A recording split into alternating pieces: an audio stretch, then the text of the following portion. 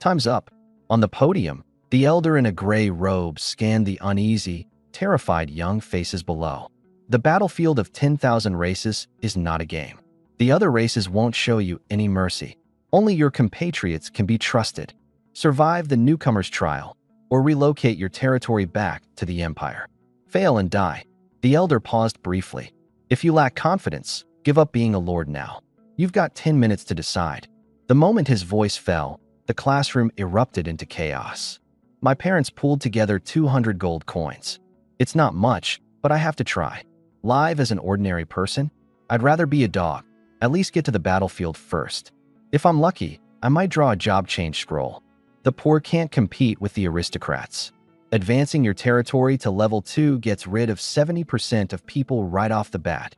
Paying soldiers costs money. Hiring farmers costs money. Even monthly payroll. It's astronomical. If you draw a legendary trait, you might flip the script. Legendary? If a commoner doesn't get a trash tier trait, they should burn incense and thank their ancestors. Survive for 30 days, and you can directly transfer into a class holder. 30 days? The grass on your grave would be a meter tall by then. Teacher, I'm giving up. Me too. No money, no backing. Becoming a lord is a death sentence. In the corner of the classroom, I was dumbfounded. Familiar surroundings, B cities by phone university, familiar classmates, a familiar classroom. I understood every word they were saying, but stringing them together? Totally incomprehensible. Wait, I've transmigrated. Damn it, where's my memory boost? My cheat system. I shouted internally, system. Old man. Some unfathomable cosmic presence. No response. A battlefield? Are they kidding? It's suicide. I have to back out of this profession immediately. Teacher. Before I could finish, a black, hulking figure blocked my view. My high school buddy, Long Tao, was standing there. Linny, Long Tao gritted his teeth. You have to survive. Once I get strong enough, I'll make sure to help you out. Looking at my youthful face, Long Tao's heart was brimming with smug satisfaction. It had been 300 years. In our last life, I had dominated the newcomer king trials, reaching unfathomable heights of glory. As for him, he was stuck at the back line farming crops to supply my armies. Sure, his life was comfortable, but his growth stagnated. During the Dusk Wars, when faced with alien races, he couldn't even put up a fight and was killed effortlessly. Linny, this time, I won't be fooled again. I'll seize every opportunity and claim the throne for myself. With a cold smirk, Long Tao walked off. Yeah, you're nuts, I muttered, pushing him aside and heading toward the teacher. Buzz. Suddenly, a mysterious light descended from the heavens, enveloping all the prospective lords. Commence teleportation. The elder's voice thundered. Embark on your journey as lords. Wait, no, I need to cancel this profession. Watching the light swallow my body, my heart sank. This felt like a kindergarten kid being dragged into a death match. College entrance exam. Damn, the world spun around me. My vision blurred, as if I had been crammed into a roller coaster plummeting from 10,000 meters up in the sky. As I fell, I suddenly remembered the cheap fortune my old man once told me. When troublemakers appear in life, you'll soar to new heights. Troublemakers, please, save me. I don't know how much time had passed. The fresh scent of grass filled my nose, and dew dampened my clothes. Battlefield of myriad clans. I jolted upright. Verdant green hills stretched out before me, sunlight filtering through the trees to glint off crimson fruit. Grasslands extended for kilometers, reaching the edge of my vision. The only sign of human interference was a rickety stone hut standing in the distance. Ding! Basic template successfully installed. Welcome to the trial battlefield. In 30 days, the Supreme Beginner's Trial will commence. Strengthen your troops. Expand your territory. Recruit heroes. With your mortal body, perform a grand drama for the gods. Bloodline detected. Matching successful. System loading. Wow, I'm doomed. I checked my bag, finding only 10 silver coins. Just earlier, didn't my classmates say everyone got 200 gold as a starter fund? I didn't even have a fraction of that amount. Creak. I pushed the door of the stone hut open, and the entire thing shook violently. Inside, apart from a broken table, it was completely empty. Even rats would probably spit on this place before leaving in disgust. Wait, didn't I just hear the system loading? System, show yourself. System load successful. Mission complete. Exiting now. What the heck? What functions do you even have? Upon contact with individuals possessing special traits that align with destiny as enemies, the assist function will activate. The more enemies, the stronger the effect. Goodbye now. Me. And just like that, the system vanished without a trace. Left with no choice, I opened the territorial information panel. Lord's Hall. Level 1. Ruler, Lin E. Traits. Not yet drawn, first draw free. Territory size, 0.25 square kilometers. Heroes, 0. Population, 1. Army, 0. Treasury, 10 silver coins. Granary, 0. Buildings, none. Upgrade requirements. Wood times 30, stone times 20, silver coins times 10. System notice. Destiny enemy factor times 1. Bonus effect plus 100%. Destiny enemies? Bonus effect. I was utterly baffled. Opening the world chat channel, I saw the messages flooding like crazy. Help. I'm stuck in a desert. Not a tree in sight for miles. Huh. I drew an excellent trait. 30% boost in resource output. Did a whale just spend money already? I drew 20 times and only got a rare one. Buying wood and stone in bulk. Name your price. Villagers can't be recruited until you have a level 2 territory. Don't sell your resources right away. Wait, there's starting tools under the table? No wonder I couldn't chop trees. I squatted down to check, and sure enough, there were 2 sets of tools. Heavy axe of the 80 cuts. Grade, rare. There's this. Category, tool. Description, specialized for logging. Pairs perfectly with the slogan 80/80 for maximum effect. 80 draft. Grade, rare. Category, tool. Description, specialized for mining. Pairs perfectly with the slogan 80/80 for maximum effect. Rare tool? Not bad. Wait, I can draw traits too. I tapped on the traits section. Brilliant streams of light instantly filled the small cabin, dazzling and colorful, swirling all over. Come on, give me an epic. Or at least an excellent. I pressed the extraction button. Whoosh, whoosh, whoosh. Light points scattered in every direction, leaving behind only 10 brilliantly flowing specks of light. One of them flew straight to the center of the table. Congratulations. You've drawn a supreme unique trait, Pure Land. Supreme? What kind of rank is that? My heart pounded wildly. I only knew of inferior, common, rare, excellent, epic, and legendary grades. But supreme? Never heard of it. Pure Land unique. Grade, supreme. Effect. 1. Restores energy, increases work efficiency, and boosts training speed by plus 300%. 2. Immune to diseases and toxins, lifespan plus 50 years. 3. Attracts light-aligned units and boosts their efficacy. 4. Easier to transition to light-related professions. 5. Reduces gestation period of newborns by 90%, greatly increases chances of awakening advanced professions. 6. Light-aligned units can upgrade without racial restrictions. 7. Secures eternal loyalty in citizen and army morale. 8. Completely eliminates rebellion or assassination risks. 9. Heroes can resurrect after death. 10. Allows the Lord to ignite divine fire and gain control over light authority. A wild grin spread across my face. Broke? So what? Your boy's got a supreme trait. 3 chances. Just one good shot. This is the day Long Tao rises. Inside a shabby straw hut, Long Tao slapped the last bug that had crawled in, making sure the tattered tent wouldn't leak anymore before turning his gaze toward the wooden table. Not a stone room, but a straw hut. If the wind blows it down again, he might actually cry. The world, region, trade, and friends tabs are still here. Government and diplomacy will have to be unlocked from treasure chests. Let's go for traits first. He suppressed his trembling, silently counting in his mind. Click. Buzz. Dozens of tiny starlights shot out. A single white light spiraled down. Crap. Common. Cold sweat instantly soaked his back. Based on his memories of the previous life, this was the point in time when you should expect traits of rare quality or higher. As long as it was excellent, it'd be enough. Once he left the trial phase, he'd have ways to upgrade it. I was too nervous just now. Let's go again. Deep breath. Abandon the first trait. Restart. Counting silently. 10 gold coins. Draw. Buzz. A burst of purple light. Long Tao held his breath, staring intently at the mid-air glow. The moment the purple light descended onto his table. Ha ha ha. Epic. An epic grade. He was ecstatic, almost losing himself in madness. Roar. Lin Yi's previous life made it into the top 50 of Xia with his epic traits. This time, I have my past life memories plus epic traits.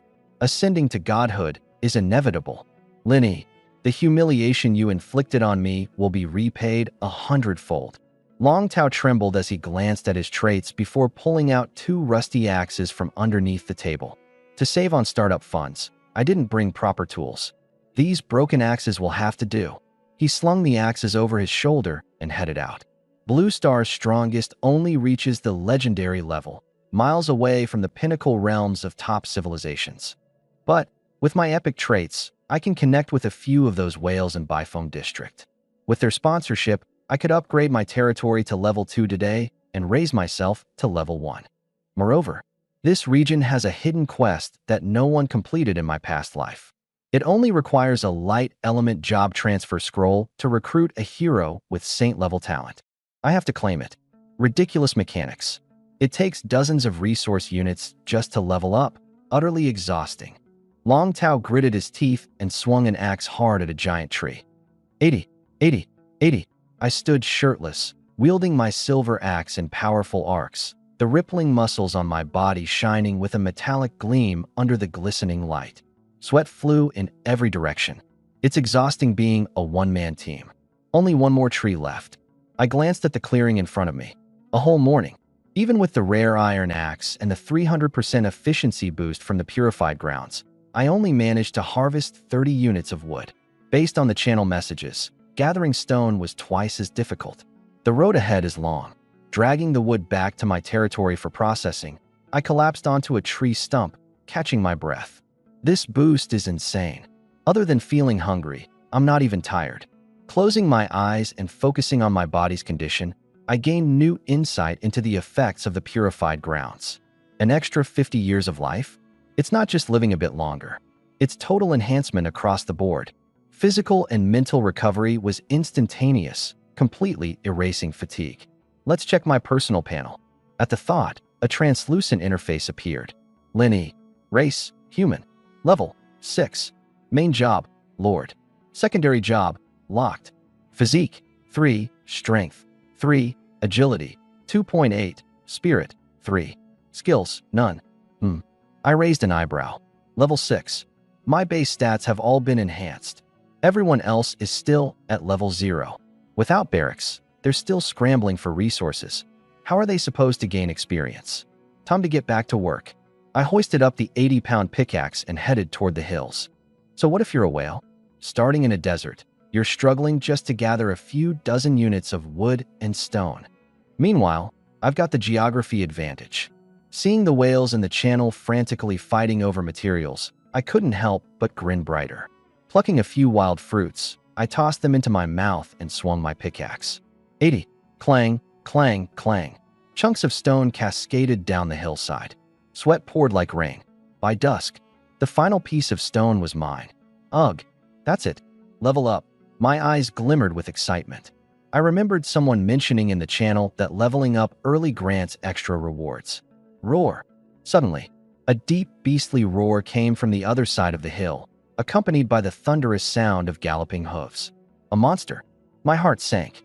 No troops, no walls. If wild monsters attacked my territory, even my exclusive perks wouldn't save me.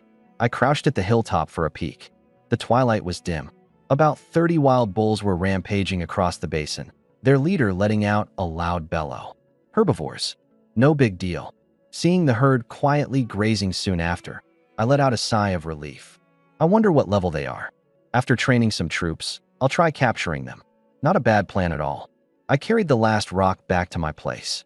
Beyond the low hill, it was a vast grassland teeming with beasts, a perfect spot for both hunting and herding. First things first, level up.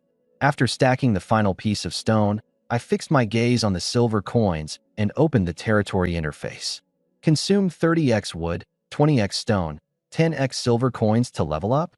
Obviously, level up now. As soon as I confirmed, the resources turned into starlight and flew towards the stone hut. A radiant white light enveloped the structure as it began transforming. Level 2 unlocks farmers. Finally, a glimmer of hope for the future. Thinking about the backbreaking work I did all day, I felt a sense of relief. A leader with no followers? That's not a leader. That's just being a mule. Ding. 1 minute later. Upgrade complete. Reward settling. Congratulations. You are the first human lord to reach level 2. Rewards. Rare unit blueprint X1, amethyst coins X100, gold treasure chest X1, reputation plus 100. What the? Amethyst coins. I'm rich. I darted toward the falling silk pouch. They're real. Taking out a shimmering purple coin, I noticed a faint sweet scent. Curious, I bit down on it. Hard as a rock. Genuine currency. 1,000 copper equals 1 silver coin. 100 silver coins equals 1 gold coin. 100 gold coins equals 1 amethyst. That converts to a whopping 10,000 gold coins. 1,000,000 silver coins. I'll save the rare unit blueprint for later. I tossed the blueprint aside for now. Treasure chests came in bronze, silver, gold, purple, and legendary tiers. Rare items were usually tied to silver level quality. Time to check out the real treasure. I threw open the golden treasure chest. White-robed clergy blessing scroll. Type: light magic. Rarity: excellent. Effect: grants the ability to become a white-robed clergy blessing master. Description: a support-oriented auxiliary class. Restriction: cannot be used by demon, shadow, or undead traits. A class scroll. I narrowed my eyes. A support class scroll of excellent quality. Alright, I'll hold on to it for later. As an exclusive perk holder, rushing to upgrade had its advantages. Even so, a support class scroll wasn't anything groundbreaking right now. Who knows if someone could change their class later on. Better be safe and save it for my subordinates. The chest didn't disappear. I just got a new storage box. I placed the scroll back inside and started inspecting my newly upgraded home. Still, a rundown shack. The stone house, meticulously crafted from bluish stone, stood out in its simplicity and sturdiness. A one-bedroom, one-living room setup. Suddenly, a white light exploded above, spreading in concentric rings. Territory area doubled. Let's see what happens at level 2. Boom. A deafening thunder tore across the heavens.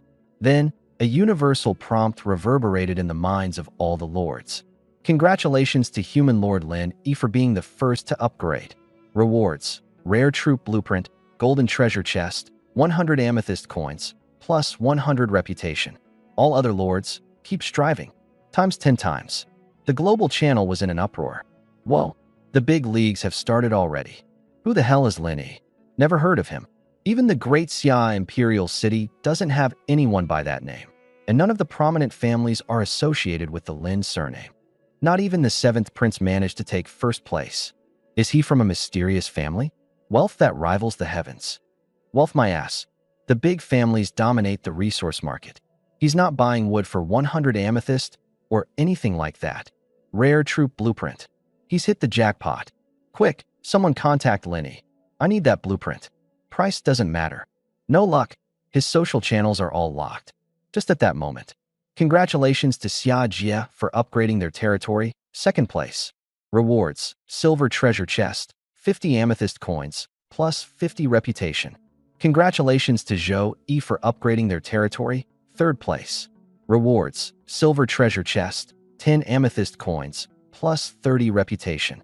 Congratulations to Long Tao for upgrading their territory. 4th place. Rewards: bronze treasure chest, 50 gold coins, plus 10 reputation. More notifications echoed out, but everyone's attention remained locked on me, because nothing hurts more than comparison. Lin E. Long Tao's eyes were glued to the rewards in his hand, and with a jolt, he shifted focus to his friend list. A tidal wave of disbelief surged in his chest. Damn it, it's really him? His teeth clenched, fingers trembling as he opened a private message. Bro, you're the first. Seriously. Instant reply. Haha, little fatty, you recognized me? Don't worry, now that I've made it big, I won't forget you. If times get tough, come help me farm. I guarantee you'll live the good life. Long Tao's face turned dark as iron. This bastard. Still the same. You left me as cannon fodder in the rear lines last time, he roared internally. Now you want to fool me again? Dream on. I'm 4th place. He definitely saw that, and is just mocking me. Long Tao glanced at his neatly crafted little wooden house, eyes blazing with murderous intent. The rewards I claimed far exceeded expectations. Amethyst coins and a golden treasure chest didn't mean much within noble circles. He had already pledged allegiance to the 7th prince today, and just a snapshot of his epic rankings had earned him 10,000 amethyst coins. But the 100 reputation points were the true ace. Recruit heroes, upgrade the territory, construct special buildings. It all hinged on reputation. An extra 50 points early on was like starting a 100-meter sprint with a 50-meter head start. And that rare troop blueprint was simply jaw-dropping.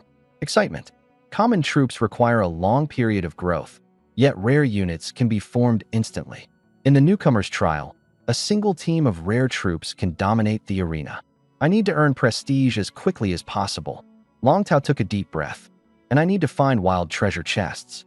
If only I could get my hands on a rare unit blueprint too. He opened the Lord's panel.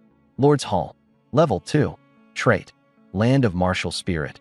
Plus 50% army training. Plus 50% arms manufacturing. Morale won't drop below 60%.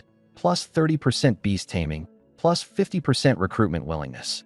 Treasury. 2,119 amethyst coins. 111 gold coins. Villagers available for recruitment. ID number 1578, 20 copper coins. ID number 7921, 15 copper coins. What the heck? All of them are just numbered villagers? Not even a single named one. Long Tao's eyes widened. I need hidden heroes here. This feels like daylight robbery. I glared angrily at the recruitment panel. Villagers available for recruitment. Wang Qiu'er, 8 amethyst coins. Wang Qianqian, 8 amethyst coins. Wang Taizhu, 300 gold coins. Wang Fugui, 20 amethyst coins. Wang Dazhuang, 100 gold coins. You've got to be kidding me. I just got 100 amethyst coins, and half of it's already going down the drain. I gritted my teeth. Fine. Let's see if you're worth this price today. 5 beams of light flashed. At your service, my lord. All 5 villagers knelt in unison. Stand up, stand up. Let me see what's so special about you. I looked at them with a pained expression. The white-haired elder rose first. This humble one is Wang Fugui, bringing my family to serve you, my lord. He gestured toward a towering, 2-meter-tall muscle giant. This is my eldest daughter, Wang Taizhu, born with immense strength. Next, he pointed at a petite girl with her hair tied in buns. This is my youngest daughter, Wang Qianqian. She's agile and can catch sparrows barehanded from the trees. The second child, Wang Dazhuang, has tough skin and thick muscles. And the third child, Qiu'er. The elder pointed at a beautifully charming woman. Does she spit water? I blurted out. Wang Qiu'er's cheeks turned rosy. This humble servant knows a little bit of that, but I'm more skilled in diplomacy and coordination. Opening her information panel, my eyes instantly lit up. Wang Taizhu female. Level 19. Talent. Innate strength, plus 10 to all attributes. Plus 50% to 100% extra strength boost when excited. Wang Dazhuang male. Level 10. Talent. Ultimate coach, plus 800% training effectiveness. Wang Qiu'er female. Level 8. Talent. Versed in etiquette, plus 800% personnel efficiency, stunning beauty. Hidden talent. Wang Qianqian female. Level 12. Talent. Keen senses, plus 500% perception, forest stalker. Jungle stealth plus 300%, speed plus 200%. Hidden talent. It's worth it. Totally worth it. I was elated beyond words. A level 19 tier 2 expert, 2 level 10 tier 1 elites, and 3 hidden talents. Iron Pillar, you're promoted to guard captain. Autumn, you're now the personnel chief. Big Hardy, you'll be the special training instructor. Qian, you're in charge of reconnaissance.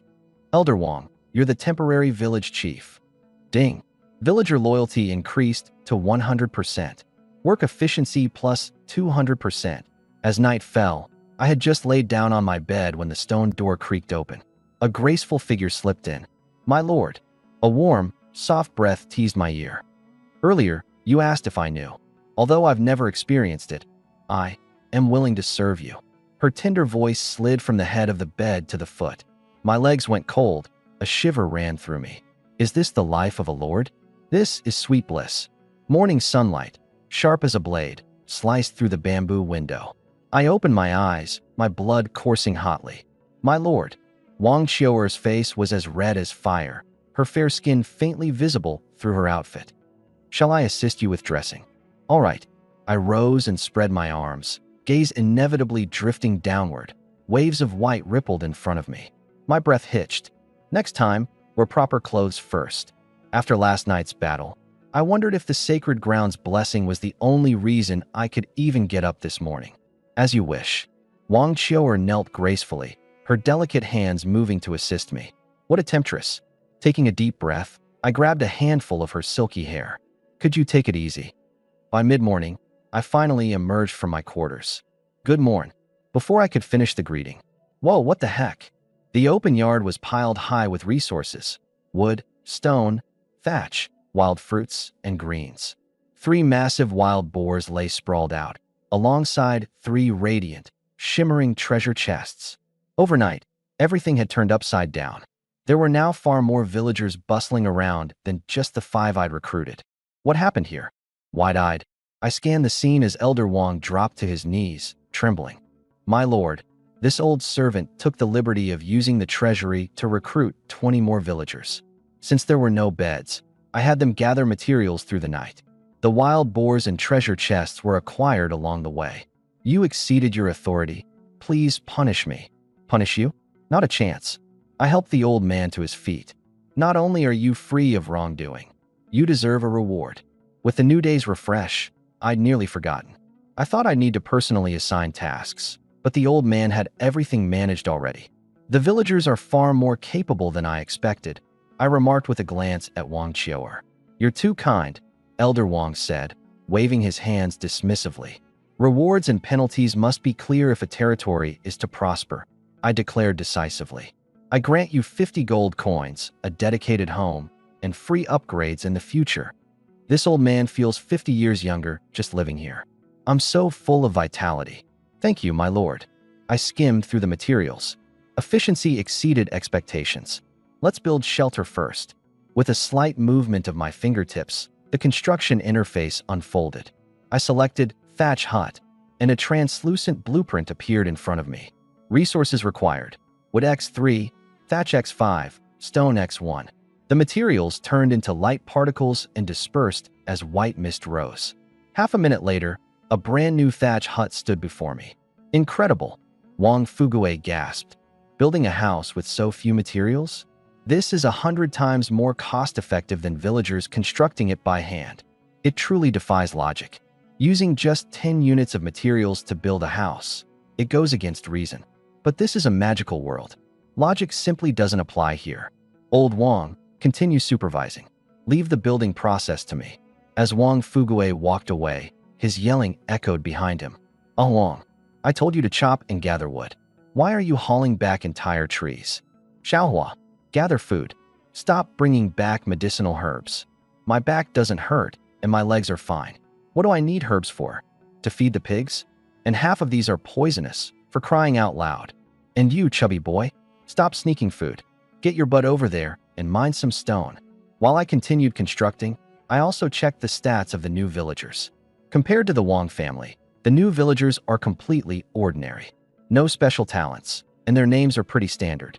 Seems like only the first batch of villagers was exceptional. By the end of today, I must have the barracks built and the training of our combat units underway. Thinking about the rare troop blueprints and the 3 treasure chests in my possession, I quickened my pace. What an idiot. The treasure chest was right at your feet. Chopping down the tree was all you had to do. How could you let someone else take it? Do you even need to ask permission for that? A richly dressed young man berated a dull-witted villager. A silver treasure chest. This fool came back from logging and actually asked if he should bring the chest back. Do you even have to ask? Ding. A villager feels resentment. Loyalty has decreased. You little. The young man's eyes bulged in rage. He raised his hand, ready to slap the villager, but held back, worried that any further drop in loyalty might cause a rebellion, and that would definitely not be worth it. The textbook was right. Numbered villagers really are like cardboard cutouts, lifeless and dull. I need to recruit some unique characters or enable administrative management to improve efficiency fast. I should reach out to the 7th prince. I heard he got a new assistant, so he might have some connections. If one manages to recruit a named villager during the initial stages, development would skyrocket. Unlocking administrative management through a special treasure chest could boost ordinary named villagers to outperform others under the right positions and bonuses. Too bad Lu Hao doesn't have such luck. Successfully recruited villager, Lu E. 100 gold coins consumed. Finally, a hidden villager. Tears streamed down Long Tao's face. A villager worth 100 coins could be trained as a hero with infinite potential. With enough resources, they might even ascend to become a demigod. Totally worth the fame points spent. Back in the age of the gods' chaos, when foreign deities descended, the art of concealing abilities under a lord's will was exposed. At just 100 coins, this recruit is a gem. Long Tao smirked faintly. Shaking his head, he muttered, "The tech tree of advanced civilizations sometimes allows for hidden talent villagers purchasable with amethyst coins. Now that is the real treasure. Those can get you to godhood." The humans of Blue Star are hopeless. Opening his friend's list, his eyes were filled with suspicion. Something doesn't add up. Wasn't the seventh prince the first to ascend his base in my previous life? In that life, he and Lin Yi were brothers for 300 years. Background influence? Lin Yi wasn't tied to anything notable. Sure, the guy recruited legendary heroes later on, stumbled on a series of fortunate encounters, and ended up taking the newcomer king title. But all of that happened after level 3 territory. How did he upgrade under the royal family's noses so quickly this time? The resource chest. Long Tao's eyes lit up with a flash. The butterfly effect. He must have found a resource chest right at the start. There was no other explanation he could think of. Everyone needed hundreds of units of materials to upgrade. What? Could Lin Yi chop a few logs of wood and call it a day? Impossible. The tricks to farming reputation points for villagers or using trial treasure hunt radars haven't been publicly revealed yet. I can exploit the time zone advantage for a head start. Just wait, Lin Yi. Long Tao clenched his fist. A stroke of luck doesn't change the final outcome. Without mastering advanced knowledge, you'll end up beneath my feet.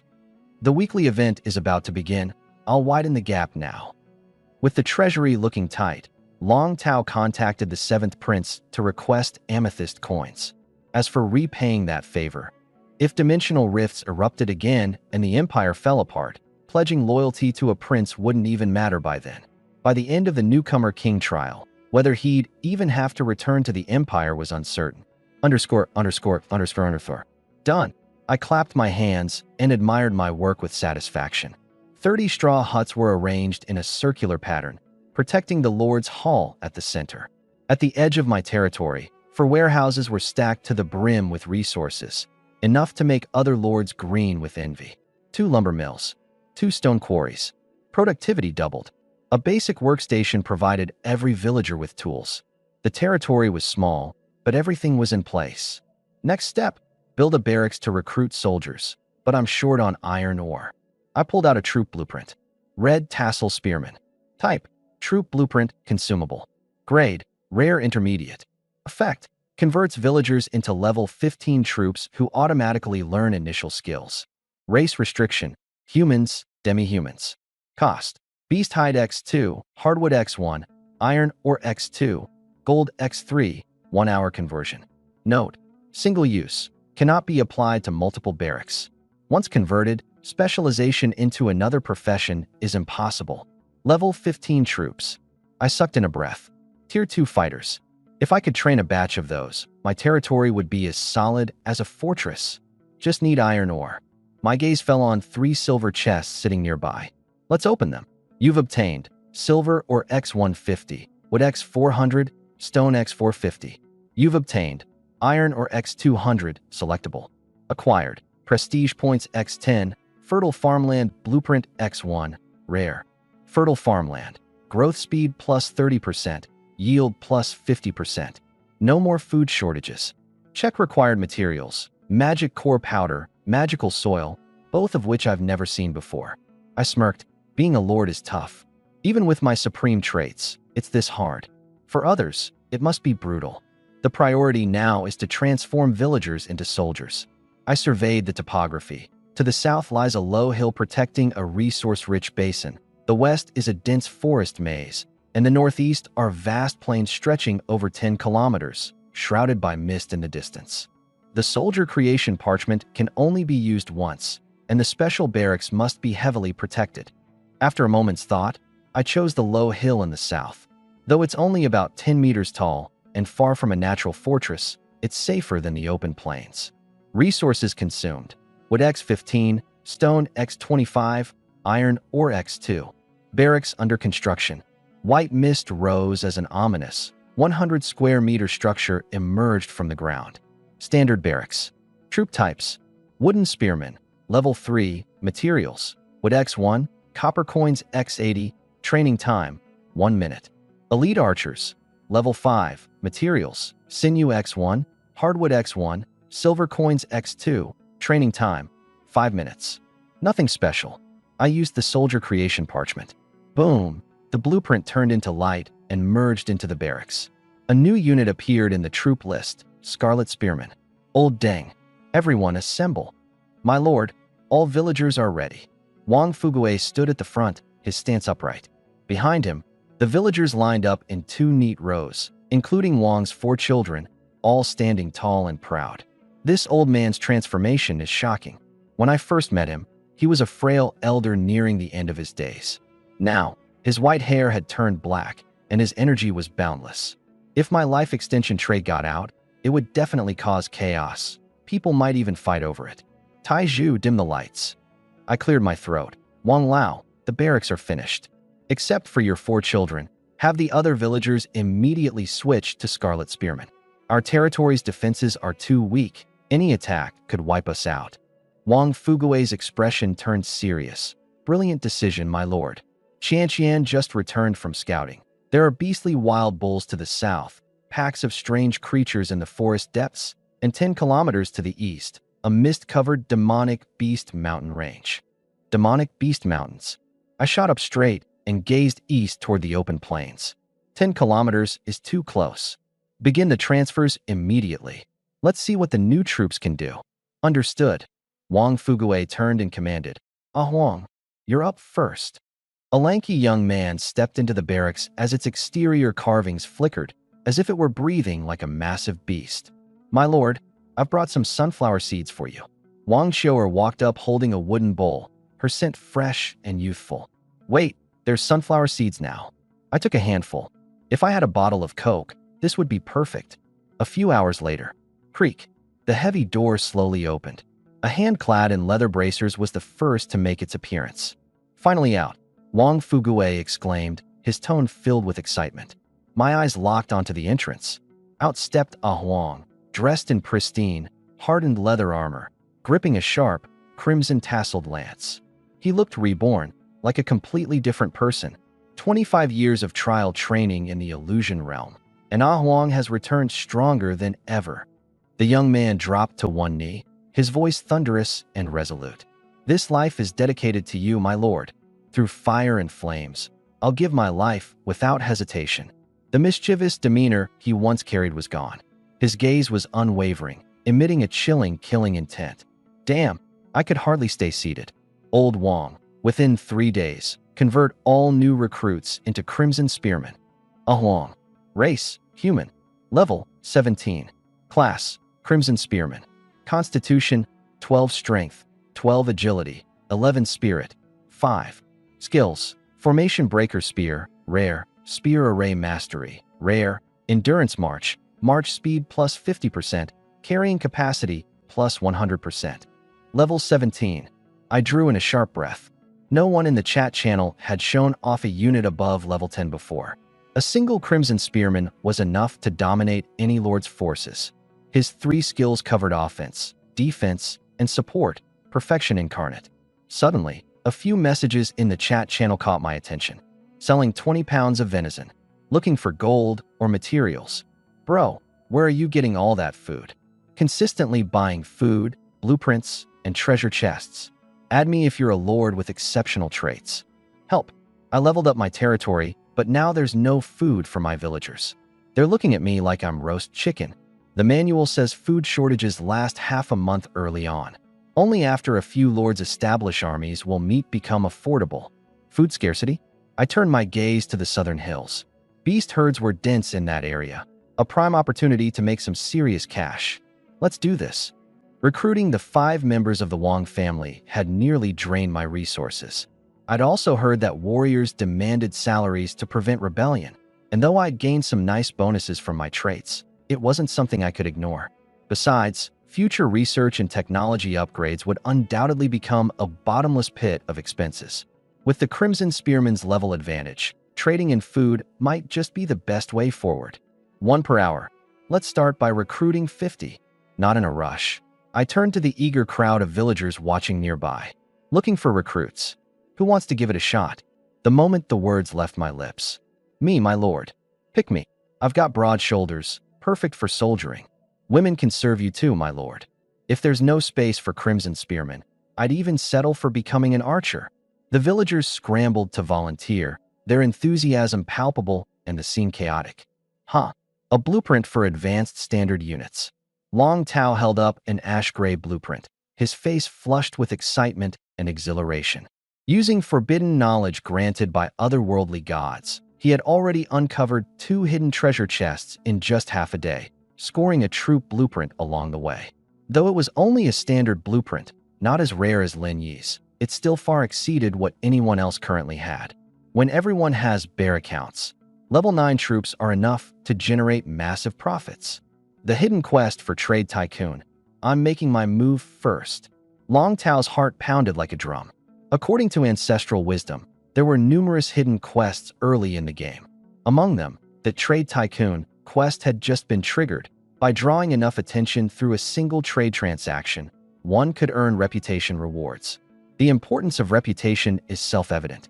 Sure, Lin Yi's rare troop units might be strong, but Long Tao knew him far too well. At that level, the soldiers demand massive upkeep costs. Without external support, there's no way Lin Yi could afford them. Damn, that's expensive. Short axe infantry. Tier, high-class common.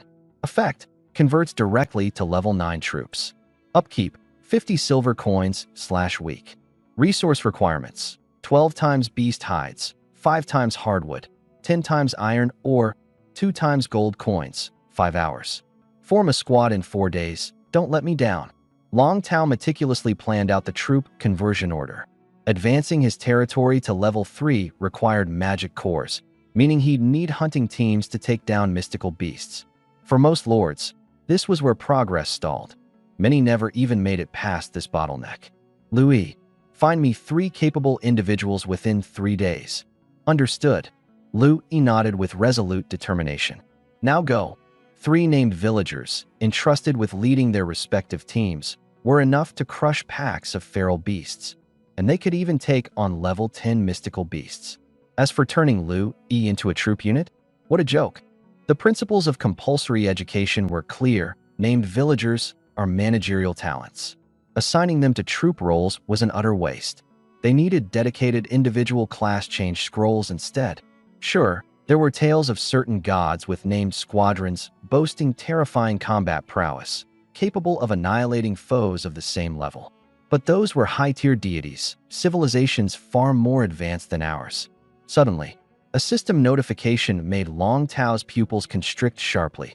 The world line has altered, but as he glanced at the blueprint in his hand, a manic grin spread across his face. Heavens are on my side. With this, my reputation gained skyrockets. Lin Yi, your rare units are nothing. You'll be stuck eating my leftovers. Under the influence of void ether, ordinary animals have suffered widespread extinction, except in certain areas. The gods, in their mercy, offer this notice to all. Survive if you can. The chat channel exploded instantly. It's over.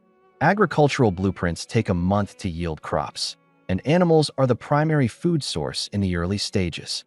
Historical records show a similar event. 80% of the lords died that cycle. Ordinary civilian lords can't even handle feral beasts, let alone mystical ones. You can have the best troops in the world, but they still need meat to survive. Hey, whoever's selling deer meat, DM me right now. I'm buying everything. I stood atop a hill, staring at a distant herd of beasts, deep in thought. Creatures between levels 5 and 10 with magic power, existing in a gray area between regular animals and mystical beasts, were termed feral beasts. Oddly enough, the animals in my area hadn't died. Could it be that they're all mystical beasts instead? Or something more? Ferocious beasts? Or is this just part of the restricted area? We're going to strike it rich. The communication channel was abuzz with people buying food at high prices. I grinned brightly. Old Wong, start recruiting. Call up the troops. Looking at the 70 red spear guards before me, their murderous aura cutting through the air, it still felt like not enough. To play it safe, let's stockpile resources for another 3 days. In the blink of an eye, the 5th day arrived. My territory had undergone a complete transformation. 50 thatched huts, warehouses brimming with supplies, and most notably, 70 red spear guards stationed in formation in the central square. Warriors, Wang Taizhu raised his fist and shouted, "Today, show our lord what you're made of. Do you have the confidence?" "Yes." "Can you guarantee a perfect performance?" "We can." Less than 100 men, yet their roar was loud enough to shake the heavens. "All troops advance." I waved my hand with authority. "Hold it." Wang Fuguwei suddenly stepped forward and slapped the back of Wang Tieju's head. "You idiot. At least leave a squad behind to protect the lord." Wang Taizhu immediately dropped to his knees. "My lord, forgive me. It's fine. Leave a few behind. The rest move out." Wang Taizhu took 50 spear guards and marched away. I opened the management interface, and the flood of red notifications startled me. Administrative Affairs, 99+. Information and Reconnaissance, 58+. Diplomacy Personnel, 3+. Financial Statistics, 4+. 3 days of neglect, and it's already like this. Clicking into Administrative Affairs, I was greeted with an endless list of notifications. Villagers suggest building wells due to water accessibility issues. Roads need repairs. Taxes could be levied. Training facilities are insufficient. Li Dazui needs iron ore. Kai Tushin invented a new dance, and Away was caught spying on comrades while they bathed. Are these otherworldly humans brainless? I rubbed my chin. The management templates are written out so clearly. How is this still hard for them to grasp? Moving on to the intelligence module, most reports were about discovered resource points. But one entry made my brows furrow. Wang Qianqian has discovered signs of heavy human activity 30 kilometers west. Heavy human activity? Other lords. There's another lord nearby? My eyes sharpened. Every lord's competition takes place in a shared zone, so running into a neighbor is nothing unusual. I quickly jotted down their location in a small notebook. There's no telling when this little neighbor might prove useful. I opened the finance module with eager anticipation. Wang Fuguwei's hidden talent. What could it be? Did he secretly amass a fortune for me? Treasury severely overdrawn.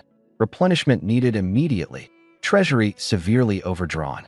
Replenishment needed immediately. I closed the interface expressionlessly. Making money, it's going to be a long journey ahead. Now, it all rests on today's hunting party to bring back something substantial. Form up. Wang Tieju's eyes were locked on the approaching beast pack, his dragon-like muscles coiling with tension. Beside him, the red spear soldiers gripped their weapons tightly, standing in 2 rows, holding their breath. Focus. Rumble. 2 to 3 dozen black-maned wild boars charged forward frantically under pressure, just as the 2 sides were about to collide. Formation breaker spears. Dozens of long spears thrust forward in unison. The sound of spears tearing through the air rang out. Blood splattered everywhere. The plump wild boars slammed into what seemed like a mountain of blades. They didn't even have time to let out a death squeal before falling lifeless instantly. Clean up the battlefield. We move again in half a cup of tea's time. Wang Taizhu wiped the blood off her spear blade using boar bristles, her gaze unwavering. These weren't ordinary wild boars. They were feral beasts that could make most lords tremble in fear. It was her first time leading the charge. She was eager to prove her worth to me. "Commander, we've spotted a herd of magical bulls. They aren't too strong, shall we?" "No," Wang Taizhu shook her head. The lord's orders were clear. No hunting magical beasts today. Just record the intel for now. Understood. My orders were absolute. Obedience was their only option. Avoid the herd and move on. Half a cup of tea later, the team marched forward once again. The feral beasts of the plains suffered a great misfortune as the crimson spear soldiers swept through like a cold autumn wind scattering fallen leaves. They cleared the entire basin effortlessly. Even the occasional powerful magical beast retreated quietly upon seeing them, wisely avoiding conflict. As dusk approached, Wang Taiju led the team back victorious and laden with spoils. At the entrance of the territory, I had been waiting. Seeing the warriors carrying their haul, I grinned from ear to ear. Money. Nothing but money. Wang Taiju knelt on one knee. My lord, the mission is accomplished without failure. We hunted over 100 feral beasts, totaling roughly 30,000 pounds of meat. Additionally, we obtained one bronze treasure chest. The magical beasts on the plains are of moderate strength. As long as we avoid splitting up, they can be dealt with easily. She detailed everything she encountered along the way. Get up. You've worked hard. I quickly helped her to her feet. 50 warriors hauling tens of thousands of pounds of meat. The combat effectiveness was practically superhuman. No wonder they're an advanced class unit. Take the haul to the square first. Pick out a few of the fattest ones to cook. Rest well, leave the rest for tomorrow. I gestured grandly. Everyone who participated in the battle today will be richly rewarded. Yeah. The warriors instantly became energized, sprinting to pile the haul in the square. As the chunks of meat sizzled over the open flame, I turned my attention to the rest of the haul. We don't have a cold storage facility, so it won't keep for long. Gotta sell it off quick. Based on the Red Land soldiers' daily rations of 10 pounds per person, keeping 10,000 pounds in reserve should suffice. I opened the trading post and chat channels to check the current meat prices. Suddenly, a familiar name caught my eye. Haha, 2,000 pounds. Such a haul on just day 5, it's record-breaking. Long Tao rubbed his chubby hands together, delighted at the mountain of prey before him. Standing in front of him were 20 silver axe warriors and over a dozen weary archers.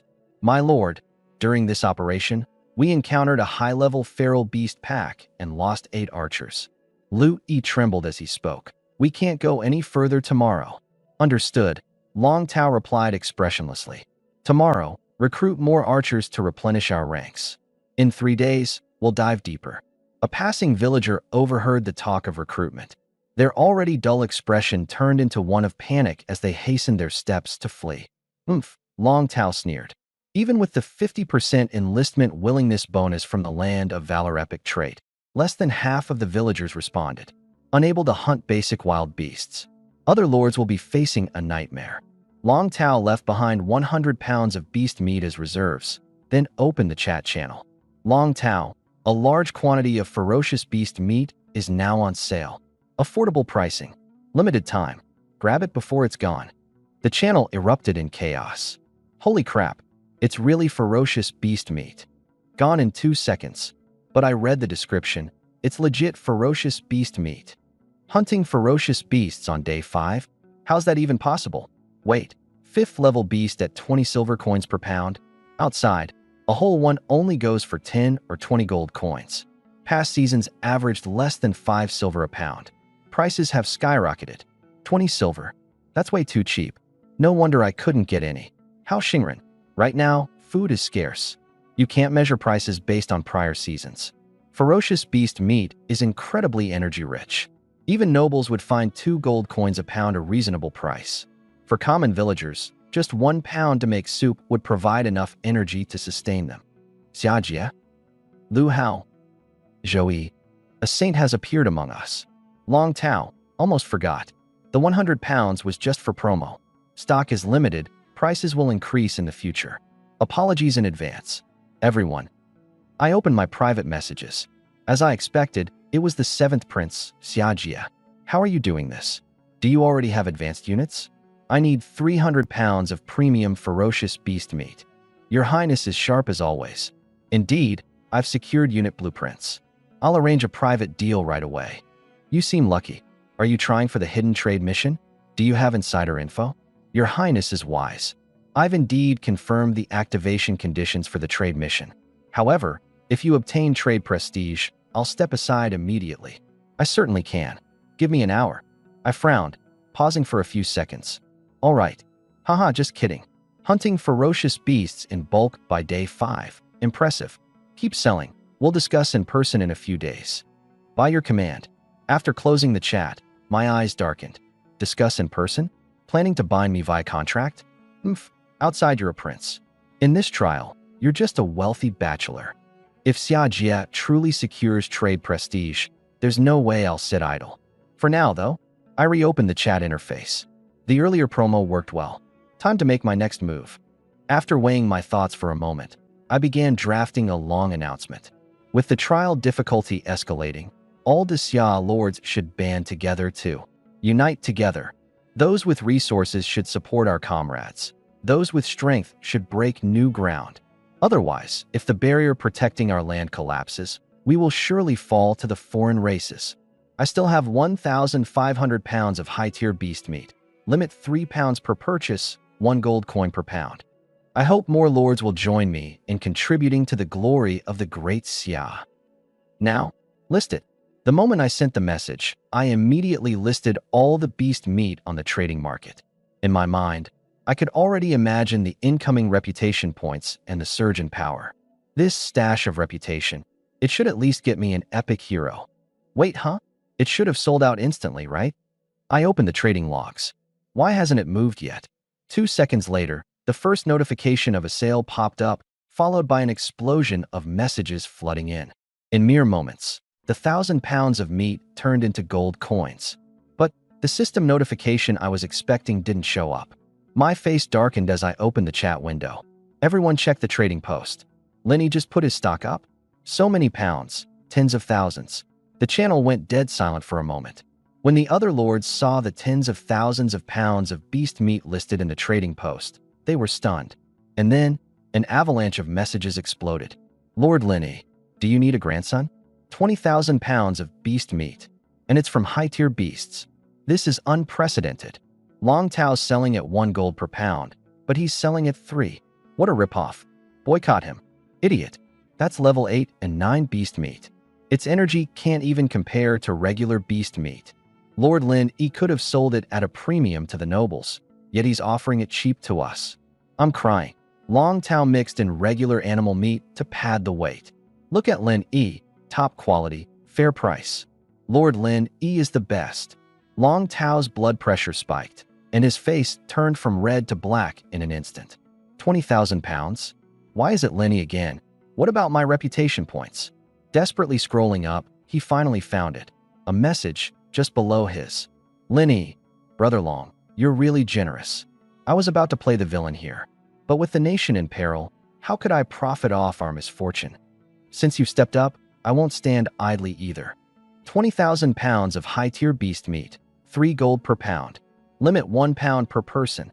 All right, folks, get on board. At the same time, the system notification he had been eagerly waiting for finally chimed in. Damn it, I abruptly shut the chat channel, focusing all my attention on the trading post's account balance.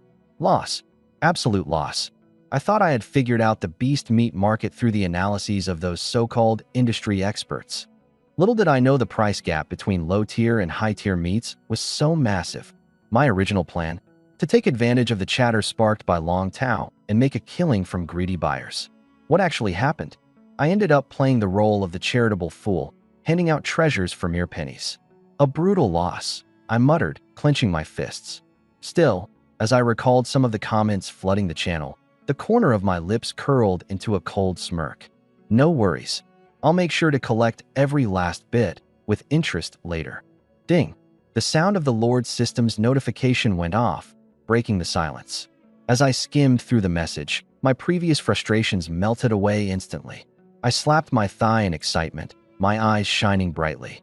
I knew Little Dragon was acting overly helpful for a reason. Turns out there's a prize at stake.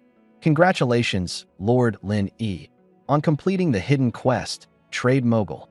You've earned 50 reputation points. Quest evaluation, attention, perfect, engagement, perfect, influence, perfect, reward multiplier times 10. Final reputation reward, 500. This hidden quest has ended. Lords, keep exploring for more secret quests. It clicked for me immediately. That sly dragon, Tao must have been aiming for this reputation reward. But somehow, through sheer luck, I snatched it from under his nose. Will he hold a grudge against me for this? I muttered, lips twitching slightly. Explaining? Yeah, right. There's no explaining this mess. I'll just have to find a way to make it up to him later. After all, before this whole transmigration thing, back in high school, There were plenty of times when Dragon Tao stuck by me.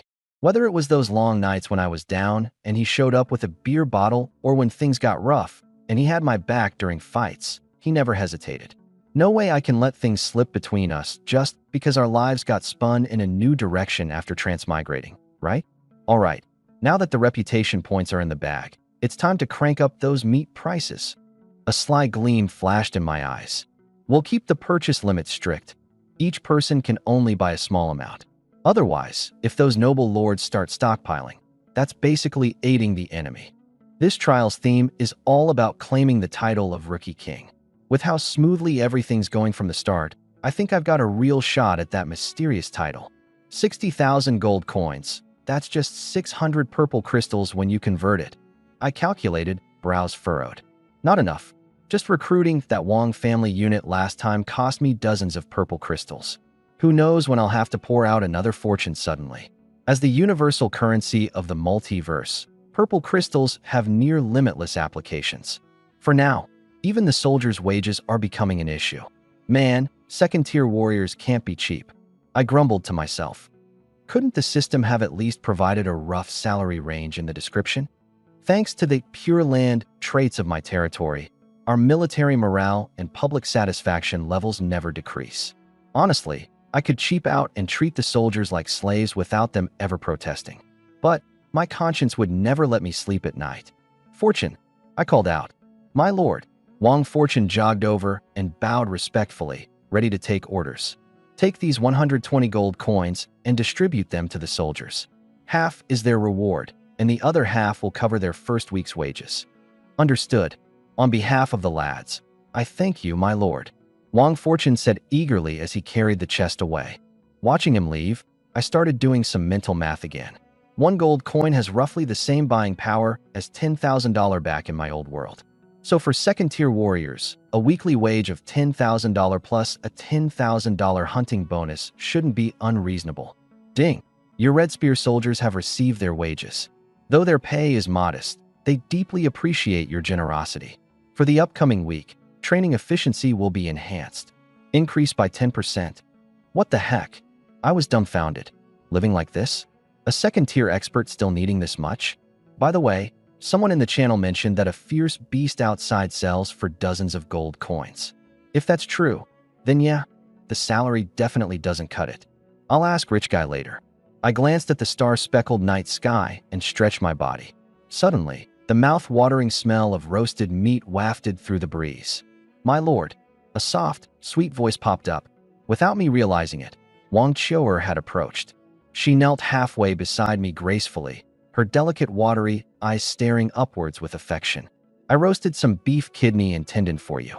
Please taste and see if it suits your liking. There was a coyness in her voice, although she added, but the spices are a bit lacking, so the flavor might not be perfect. I hope you'll forgive me. No.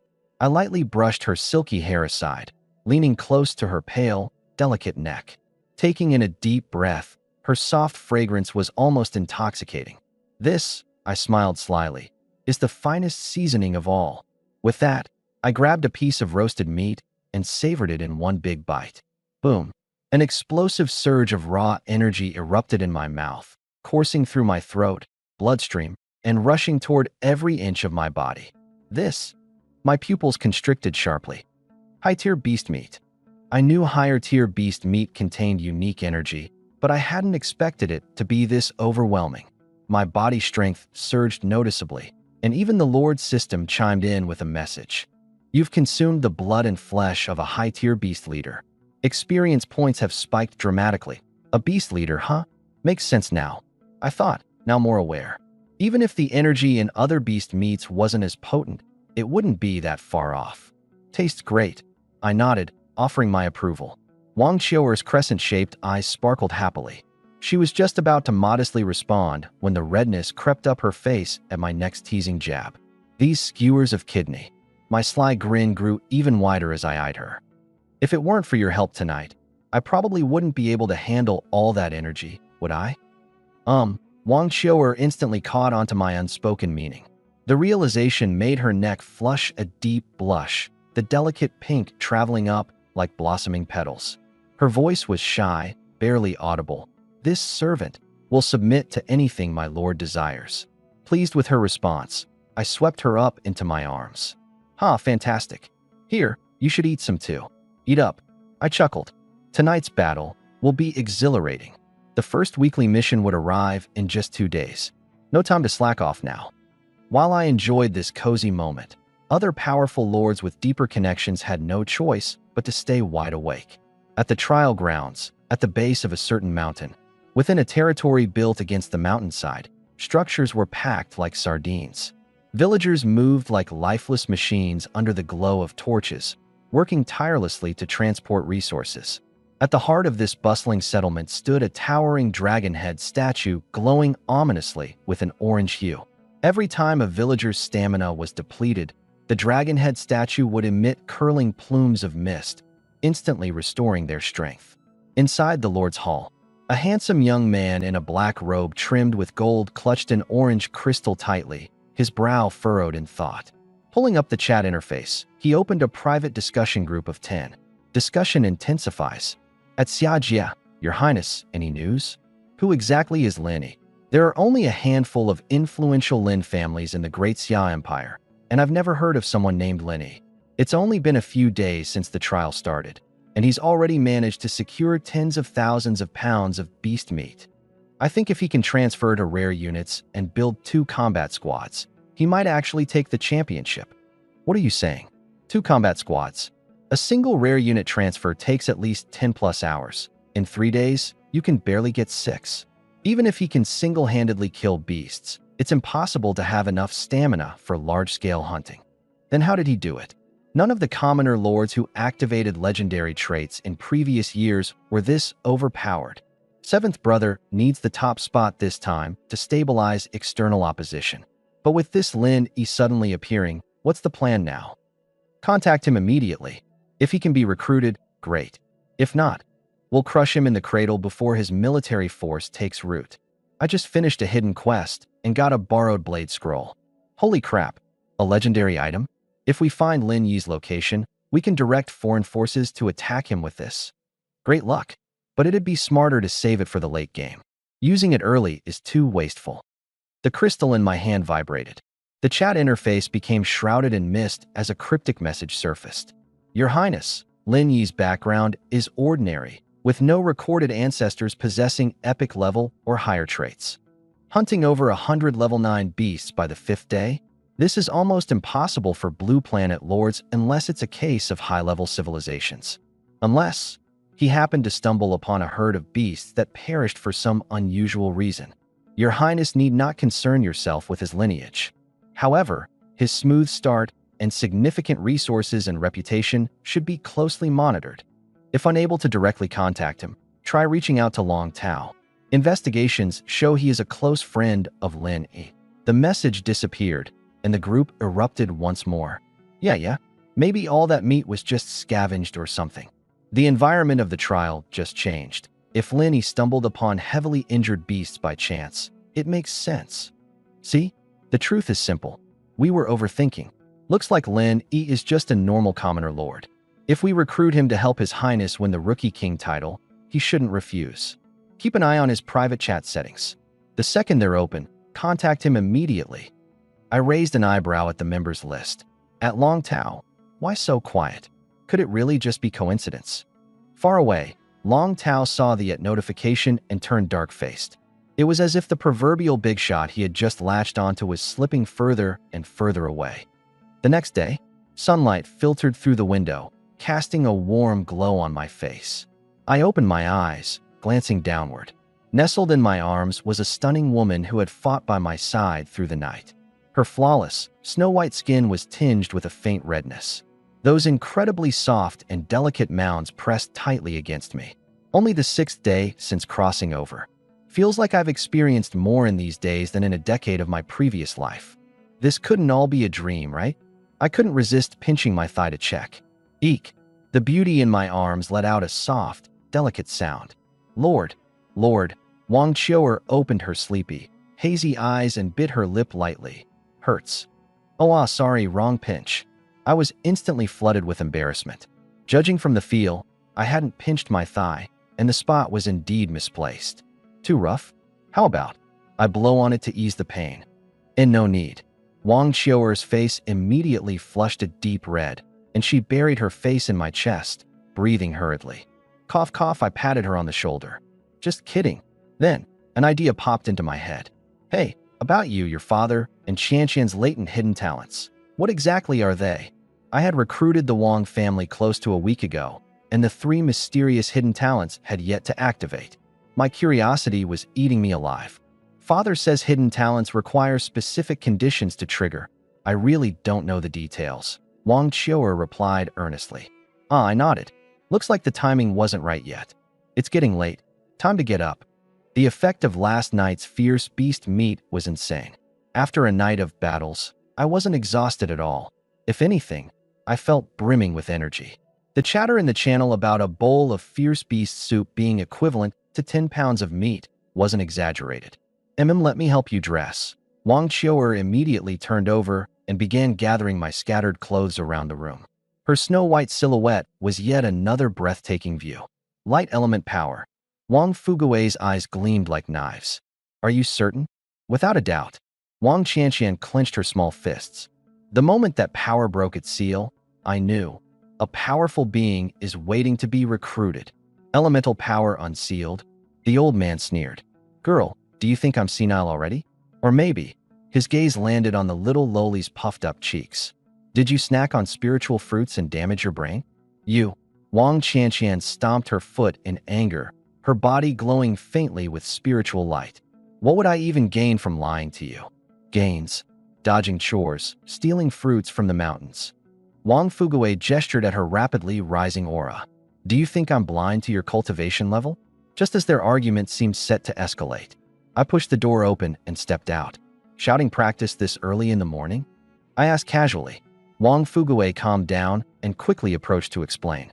After listening, my gaze shifted to Wang Qianqian. Level 10 surging straight to level 20? This girl, system notification, villager Wang Qianqian, has activated her hidden talent. It's here.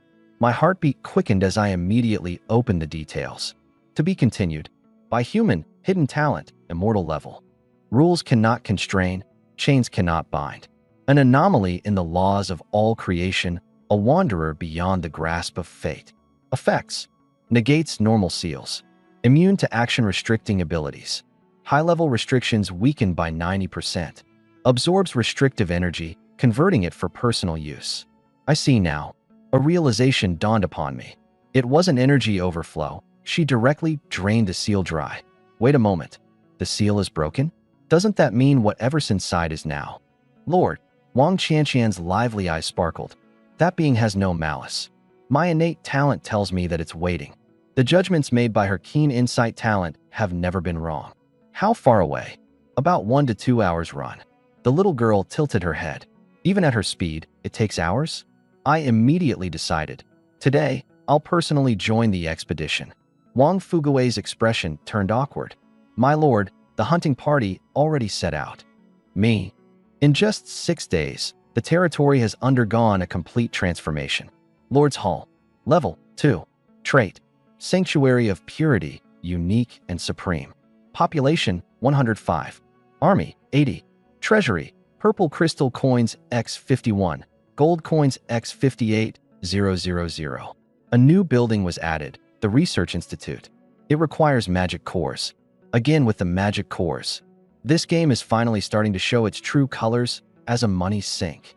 Just as I held my throbbing head. First week quest activated. Reward multiplier, 1000%. Difficulty multiplier, 1500%. The chat channel went wild. 10 times the rewards. We hit the jackpot. Don't celebrate too early. Look at the difficulty, 15 times. My quest wants me to solo a level 19 beast. Is that even humanly possible? My friend is asking. How to get a female goblin to willingly, exercise with a human male? Your friend? Are you sure it's not actually you? A legendary hero recruitment quest. This is going to be the death of me. I twitched at the corner of my mouth. A goblin quest? Unless it's one of those attractive goblins from certain shows, I wouldn't bother even for a legendary reward. I opened up my own quest. Weekly quest. Submit 10 heads of level 6 beasts. Submit 1 bronze chest. Have 10 citizens reach level 6. That's it. I rub my eyes. Others are being told to solo a level 19 beast, and I'm just supposed to kill a few level 6 beasts? Is this the same difficulty level? A bug maybe? Who cares? If easy rewards fall on my lap, I'd be a fool not to take them. The beast heads will come as soon as Taiju returns, and the citizen levels were already met a while ago. And for the bronze chest. The box? All right. Yesterday's spoils. I rushed into the warehouse and, sure enough, found the forgotten bronze chest. Good thing I didn't open it last night.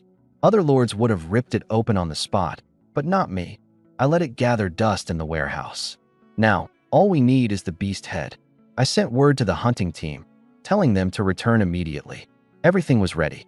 In a mysterious group chat, Your Highness, we've found 3 ice blue herbs. 10 thunder rocks secured. Progress is at 30%. We'll definitely finish by tomorrow morning. Long Tao clenched his teeth. These lackeys pretended to play dead before, refusing to help, but now suddenly they're all fired up. And why? Because of me. The humiliation I endured in front of Xia Jie surged back, reigniting my burning anger. Suddenly, a private message popped up from Xia Jie. Ice blue herb secured. Long Tao was ecstatic. 8 hours ahead of schedule. Lin Yi, without the help of nobles, how could you ever stand against me? He was about to submit the task. System-wide announcement. Lin Yi is the first to complete the highest difficulty weekly mission. Long Tao's hand trembled. The bronze chest fell to the ground. Impossible. There's no way. His version of the task was already a toned-down variant. Lin Yi completed the original highest difficulty version? How is that even possible? The chat channel exploded. Holy crap. Lin Yi is on fire again. Highest difficulty? I couldn't even finish mine after downgrading it 2 levels. Lin Yi, where are you? Take me under your wing. What about Long Tao? Didn't he say he'd stomp all over Lin Yi? Where is he now? Long Tao's face turned ashen. Stomp him? How could he stomp him? Lin Yi was already at the summit, while Long Tao stood at the base of the mountain. Another message from Xia Jie arrived. Trash. Just one word, but it pierced his heart like a knife. Long Tao collapsed into his chair, completely defeated. It was over. Utterly over. Not only had he lost the task, but also his biggest supporter. Meanwhile, I leisurely sifted through the rewards. This tenfold reward system really is something else. I grinned. Well then, time to check out that powerful existence Wang Qianqian discovered. Hopefully it won't disappoint. The thunderous will of the lords cracked across the night sky. Every lord from Blue Star was shaken. What? This morning, we were just saying the top difficulty wasn't humanly possible, and now he's done it. Lin Yi, you're insane. Add me as a friend. My settlement is epic tier. No way. How'd he even pull this off? Could he be a spy from another race? From historical records, everyone else got stuck at the timing checkpoints. Lin Yi's pace is unprecedented. I heard the 7th prince was also tackling the highest difficulty task. So this means Lin Yi snatched it from him? Is he not afraid of royal retaliation? Retaliation? Are you kidding me? He finished it fair and square. This world is full of royal bootlickers these days. I was totally broke, and after the trial ended, I had no intention of going back. I'm all in for Lin Yi. What's the actual level of Lin Yi's territory? There's definitely more going on here. Could it be some hidden noble family? Like, one with godlike bloodlines and wealth beyond imagination. Hidden my foot. The alien races turned Blue Star upside down. Where would any hidden families even come from? Lord Lin, please take me in. I'm 18, and I can cosplay as a nurse or maid. Totally up to you. If you prefer, I don't mind calling you boss either. I glanced at the barrage of live chat comments and instantly got chills. If private messaging were enabled, I'd probably be overwhelmed with harassment. Looking at my drop-dead gorgeous Chioer at home, those ordinary, mundane faces on the channel were nothing in comparison. Rubbing my hands together, a smirk tugged at the corner of my lips. The first to clear top difficulty? My name on the leaderboard was locked in. There were still over 10 hours left before the end of the mission. The hunting team had an average haul today, I said, skimming through the inventory. 7,000 pounds of beast meat of various grades, and 2,000 pounds of level 8 and up quality. I decided, all low-grade beast meat will go up for sale at 5 gold coins per pound. Narrowing my eyes, I muttered. Most have yet to complete their missions, so they'll have to swallow this bitter pill. Within 10 seconds, everything sold out. 5 gold coins per pound. Is this level 5 beast meat? Linny, explain yourself. This is a total ripoff. I thought it was high grade like last time, didn't read the details, and just bought it. As soon as I saw Lin Yi's name, I maxed out my purchase and only realized it was a scam after checking. You fraud. Refund us. Taking advantage of broke students. Don't you have a conscience? Conscience. Watching my account balance skyrocket by tens of thousands of gold coins, I couldn't help but chuckle. I mean, I had a little conscience, but not much. Most folks knew the grade of the meat, but if you need it, you need it. There's no way around that. As of now, I'm the only one capable of mass hunting. That's the benefit of power, monopoly. As night fell, I stretched. Time to call it a day. Tomorrow, I still had to collect the weekly mission treasure chest, lead the team to kill magical beasts, and harvest magic cores. Territory upgrades and new buildings were waiting on materials. Creak. I pushed open the bedroom door. A sweet, feminine fragrance greeted me. Beneath the flickering candlelight, Wang Qiu'er lay sideways on the bed, wearing a sheer white gown. One hand held up her flowing hair as her creamy white legs elegantly crossed. Her figure, perfectly curvy in all the right places, was fully on display. A faint blush graced her face, only adding fuel to the fire. I felt my breath hitch, my nose growing warm. Hiss. Qiu'er, you're being way too seductive. The next morning, as the sky began to brighten, I stepped out of the residence. Wang Fuguei stood atop the wooden watchtower, surveying everything below while occasionally yelling at those clueless youngsters. 120 people in the territory. Of them, 100 are armed with red-tasseled spears. The population growth is really slow, he complained. I built an additional 20 thatched houses on the outskirts. From what I've heard, later on, the population will primarily increase through natural reproduction. Adding more homes is supposed to help spark relationships between the opposite sexes among the territory's residents. Little Qianqian. I called out to the young girl who had just stepped out of her hut. My lord. Good morning, my lord. Wang Qianqian bowed, tilting her head before asking curiously. Is second sister going to give you a baby? Can I play with the baby in the future? And how many babies can you and second sister have? My mouth twitched. Kids say the darndest things. I regretted calling this little rascal over. Go ask your second sister yourself, I said, pinching the little girl's nose. I called you here because we need to check for traces of magical beasts in the basin to the west. Once the sun rises, we'll act based on your findings. Magical beasts. Wang Qianqian's eyes sparkled. Mission accepted. With a kick of her tiny legs, she bolted off in a flash. Be careful. I called out after her as she zoomed away. That girl has sharp ears. I wasn't worried she'd miss it. Now, all I had to do was wait for the weekly mission rewards to roll in. By noon, the sky had grown overcast. A deep resonance echoed within my soul, shattering the calm. Time's up. Weekly mission closed. Mission leaderboard updated. Congratulations. Lin Yi secured first place with 963 points. Congratulations. Xia Jie secured second place with 472 points. Congratulations. Long Tao secured third place with 299 points. Special reward. Lin Yi has obtained a mystery chest. Mythic Tavern Blueprint. Hero recruitment tokens times 20. Reputation plus 100. Boom. Every lord was stupefied. Mythic tier? There's something beyond legendary tier. The alien races have mastered higher-level technology.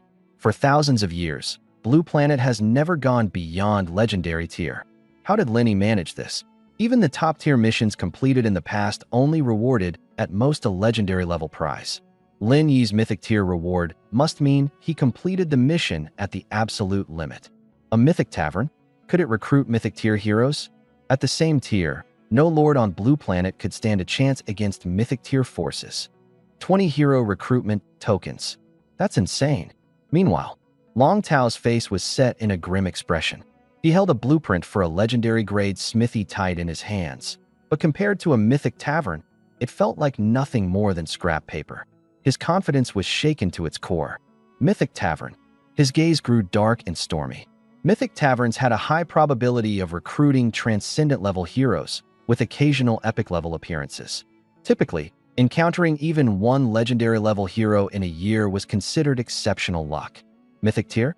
The chances were almost non-existent. But those were heroes. Their value absolutely eclipsed any material blueprint by miles. Jealousy burned brightly within him. So what if you've obtained the blueprint? With your resources, even if high-tier heroes are willing to stay, you probably don't have the means to raise their loyalty. Meanwhile, I have advanced progression knowledge. I'll surpass you eventually. Determination flared in Long Tao's eyes. Loot E, gather all the materials. Notify the hunting team. We march at once. In the seventh prince's residence. Xia Jie stared intensely at those 3 words, mythic tier, his body trembling slightly. Since childhood, even when faced with assassination attempts when death seemed certain, he'd never have I been so flustered. There's an insurmountable chasm between Blue Star civilization and the otherworldly races. He recalled the classified files from the Celestial Pavilion, and his face turned deathly pale. Centuries ago, a powerful lord captured an otherworldly being and learned a grim truth. Blue Star is nothing more than a divine livestock farm. All otherworldly races are mere livestock and slaves raised by the gods. Like humans, they are confined to the legendary realm, classified as a level 1 civilization. Unable to break their shackles, they are forever regarded as insects in the eyes of the gods. More terrifyingly, each farm is maintained for only 1,000 years. After a millennium, higher-tier races and the divine legions descend upon the farm to harvest. And now, the deadline looms dangerously close. Suddenly, the dragon-head statue in his territory began to shimmer with golden light. No, Xia Jie's face turned red with determination. If Lin Yi can acquire blueprints for a level 2 civilization, why can't I? Bottleneck. Nonsense. Buildings can be seized. Territories can be annexed. A mythic-level tavern. I stared at the pale red scroll, 20 metallic tokens, and a blood-soaked undershirt. The last one was a leaderboard reward, a legendary-grade defensive innerwear. Why are all these items at unheard-of levels? I checked the blueprint details, and my earlier confusion dissipated instantly.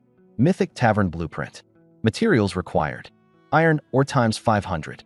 Silver ore times 200. Gold ore times 100. Premium sandalwood times 500. Amethyst coins times 900. Effect. Constructs a mythic tavern that attracts wandering heroes. Probability of hero grades. Extraordinary guaranteed. Epic guaranteed. Legendary high. Mythic moderate.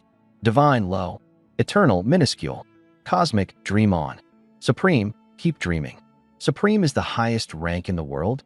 At that moment, I finally understood the ranking system.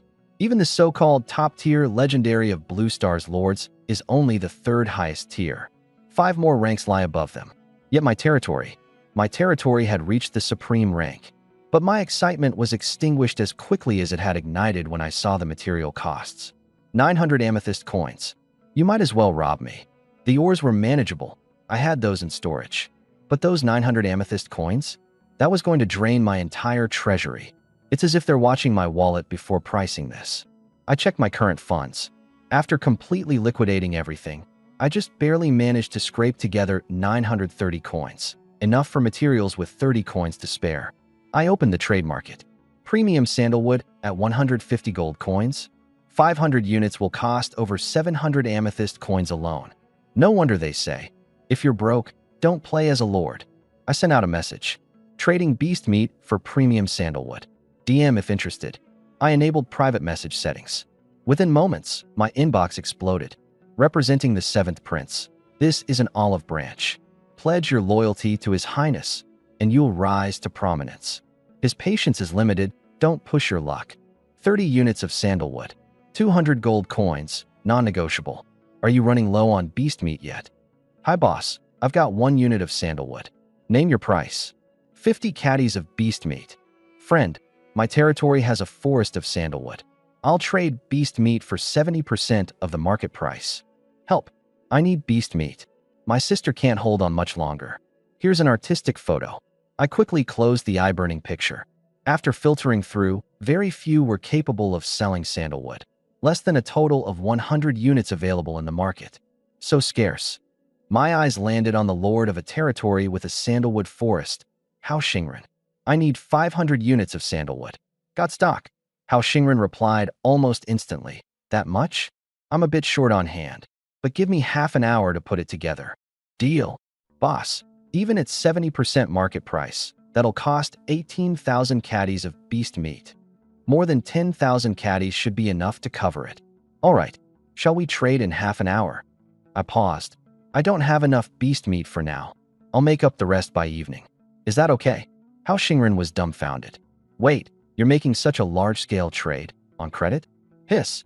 He stared at the transaction record, gripping his logging axe so tightly it almost slipped from his hand. This guy was actually buying up premium sandalwood? 500 units. What's he planning to do? The skinny youth in a worn-out shirt suddenly looked up, his gaunt face filled with disbelief. Some speculated that my beast meat was acquired accidentally, but Hao Xingren knew the truth. Those ferocious beasts were all killed by me personally. Thanks to the unique properties of his territory, he could trace the origin of materials. Each piece of beast meat bore the indelible mark, Hunter, Lin E. That's why he was willing to trade at a low price, to climb this golden ladder. Wait, that announcement earlier.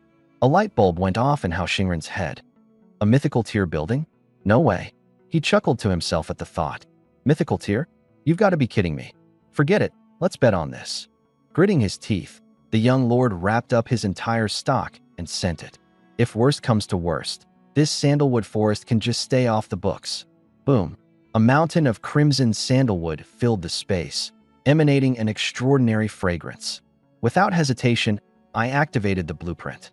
The materials dissolved into flowing streams of light, gathering together in front of the manor, forming rapidly. Mystic runes emerged from the ground veins, slithering and weaving like living things before vanishing back into the earth. A burst of brilliant white light exploded outward. A three-story tavern rose majestically, carved from crimson sandalwood. Its walls were adorned with reliefs of various races, a rampaging dragon, a towering titan, an elf wielding a scepter. But the most surprising part? Sounds of chatter were coming from within. People. I perked up. Old Deng, Iron Pillar, come inside with me. My lord. Wang Taiju frowned. There's no powerful presence inside. Rolling my eyes, I muttered. Geez, can't you just let me build a little atmosphere for once? Anticipation? Creak. The heavy wooden door swung open. All chatter screeched to a halt. Dozens of pairs of eyes, more than 30, for sure, snapped toward me simultaneously. Holy! I sucked in a sharp breath. Bull heads, dog heads, lizard heads, red skin, purple skin, green skin. What the heck is this, a zoo? Goblins, night elves, dwarves, orcs. The tavern brimmed with an assortment of fantastical races. Above every single one of their heads hovered clouds of mist in various colors: silver, gold, purple, orange. The orange ones were the rarest, only 2 in sight. Orange. Legendary tier. My gaze quickly swept over the orange-hued goblin. Without hesitation, I fished out my letter of introduction. So what if it's legendary? A goblin, a race known for its innate depravity. Who knows what kind of disaster they'd bring to the territory? Everyone leave. Next group, step up. White light engulfed the entire room. Damn it. I just ordered a rum. Stupid, blind lord. Like I care about a dump like this. The heroes grumbled and cursed, reluctantly preparing to leave. Wait, I said, pointing at the price list behind the bar. Your drinks, 15 gold a glass. What? You're charging us for that? Their eyes widened in disbelief. Pricing's clearly listed. Don't tell me you didn't see it. I grinned as I held out my hand. Hey, if they're already being sent away, might as well pocket a little extra gold for nothing. One group after another. I lost count after 10. My patience was wearing thin. And then, buzz. A figure stepped into the tavern. Horns jutted from their head. Their body was encased in shimmering blue dragon scales, exuding a ferocious, oppressive aura. A pack of ants. A voice, low and thunderous like a growl, rippled through the room, and every single hero fell silent in terror. A dragonkin. My eyes lit up. The mist above their head was blood red, higher than legendary tier. I was just about to approach when the tavern doors lit up again. An ominously black spear tip slowly emerged. Boom. An overwhelming, suffocating bloodlust swept through the room. Even the dragonkin hero braced themselves, their magical power roaring to life as they locked eyes with the doorway. The weapon fully emerged. A 7-foot-long spear, jet black from head to tip, with a crimson tassel drenched in the color of blood. Its shaft bore a name etched in bold, ancient characters. The Overlord Spear, Xiangyu. Xiangyu's weapon? I gasped. But why? Is it held by a woman's hand? A lilting, ethereal laugh filled the air. Oh my, what a lively place we have here. Barkeep, osmanthus wine, a jug, and 10 pounds of beef. She emerged through the portal, a silver-armored warrior. Breathtakingly beautiful, her face shone with the perfect blend of regal strength and playful allure. Her silver armor left just enough to the imagination, revealing a well-defined waist and impossibly long legs, pale as moonlight. Wielding the legendary Overlord Spear, her sheer presence was overwhelming. But what made my chest tighten, what left me completely breathless, was the swirling black mist above her head, a force that seemed to consume all light, radiating a terrifyingly inescapable pressure. Black tier potential. My lord, Wang Fugue exclaimed excitedly. This female warrior is perfect for us. You can just tell she's a natural leader, fit to command troops. I gave old Deng a firm pat on the shoulder. Great minds think alike. She's the one. You're the lord? The woman with the gun's glimmering eyes caught mine, cutting through the crowd and locking onto me like a blade. Before I could even respond, a flash of cold light. The tip of her gun was already pressed against my inner thigh. Eyes wandering around like that. She smirked slightly, her voice calm but sharp as a blade. Isn't the best way to recruit a hero. She pulled the gun back, turned on her heel, her actions fluid and precise, all in one swift motion. My lord, Iron Pillar deserves to die. Wang Taiju dropped to her knees with a loud thud, cold sweat streaming from her face. That moment, it was so fast she didn't even have a chance to react. Get up. I helped Taiju up, my face flushed with slight embarrassment. Damn it, this female warrior was too striking. I couldn't help but glance a little too long. Old Deng, get us the best wine and meat we've got. I walked over to the woman, Taiju following close behind. What's this? The woman leaned lazily against the chair, her ruby-red lips curving into a smirk. Are you interested in me, my lord? And in what way exactly? This tavern.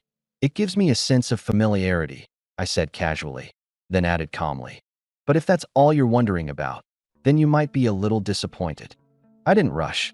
Once the roasted meat was served and the wine was poured to the brim, I spoke slowly. Of course, it's not just that.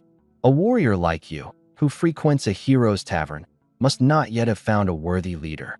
All that skill and talent, yet no place to put it into practice. The woman grabbed a beef shank and bit into it brazenly. Makes sense. Keep going. Someone of your caliber would only see their potential wasted in the hands of an average lord. My eyes sharpened as I continued. But I'm not like the others. My offer is simple. Join me, and you'll command legions. Wealth, treasures, whatever you desire. But most importantly, I said, leaning back slightly, a confident smirk spreading across my face, I own a supreme-ranked domain. Boom. The tavern erupted in chaos. Supreme-ranked domain. That was a bloodline inheritance exclusive to ancient races. A mere human possessing it? How could that be? Lie detection spell. A dragonborn hero's pupils contracted as he stared at me intently. Moments later, he let out a low, stunned roar. It's true, my lord. I vow to follow you. Just feed me, and I'm yours. Lord, pick me. I'm just good at fighting, but I'll be a great foot soldier. The heroes in the tavern went absolutely wild. A 300% boost to cultivation speed. Who could resist such a temptation? Not interested, the woman said lazily, taking a swig of wine. Her cheeks flushed slightly from the alcohol. I'm more curious about who you are, and why exactly you managed to draw me here. For over a decade, only this tavern, or should I say you, could make me step outside of the heroic realm. The teleportation spell cost me 170,000 gold coins. It drained my wallet dry. My smile froze. She's not playing by the rules at all. Maybe it's just my strong fortune? I ventured, leaning on my elbow against the table and swirling my wine glass. I asked, do you know who I am? Of course. I pointed to the mighty Overlord Spear beside her. Someone in possession of the weapon of Xiangyu, the Overlord of Western Shu. Who else could you be but Lady Yu? Lady Yu. A spark ignited in her eyes as she retorted. So you do know that part of history. Isn't that common knowledge? I froze for a moment, then quickly messaged Hao Xingren in a private chat. Hey, do you know who Liu Bang is? Brother, never heard of the guy, Hao replied. What about the struggle between Chu and Han? Come on, my literature skills are unrivaled in a 300-year span. I've never heard of that either. What the? I widened my eyes, lowering my voice as I timidly asked. Miss you. Could it be that you're also? A cool, delicate finger pressed against my lips. Shoo, my lord, be careful with your words, she said softly, a faint blush coloring her cheeks. I never said my name was you. My name is Xiangyi. Xiangyi was my father, and Lady Yu was my mother. She gestured toward the spear. This weapon is merely a keepsake from my father. I'm no poet, and I only have a rudimentary grasp of martial arts. I hope you, my lord, won't disdain my abilities. Congratulations. You have successfully recruited the immortal-grade heroine, Xiangyi. Reputation, -600. It worked. I was momentarily stunned. I thought there was no chance to impress someone with a transcendent tier characteristic, but what an unexpected twist. Hero Overview, Xiangyi. Rarity, Immortal Grade, Growth Potential. Level, 40. Class, Overlord Unique. Stats, Constitution, 150, Strength, 150, Agility, 150, Spirit, 147. Skills, Phoenix Takes Flight, Tempest Barrage, Shooting Star Chase, Immortal Grade Superior.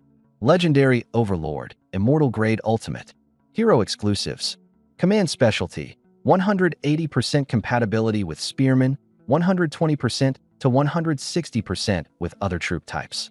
Battle Spirit. If Legion completeness greater than 80%, plus 20% combat effectiveness. Ultimate Leadership Skill. Break the cauldrons and sink the boats. Ignites the entire army's fighting spirit, massively improving combat capability. Cooldown, 3 days. This is what Immortal Grade looks like. I marveled. She crushed it across all stats. A unique class, top-tier skills, and a command bonus. Leading a company of Red Spear soldiers would grant a direct 180% stat boost. My lord, does your earlier promise still hold? Xiangyi asked, her elegant eyes lifting as they fixed on me. A promise made is a promise kept.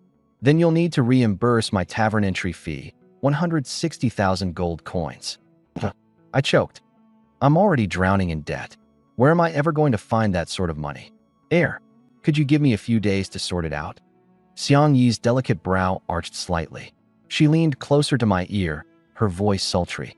If you're out of money, I wouldn't mind a more personal repayment. What? My blood boiled instantly. General Xiang. Taizhu interjected out of nowhere. Rest assured, my lord's finances are robust and reliable. Me, Xiangyi. Let's get going, Xiangyi suggested, spinning around sharply. Show me our territory. Pushing open the tavern doors. So this is the Supreme Dominion? Xiangyi instantly felt an explosion of martial arts insight, her spiritual energy absorption doubling in speed. Techniques she once thought flawless now seemed riddled with openings. Turns out its reputation is well-deserved. She glanced around at the simple, modest structures and immediately understood. While the land was poor, its potential was limitless. Well, what do you think? I asked. Not bad. Xiangyi glanced at the Red Spear soldiers, her gaze sharp. Their posture is decent. Although they're still weak, their fighting spirit burns brightly. Take them out to hunt in the Western Basin today, I instructed. Target magical beasts and ferocious creatures alike. Oh, and by the way, I'm Lenny.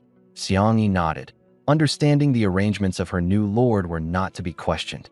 Lord, Wang Qianqian came running, out of breath, her face flushed. She cast a quick glance at Xiangyi before blurting out in a rush. My lord, something's wrong. What is it? The magical beasts in the Western Basin have all been driven away by otherworldly tribes. Only one rank. 3 beast remains. Wang Qianqian reported anxiously, her words tumbling out. A foreign tribe? My pupils shrank. Are you certain? The intelligence on the communication channels was crystal clear. Humans and the foreign tribes were supposed to remain separated by a barrier for another 30 days. There shouldn't be any sign of them yet. While I dominated the leaderboard among lords on Blue Star, the otherworldly tribes were on an entirely different level of threat. Absolutely certain. Wang Qianqian's face was resolute, her voice firm. It's no warriors. They're highly disciplined, acting in formation, Definitely not a random wandering group. This isn't good, my brows furrowed. How strong are they? They're slightly stronger than our spear soldiers. They didn't spot you, did they? Wang Qianqian straightened her back, her petite frame showing confidence. Of course not. My stealth skills are unrivaled. After confirming the territory's safety, I relaxed a little. A rank 3 magical beast. I had just begun to speak. Lead the way. Xiang Yi interrupted calmly, her words precise and firm. Rank 3 is trivial. 1 strike will suffice. My eyes lit up. Of course, I had just recruited a level 40 powerhouse. A rank for crushing a rank 3. What's there to worry about? Let's go. We'll use the resources from this rank 3 beast to fortify the territory. My fighting spirit surged. Wang Qianqian's eyes widened in disbelief. And my lord, that's still a rank 3 beast. Lead the way. I patted her on the head. Reluctant but yielding to our confidence, she guided us, all the while marveling at how powerful the new woman must be to act so composed. I led 20 spear soldiers and 3 of my heroes toward the target. Piercing lance formation. Swish, swish, swish. Dozens of spears thrust forward simultaneously, turning the charging 2-horned rhino into a living pincushion. The beast thrashed in its final struggle. Die! Wang Taizhu descended like a thunderbolt, driving his spear straight through the rhino's skull. Blood and brain matter splattered as the massive beast collapsed with a ground-shaking thud. Quick, start dissecting. Leave the guts behind. Wang Taizhu wiped the sweat from his brow. How many beasts has it been now? Xiang Yi's command could double everyone's combat strength, making ordinary feral beasts little more than lambs to the slaughter. But today was different. The beasts were like lunatics, endlessly charging at the team. Even someone as strong as he felt exhaustion creeping in. Ding! Hunting experience gained. I could feel the energy flowing into my body as I clenched my fists. Fighting firsthand really does make leveling up more efficient. A lord's territory is part of their strength, but history is riddled with assassinated rulers, proving one thing. To be invincible, you must rely on your own power. Lord, that fiery cat over there is a 3rd-tier magical beast. Wang Qianqian pointed toward a pile of jagged rocks in the distance. I squinted to get a better look. It was a massive beast, lying lazily but already towering as tall as half a building, its body cloaked in flames. Even across several hundred meters, the searing heat waves hit me in the face. That's supposed to be a cat? I was stunned. If Xiang Yi weren't here, I would have turned back immediately. My lord. Xiang Yi's eyes burned with the desire for battle. Before I could respond, she had already moved. Boom. The ground cracked beneath her feet as she shot out like an arrow, straight toward the fiery cat. I'll be back in no time. Her voice echoed behind as she disappeared. She's so fast. Wang Taizhu and his daughter were awestruck. I focused as much as I could, yet I still couldn't follow her movements. My pitiful single-digit stats were utterly insignificant before a true powerhouse. Roar! The fiery cat jolted awake, its fur bristling as the temperature around it skyrocketed. The rocks beneath its feet began to melt as it transformed into a blazing hell beast, its massive body towering several meters high like some infernal deity. But Xiang Yi's eyes only reflected disappointment. Too weak. She leaped into the air, countless dark shadows converging toward her spear from all sides, forming the phantom images of a dragon and phoenix. The thunderous sound of her weapon ripping through the air split the sky. Die! A black streak of light, stretching hundreds of meters, tore through the battlefield. The fiery cat didn't even have time to react before the spear pierced straight through its heart. Ugh! The behemoth collapsed with a resounding thud, never understanding how this human had appeared or killed it. Ding! Magical beast slain. Massive experience gained. Level up. Now LV7. Power surged within me like a tide. Every pore on my body seemed to open up, each muscle singing in exhilaration. Yes. Looking at my newly improved attributes of 3.5, I couldn't help but replay the image of Xiang Yi's incredible strength in my mind. The hunger to become stronger burned even brighter. As long as I have an invincible army, I can level up just by sitting back and letting them fight. I couldn't wait to get back and upgrade my territory. My lord, mission accomplished, Xiang Yi said as she dragged back the fiery cat's corpse. That spear strike. Absolutely breathtaking. I murmured, staring at the massive creature the size of a small building. Even in death, it radiated an overwhelming sense of terror. We've finally got a magic core. Ding. Disassemble. Yes. White light enveloped the beast's body, transforming it into various materials. Acquired. Third tier magic core X1. Acquired. Fiery magma leopard hide. Mao X1. Fangs X2. Bones X50. Flesh X1000. Flame Essence X10 acquired. Blazing Assassin class scroll X1 acquired. I twitched at the corners of my mouth. Such a massive beast, and only a tenth of its resources remain. But the moment I saw the class scroll, I immediately felt at ease. An epic class profession scroll, worth every drop. This is a priceless treasure in the Xia Kingdom, something that only circulates among the nobles. I raised the scroll high. From today onwards, you'll earn contribution points for slaying enemies on the battlefield or aiding in supply logistics. With contribution points, you can exchange for anything. Thank you, Lord. The soldiers cheered enthusiastically. Taiju, map out the route. Later, we'll haul all the beasts we slaughtered along the way back with us. Understood. Today, the beasts went into a frenzy, and we killed plenty. Nothing should go to waste. Damn those other races. Thinking of the beasts chased away by them pained me. They're walking treasure troves, every last one. Head back to the city. Let's upgrade the territory first, and then we'll deal with those Null scum. In the tavern, Long Tao was trembling all over, his face beet red. Standing in front of him was a Null hero clad in bone armor and wielding a giant battle axe. Hogger. Race, Null. Rarity, Epic. Level, 10. Leadership, Axeman, 130% compatibility. An epic grade Null hero. Perfect synergy with my Axemen. Long Tao burst into maniacal laughter. Every coin I spent was worth it. In an ordinary tavern, using advanced knowledge modifications alongside a dash of luck, an epic hero had walked right up to him. With a 130% compatibility boost, I'll be hunting monsters in 2 days. No doubt, I'll be the first to reach a level 3 territory. Hogger is absolutely the strongest hero right now. My rise begins today. Hogger suddenly sniffed the air. I smell kin southward. Send someone to scout it out. Long Tao's eyes sparkled. Could it be that he was about to gain additional non-human citizens? However, congratulations to Human Lord Lin E for becoming the first to reach level 3 territory. Rewards. Non-human nest blueprint X1, amethyst treasure chest X1, amethyst coins X1000, reputation X1000. All other lords, keep striving. It struck Long Tao like lightning, leaving him utterly stunned. A nest blueprint. Smack. Long Tao slapped himself hard across the face. The stinging pain confirmed it. This wasn't a dream. What are you saying? Just a level 3 territory and he gets a nest blueprint. His voice quivered. Isn't that something that only drops after killing a world boss? He stared unblinkingly at the system announcement, his eyes nearly bugging out of his head. A nest blueprint. That meant he could establish a sub-base for non-human races. Not only would it unlock an entirely new tech tree, but it also allowed direct recruitment of non-human warriors. Even the weakest goblin nest. Even miracles can be created in the hands of human lords. Let alone, if it's a dragon's nest. Long Tao didn't dare think further. Dragons, the legendary race with minimum mythical potential. A mana core. How did he get a tier 3 mana core? Long Tao slumped onto a stool in the tavern. Suddenly, a fierce glint flashed in his eyes. Looks like my rebirth has altered the causal lines.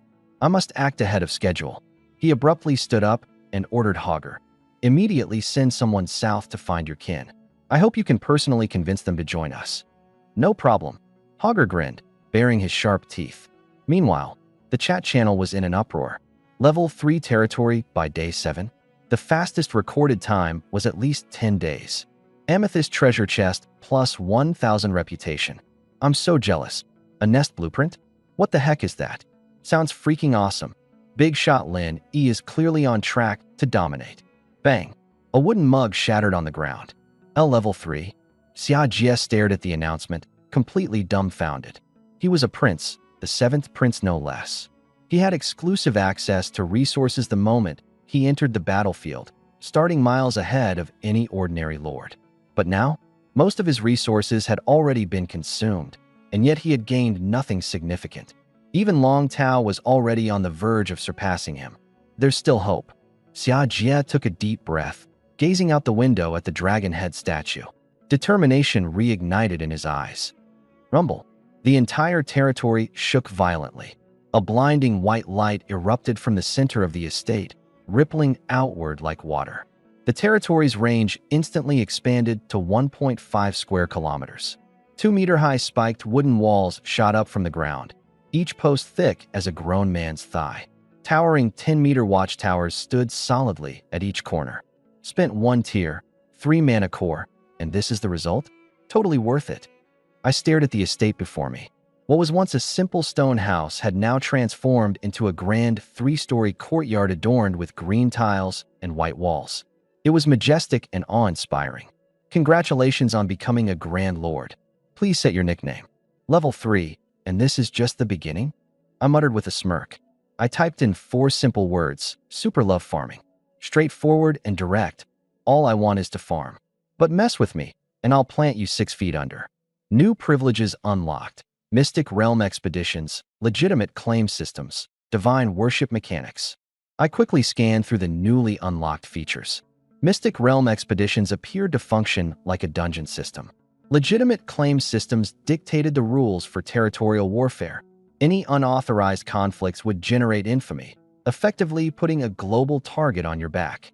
But the most intricate one was divine worship mechanics. Choose a deity to worship, and you can summon their descent through the power of faith? I frowned. Sounds suspiciously like a pyramid scheme. All of a sudden, a soul-shaking tremor stopped me in my tracks. The amethyst treasure chest had inexplicably transformed into a shabby wooden box. What the hell? I walked over, yelling, "Where's the promised amethyst? Where could it be?" The moment I pressed down the lid of the chest, my blood began to boil. Bang! The wooden chest exploded, and a piece of radiant shard shot toward my forehead. Binding success. Mysterious territory shard, January 9th acquired. Collect 9 pieces to unlock a special territory. I muttered while holding the shard in my hand. Looks like the buffs are stacking nicely. Carefully tucking the shard away, I turned my focus to another reward. Blueprint, Light Dragon Nest. Grade, Divine Spirit Level. Requirements: 1,000 times light crystals, 1,000 times amethyst coins, 1 times territory core. Dragons.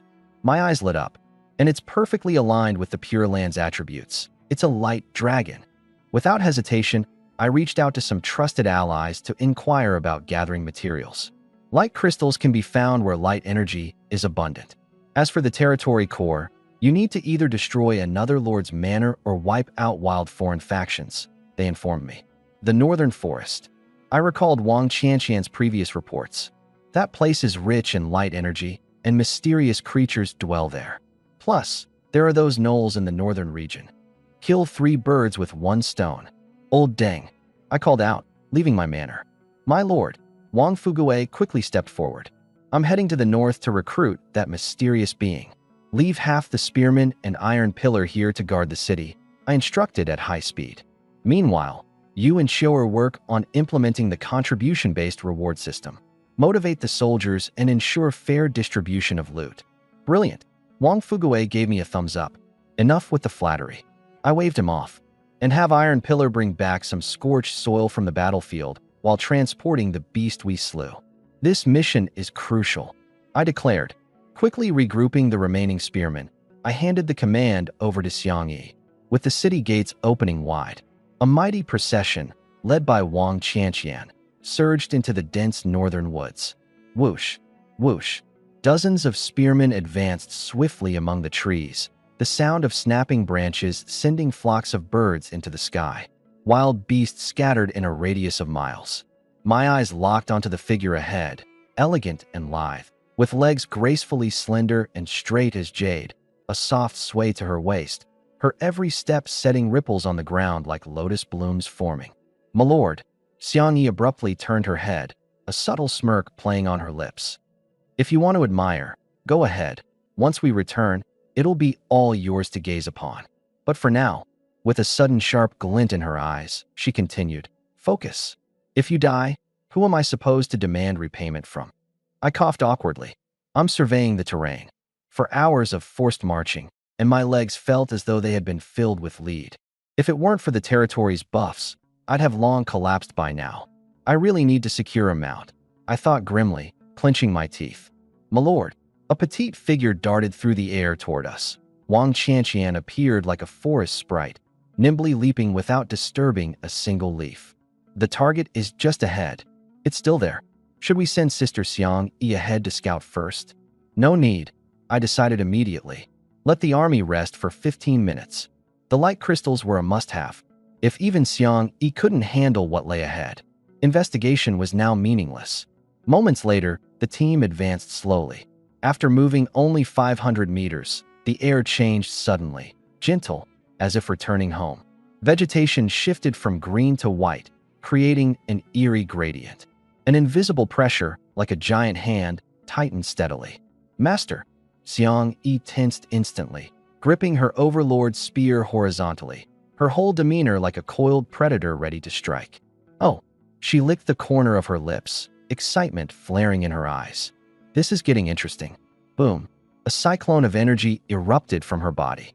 I looked up. Suspended in the air was a figure. What the? That's over the top. The woman wore only a gown as thin as cicada wings, made of lace, with black and white chains coiling around her figure. Her voluptuous body maintained perfect curves, balanced in every measurable way. Most striking of all were the pair of snow-white wings on her back, each feather radiating a sacred brilliance. Lord, are you seeing this? Wang Qianqian's eyes widened. You all can't see her? I asked, baffled. The aura of a pure land. The woman in the air spoke, her voice dreamy and ethereal. Strange Lord, what brings you here? Fallen Archangel Cephia, nun Elena. Race, half-angel. Rating, immortal, incomplete. Level, 40. Status, unaligned and recruitable. I've come to invite you to join me, I replied bluntly. Cephia's silver eyes opened slightly wider. The prophecy of the God King. The chains of fate are wrapped tightly around you. The history hidden by darkness will be unveiled by your hands, and the gods shall once again fear the forbidden dominion. I will pledge my allegiance, but I require a holy-type profession scroll. I smiled and pulled a white scroll from my cloak. What a coincidence. I have exactly what you need.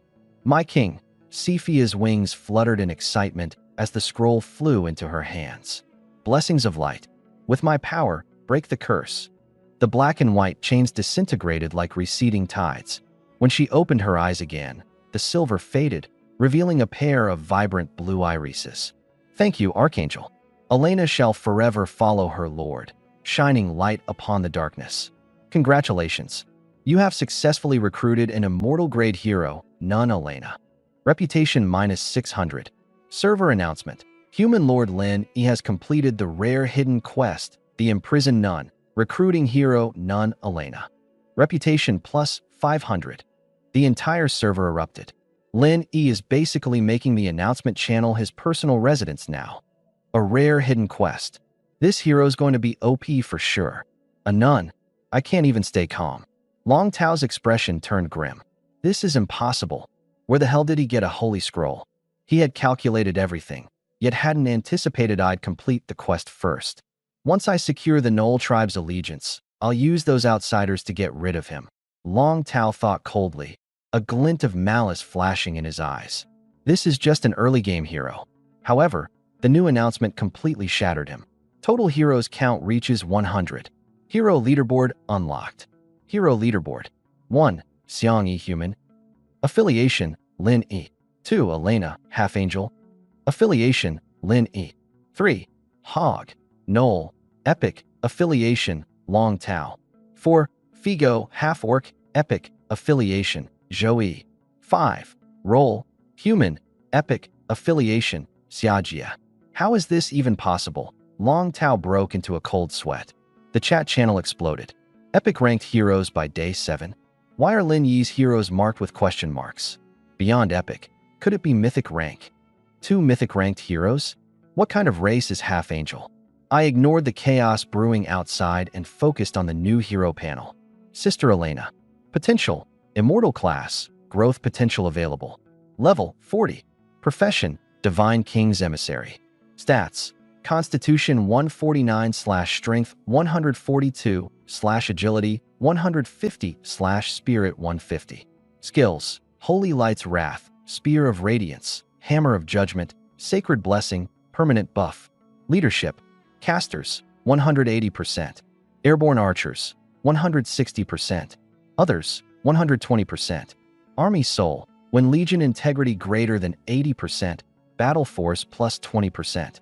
Blessing: Pool of Radiant Purification, Angel-specific building. This is the power of a half-angel. I couldn't stop smiling. Elena approached, her sheer, gauzy dress faintly revealing her silhouette. Quickly averting my gaze, I commanded, "Everyone, gather crystals. This land contains thousands of light crystals, more than enough to build the Light Dragon Lair. Chantian, scout the nearby tribes." Moments later, Wang Chantian returned, discovered a knoll camp. Approximately 200 of them, with average strength on par with our spearmen. Return to the territory first. I decided immediately. By nightfall, the team made it back. A private message popped up. Someone had kindly sent me a blueprint for a training ground. Universal Training Ground. Effect: increases army experience gains. Size: 500 by 500. Can be constructed outside the territory. This is the real deal. My eyes lit up. With the territory's training bonuses and Wang Dazhuang's 800% efficiency boost, the army's leveling speed would skyrocket. I want it. How much do you want for it? Big boss, it's a gift. I just want to be friends. I laughed. Then you've got yourself a friend for life. After concluding the trade, it suddenly hit me. Wait, old pal, do I still owe you something? The generous friend afar shed tears of relief. Bro, you finally remembered. If you don't send over some meat, I'm going to starve to death. The night was as dark as ink. I stretched and massaged my temples, feeling the fatigue settling in. The sunlit stronghold, the relentless daytime hunt nearly made me lose track of time.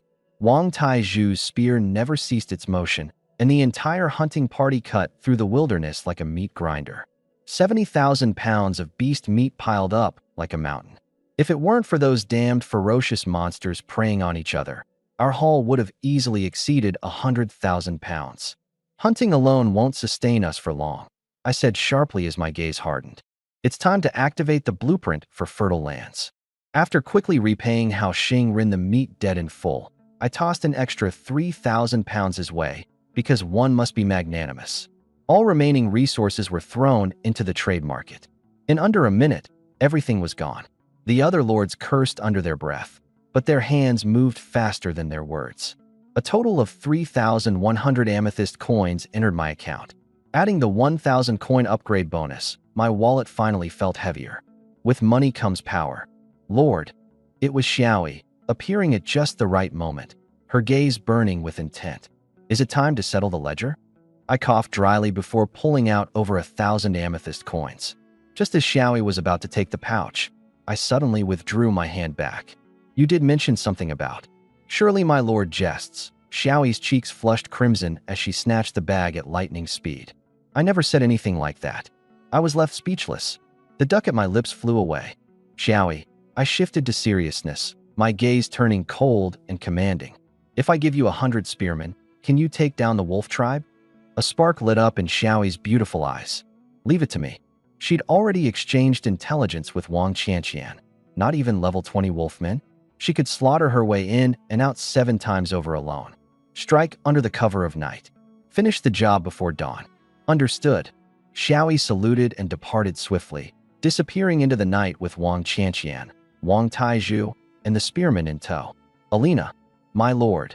The half-angel responded, her wings glowing sanctified under the moonlight. The refinement pool, place it over there, I instructed, pointing to the empty ground next to the tavern. Alina raised her delicate finger, and a burst of radiant light flared. Her wings burned like flames as a speck of white light shot from her fingertips, instantly illuminating the entire territory. The light gathered above the empty ground, forming a circular pool 3 meters in diameter. At its center, the faint outline of an 18-winged angel statue emerged. My lord.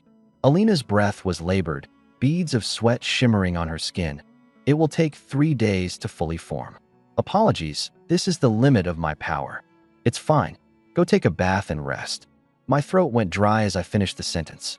Have Chiora make you a couple of outfits too. Using light as your cover can't go on forever. It was only then that Alina realized her sheer, wet robes clinging to her figure. Remembering the way her lord had looked at her just moments ago, her legs trembled slightly as she hurried toward the residence. I took a deep breath. What a sin to bear, truly. Deep in the forest. We're close, sniffed Hog, the wolfman hero, as he grabbed a handful of soil and brought it to his nose. The scent of blood and humans. The numbers are huge. Louis, standing behind, was shocked. Isn't this place crawling with fierce beasts?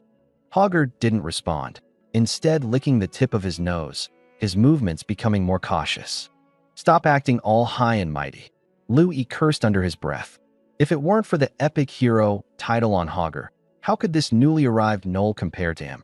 An old veteran? Found it. Hogger bared his teeth in a grin, claws gripping the treetop. 500 meters ahead, an armed group of gnolls was guarding a camp, surrounded by the mangled remains of beasts strewn across the ground. Strangely, they weren't following their usual scavenging behavior to transport the meat, but were instead standing guard around the camp with tight vigilance. Deeper within the camp, a green tent adorned with animal bones had gnolls busily going in and out, hauling resources of an unusually large and suspicious size. A secret realm. Hogger's tongue flicked across his lips. Luck is on my side. I'm actually about to cash in on this jackpot. What secret realm? Louis was confused. A treasure trove for lords. Hogger smirked coldly before leaping from the tree and strolling boldly toward the camp. Louis's heart was pounding. Was this guy that confident? The gnolls at the camp initially readied their defenses, but the moment they recognized Hogger, they let him through. An elderly gnoll, hunched and holding a staff, exchanged a few quick words with Hogger before dispatching escorts to greet them. The chieftain invites you to a feast. It worked? Louis was stunned. This heavily defended camp was subdued by a few words from Hogger. He was already daydreaming about promotions and glory after Long Tao's eventual rise to power. Does this mean we're allies now? Of course. One of the gnolls grinned widely. But the camp can't hold 100 people. You'll need to figure that part out yourselves. 100.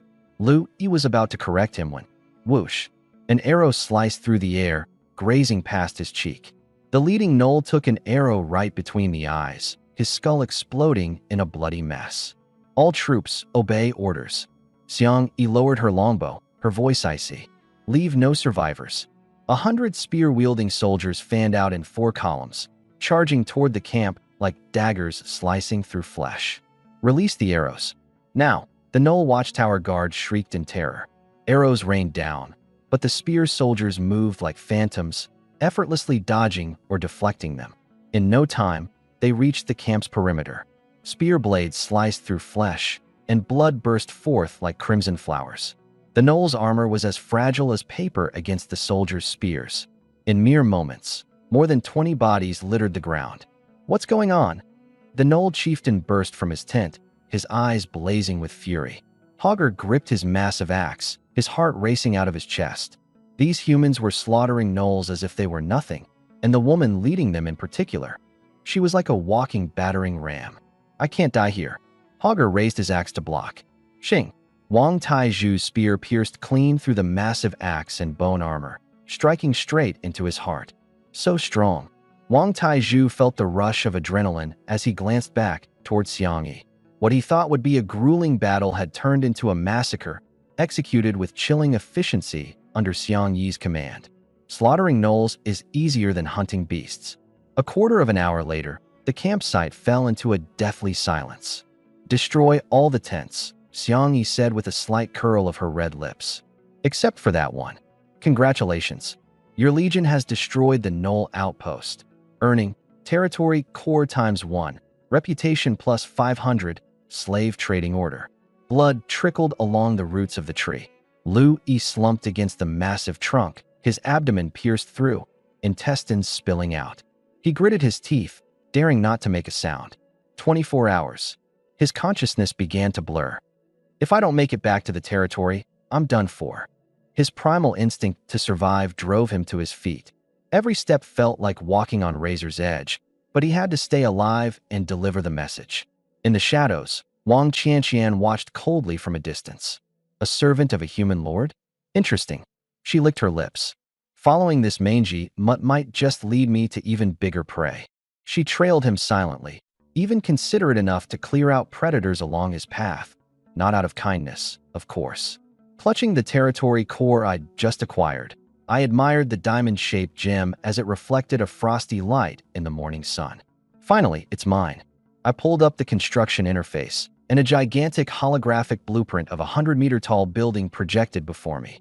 The light dragon nest, far grander than I ever imagined. Place it on the west side, hidden by the forest. 1,000 purple crystal coins dissipated into tiny points of light instantly. The foundation started materializing, then stopped. Light dragon nest, under construction. Current workers, 1. Estimated completion, 500 years. What the hell? I nearly jumped in shock. You're telling me I have to build this by hand? I immediately thought of another reward, the slave trading order. The golden token shimmered and transformed into a glowing interface. Countless available slaves flooded the screen, ranging from low-level goblins to the coveted level 80 elf queen. 15 million purple crystals for the elf queen. I gulped. Forget it for now. Let's see my exclusive slaves. The profile for the Oxhorse people flickered with a special glow. 20 gold coins each. My eyes lit up. Give me 2,000 of them. In an instant, 2,000 Oxhorse people neatly appeared in front of the Lord's manor. A middle-aged man at the forefront stepped forward immediately. Lord, is there work? If there's no work, I feel restless. I glanced at their stat panels, and the 4 racial traits left me utterly dumbfounded. Self-driven, constantly learning and improving. Preparedness. If there's no work, they'll find work. If none exists, they'll create it. Healthy physique. Can survive even on garbage. Environmental adaptation. Automatically evolves to perform any task. What kind of god-tier race is this? I muttered to myself before recalling the grueling 996 grind of my previous life. My expression turned complicated. Go, build that mountain for me. You have 3 days. The middle-aged man straightened his back. If it's not done before dawn, I'll twist off my head and let you use it as a soccer ball. 2,000 beastmen swarmed toward the construction site like a tidal wave. My lord, there's trouble. Chioer handed me a piece of beast hide covered with intelligence reports that made my brow furrow. The herds in the basin had disappeared, not hunted, but vanished into thin air. What had once been a mighty stampede of beasts was now reduced to just a few scattered creatures. Ferocious beasts were attacking during the day, and now they're all gone overnight. My senses immediately picked up on the anomaly. This was no small matter. It was my main source of income. Without the beast herds, it wasn't just about a food shortage. It could collapse the entire economy of my territory. Chioer, leave the task of expanding the population to you. The treasury is at your disposal. I gave my swift directive. I'll handle the food crisis myself. After Chioer left, I opened the territory management panel. Lord's Hall. Level 3. Population 160. Military 160. Slaves 2,000. Treasury. Amethyst coins x 1100. Gold coins x 17,000. Upgrading requires 10 tier 3 magic cores. I sighed wryly. We can't even see any tier 1 magical beasts anywhere nearby, let alone tier 3s. Where the hell am I supposed to find them?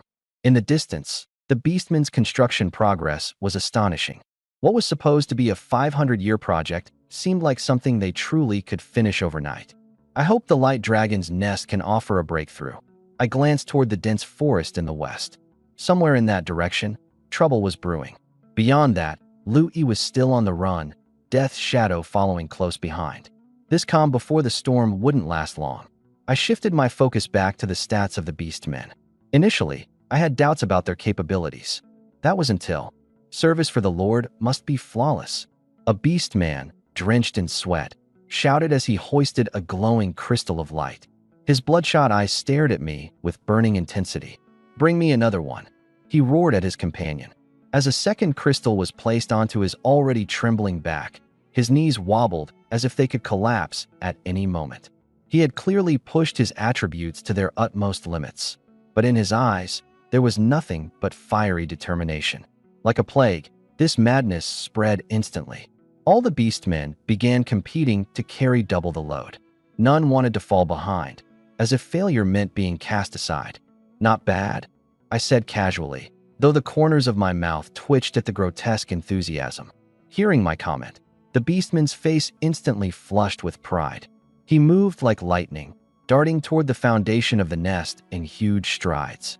Before my very eyes, the mountain nest began to take shape at a seemingly impossible speed. It'll be finished before dawn. Satisfied, I turned back toward my residence. Thankfully, Chioer had a mission to occupy her tonight. Otherwise, I doubted I'd be able to focus amidst such chaos. At dawn, I opened my eyes and instinctively checked the territory management panel. Administration 99+. Intelligence 3+. Diplomacy 25+. Finances none for now. Everything seemed average until I checked the diplomacy tab. My eyes instantly widened in disbelief. Wang Chioer has recruited 20 villagers via the Dream Network. Wang Chioer has recruited 8 villagers via the Dream Network. Wang Chioer has successfully formed an alliance with the Eastern Rift Rhinos. Wang Chioer has intimidated the Ghost Shade tribe. Enemy forces will cease hostilities for 1 month. Over 20 notifications flooded the screen. A quick count revealed we gained 300 new villagers. Dream Network? What's that? I shot up, dumbfounded. A game-changing talent like this, one that could explode population growth, shouldn't be this obscure or overlooked. Lord Leader. Wang Chioer entered through the door, carrying a basin of water for washing. I immediately scanned the notification prompt. Wang Chioer has fulfilled specific conditions. Hidden talent activated. You've awakened a talent. Dream Network. Hidden talent universal tier. Description: weaves a web that transcends reality, spun from dreams. Consciousness transforms into intangible nodes, connecting to the dreams of all sentient beings within a 400-kilometer radius. This link overrides natural laws, undetectable even by deities. Effects: 1. Recruiting villagers grants experience. 2. Diplomatic actions grant experience. 3. Dream-based negotiations succeed 500% more often. 4. Agreements are enforced without exception. Violators face the judgment of the world itself. 5. When leverage is held, binding deals can be forced. Limitations: cooldown of 3 days. Holy crap, my jaw nearly dropped to the floor. This was outright broken. A 500% increase in success rate meant even your closest allies wouldn't dare deny you. And if you had dirt on them, it'd be a checkmate in 1 move. Once a pact was sealed, even sworn brothers would have no choice but to carry it out, possibly dying without ever knowing what hit them. A strategic god-tier ability. Though, the 400-kilometer limitation felt a bit. My lord, Wang Chioer explained softly. The range increases as I level up. I'm still a novice. Right now, I can't accurately pinpoint targets. This is the best I could do in 1 night. I nodded. As long as it can improve, that's fine. So, forming an alliance with the Rift Rhinos makes sense, but what's going on with the Ghost Shade tribe? I frowned. That's what I came to report. Wang Chioer's expression turned grave. The Beast Horde's movements yesterday were linked to a northern undead lord. An undead lord? I sat upright. The trial barrier hasn't collapsed yet. How could there be a foreign lord already? As far as I knew, prior to the end of the rookie lord trials, only members of our own race could become lords. The so-called native species of this area were nothing more than stepping stones for trial-goers. The Beast Horde's erratic behavior, something no ordinary native could orchestrate. The Ghost Shade leader's consciousness was muddled, so the details are unclear, Wang Chioer recalled. But it's confirmed that the Beast Horde is being controlled by the undead. They've discovered our location and ordered the Ghost Shade tribe to attack us. The Ghost Shade tribe is 300 kilometers away, which means the undead lord is somewhere within that range as well. My frown deepened. Why us? Chose me, huh? A necromancer. Don't tell me he plans to turn the entire Beast Horde into a skeleton army? Send someone sharp to investigate, I ordered. Wang Qianqian returned with Xiang Yi after their assault on the Jackal camp, not arriving back until dusk. Creak. I pushed the door open. Blinding white light met me head-on. What the hell? My vision went white for a moment. When I regained focus, what stood before me was a towering crystal mountain. The mountain, nearly 100 meters tall, was a seamless heap of countless crystals, its surface as smooth as glass. A massive opening sat in the middle, with dozens of platforms stretching outward like branches. The largest platform was nearly 100 meters wide. Even the smaller ones spanned 40 to 50 meters. It looked like a withered tree. Haven't seen any dragons yet. So much for the name. I strode forward quickly. Lord, regarding the mission, the ox-headed team leader approached, trying to gauge my thoughts. Out of my sight. You got it. The captain literally rolled on the ground as commanded, shamelessly unbothered. Light dragon lair. Type, racial base. Status, secondary base. Recruitable, baby dragon, 100,000 purple crystal coins. Buildable, platforms, legacy sanctum. When I saw the price, my eyes almost fell out of my head. 100,000. I counted 3 times to make sure I wasn't mistaken. I almost had to pawn my underwear just for 10,000 purple crystal coins to upgrade my territory to level 3. Now a baby dragon costs 10 times that. Even if I sold myself, I couldn't afford it. Wang Qiuer's dream network added 300 new villagers to our numbers. With the ox-headed captain and others as labor, I decided to put all newcomers into spear infantry training. But I noticed some of the new folks only had numbered names and behaved like lifeless puppets, completely clueless and shambling around. Worried that such stupidity might be contagious, I separated them into a lower-tier villager group. By evening, da-da-da-da, the sound of well-organized marching approached from the distance. Cheers erupted from the sentry tower. Xiangyi's back. I perked up. Other than discovering the light dragon lair, this was what I'd most anticipated today. Leveling the jackal camp should yield massive spoils for sure. Bang, bang, bang. The sounds of smashing echoed through the Lord's Hall. Villagers outside were trembling in fear. This racket had been going on all day. Long Tao smashed the last wooden bowl into pieces before collapsing onto the floor. A crimson message flashed painfully in his vision. Your hero, Hogger, has died. Epic, epic. He had believed nothing would go wrong with Hogger leading the charge to conquer the jackals. But overnight, Hogger had fallen, crushing Long Tao's hopes for a swift rise to power. You, say that again, Long Tao demanded, his bloodshot eyes fixed on Lu Yi in the corner. The guy who'd barely escaped with his life was trembling as he knelt on the ground. And my lord, last night, waves after waves of spear infantry swarmed the battlefield. And with just one sweep of her silver spear, the Lady General cut down the jackals like they were nothing. Long Tao furrowed his brow. Red-plumed spear infantry, an elite and rare human unit with an average. If you're not even level 13, how could you possibly crush a Null army? Unless that silver-armored woman is a hero of the Holy Spirit rank or higher. If that's the case, there must be a lord supporting her. But no old lords exist in the trial grounds, so could it be? A familiar yet utterly repulsive figure flashed across Long Tao's mind. Impossible. Long Tao shook his head violently, trying to push the thought away. Rare unit training takes at least 20+ hours. How could he even have an army ready? Sudden, urgent footsteps interrupted his train of thought. Lord, there's a skeleton outside asking to see you. Let it in.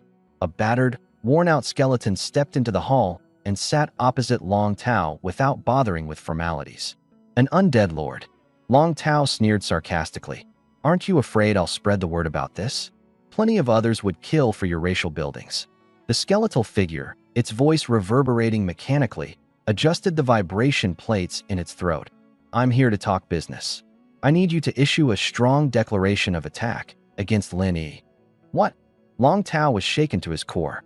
How would an outsider, a foreign lord, know about his connection to Lin Yi? The skeleton let out a guttural, chilling laugh as its soul flames burned fiercely. You insignificant mortals. Your secrets are meaningless before me. Gray, deathly mists enveloped the hall in an instant. Out of thin air, a white flower encased in crystal materialized before them. Death mist barrier. Spatial manipulation. Cold sweat drenched Long Tao's back. This was no ordinary skeletal lord. This was a high lich, its consciousness in direct control of the body before him. The twin radiance bloom. Long Tao exclaimed, his voice betraying utter disbelief. This rare, high-tier plant was capable of tearing spatial dimensions and summoning light elementals. At the very least, it heralded a myth-level existence. Lin Yi is my sworn brother, Long Tao said, subtly licking his lips. So, name your price? The skeleton deadpanned. That's right. Gotta charge extra. A flicker of disdain crossed the skeleton's fiery eyes. With a swift motion, it tossed a building blueprint, a unit diagram, and a bone fragment onto the table. 7 days. Fail me, and the Scourge Legion will consume you. And with that, the skeleton collapsed into a heap of bones. The deathly mist vanished. Lenny. Long Tao clutched the priceless items in his hands, letting out a maniacal laugh. A lich afraid of infamy values? That can only mean he's setting his sights on kindling divine flames. You're doomed now. Outside the window, a shadow silently withdrew. Across a wasteland riddled with bones, skeletal figures roamed aimlessly. Upon the bone throne sat a woman clad in black robes, Clara White. Her complexion was as pale as death itself, devoid of any sign of life. Lenny, this lifetime, I will turn you into one of the undead and imprison you in the abyss for eternity. 10,000 years of torment in the abyss. She had waited far too long for this moment of revenge. We joined the Lords at the same time. According to the timeline of the world, you survived and rose to power only by skulking through the trial grounds like a rat. Clara's ocean-like blue eyes burned with hatred. But a cosmic-level territory trait? I'll crush it before it even takes root. You're nothing. A skeletal knight shuffled forward, emitting grinding sounds as it delivered its report. Abandon the attack. Clara's gaze shifted southward. The Wraith tribe, pathetic weaklings. Several hundred kilometers away, I fiddled with the green rune, gazing at the light blue portal. The last blood-soaked spearmen returned, while the oxen and horses carried baskets into the portal. My lord, Wang Fugue exclaimed with excitement. 2 invasions yielded exactly the same rewards. We're striking it rich. Rewards. Everyone deserves generous rewards. I laughed heartily. Minister Xiang, what would you like? Even physical compensation is on the table. Xiang Yi rolled her eyes at me. I'm exhausted, my lord. I just want a quiet drink, she said, heading straight for the Hero's Tavern.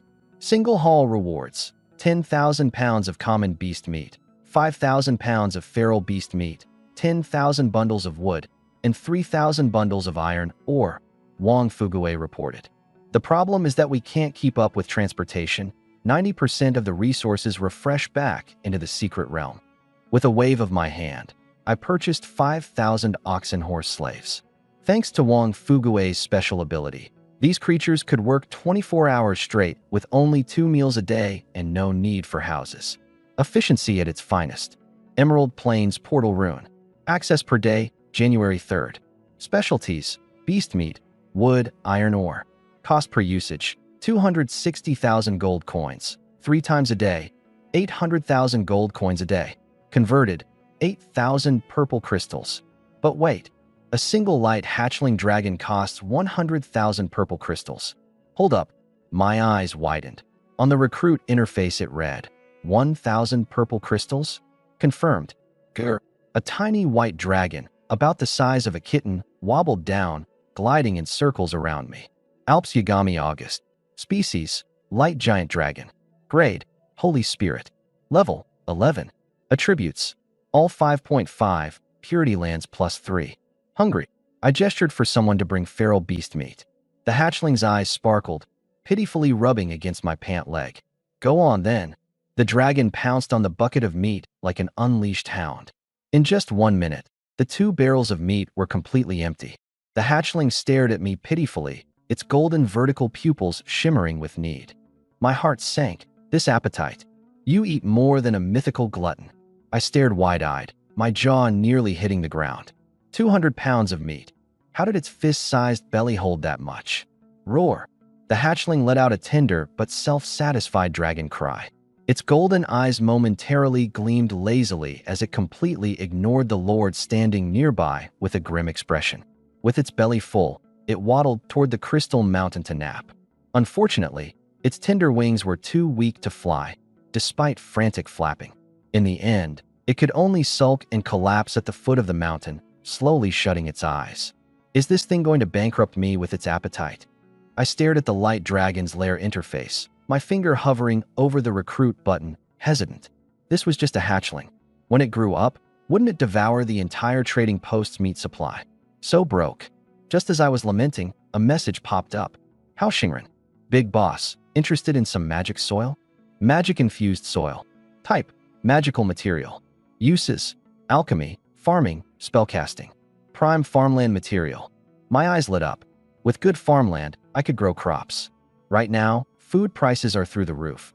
This could be a ridiculously profitable business. I'll take however much you've got. About a ton, and I'll get you the rest tomorrow. A ton? I gasped. Market price for magic soil is 100 gold coins per pound, and a ton equals 2,000 amethyst coins. How much are you asking? Boss, talking about money is just too formal. Hao Xingren paused. Actually, I was hoping you could help me with something. Go ahead. I picked up a hidden quest. It's to hunt a high-tier magical beast. If the boss helps me out, the magic soil is yours for free, and you get to take half of the magic cores we collect. He then sent me an item. Hunter's Bait. Effect: attracts an ice crystal direwolf pack, including an alpha wolf. Warning: make sure you're prepared to handle the encounter. What level are the direwolves? He went silent for a few seconds. Boss, don't tell me you've never studied magical beast identification? I blushed. Ahem, direwolves are tier 2 pack beasts. The alpha is tier 3. I've listed a copy of a magical beast bestiary for you in the marketplace. Tier 2 and 3? Piece of cake. All right, put it up. Shortly after, I received the putrid bait and a thick bestiary. I immediately flipped to the dragon chapter, carefully reading through it. Dragon growth depends on their diet. Ample meat will help them reach adolescence faster. Afterward, they'll need time catalyst runes to accelerate their growth. These are a staple for advanced lords and must be developed by research facilities. Back to needing magic cores again. I gathered Xiang Yi's spear infantry battalion. The direwolf pack would be dealt with efficiently, offering the dual benefit of clearing farmland and setting up a research facility. 2 birds, 1 stone.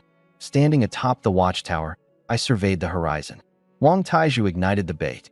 The rotting flesh popped and sizzled in the flames, emitting an otherworldly stench. Far in the distance, wolf howls pierced the air. Trait upgrade rune. It can upgrade the territory's traits to mythic level. Hao Xingren's breath quickened as he stared at the quest reward description. He figured I'd need a few days to prepare.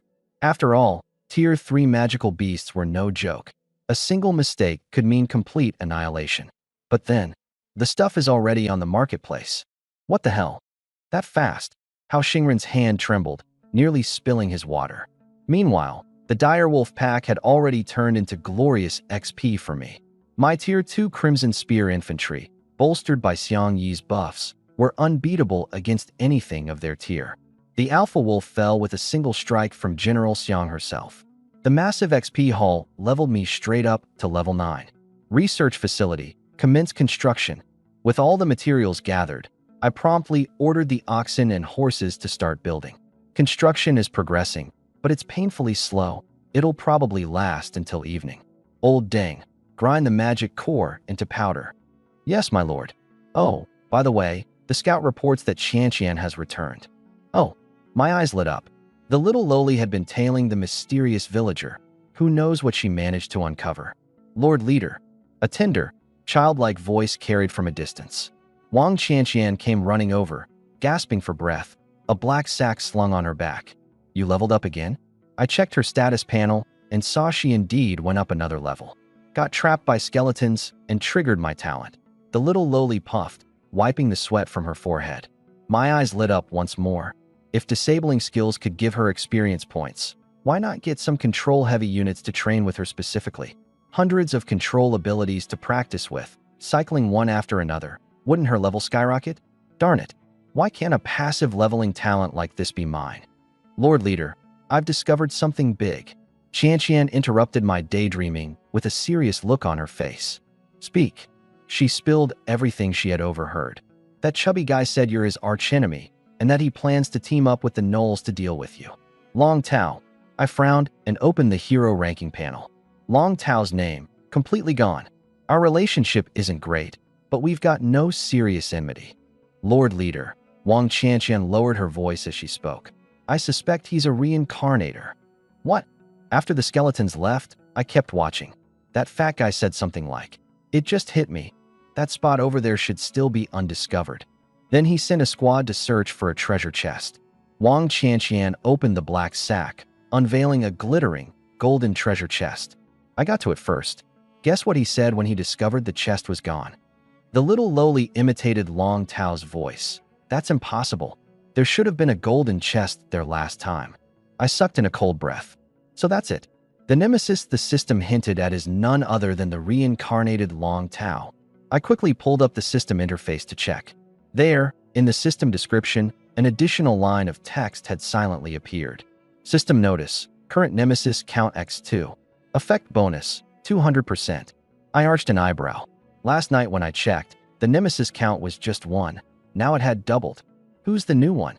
A flash of realization sparked in my mind, threading together the details from Wang Qianqian's intel. My gaze sharpened. It's that undead Grand Lich. The drastically lowered cost to recruit a young dragon fits the timeline perfectly.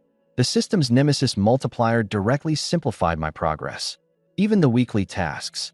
Remembering the endless complaints in the chat channel and comparing them to my absurdly easy quests, I glanced over at the crystalline mountain in the distance, my lips curling into a sly smirk.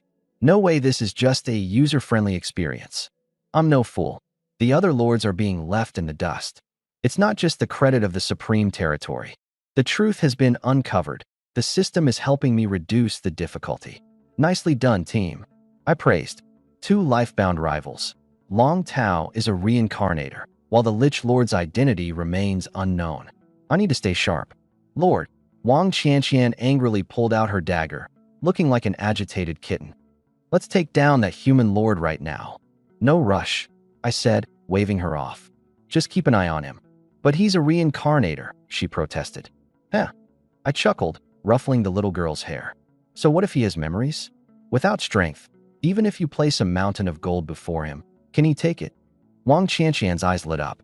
We should cut him off from his opportunities. Smart. I nodded, pointing toward the territory. Besides, can he, a reincarnator, really outdevelop me?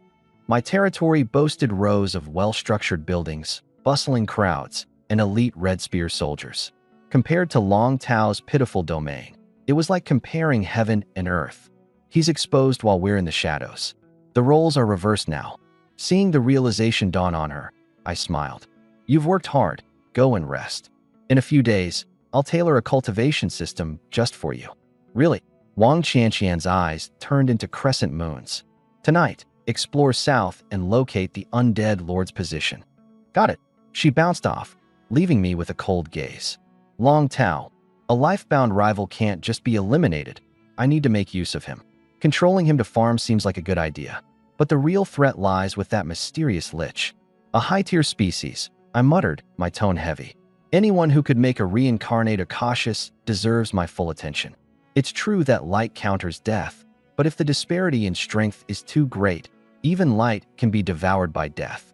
Accelerate military expansion, I ordered, opening a golden treasure chest. Row houses. Type, living structure. Requirements, stone 200, wood 50, iron shards 50. Effect, accommodates 4 households, birth rate plus 10%. Exactly what I needed. Row houses have high capacity. Building 30 will suffice for now, but for future development, I immediately commissioned 70, arranged in a triangular formation surrounding the Lord's manor. Wang Fugue swiftly began organizing labor to tear down the old thatch huts. After the Secret Realm expedition is completed, and once the oxen and horses are freed up, the construction should be finished by evening. Bad news, we're running out of stone.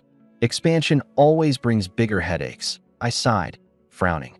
My gaze landed on the training ground in the construction panel. Hao Xingren's blueprint has been sitting idle for too long. It's time to use it. The training ground is massive, covering an area of 500 by 500, nearly a third of the territory. What the? The price of adamantine stone made my face darken. It was 6 gold coins per unit. You can't get far without money. Consumption, adamantine 500, gold 500, iron ingots 100. Construction in progress. As the cattle and horses poured in, the training grounds quickly took shape. A 2-kilometer track encircled the area, with archery targets, obstacle courses, a martial stage, and equipment zones all set up inside. While the facilities were humble, they were sufficient for the task. De Zhuang. Lord, Wang De Zhuang, his square-shaped face flushed red, muscles taut with anticipation, responded promptly. After waiting for 204 hours, 39 minutes, and 10 seconds, It was finally his turn. Take them out for training, I said, pointing at the long spear unit. I will not fail you. Wang Dezhuang strode to the front of the group, his eyes radiating a blood-red intensity. All right, rookies. First lesson, an 80-kilometer light gear raid run. The top 3 get a reward. The last 10? No lunch. What? Just as the soldiers were about to grumble, the air seemed to thicken as if soaked in murderous intent.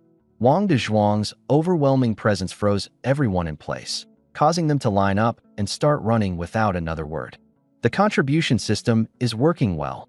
Lao Deng has proven very efficient, I muttered to myself in approval.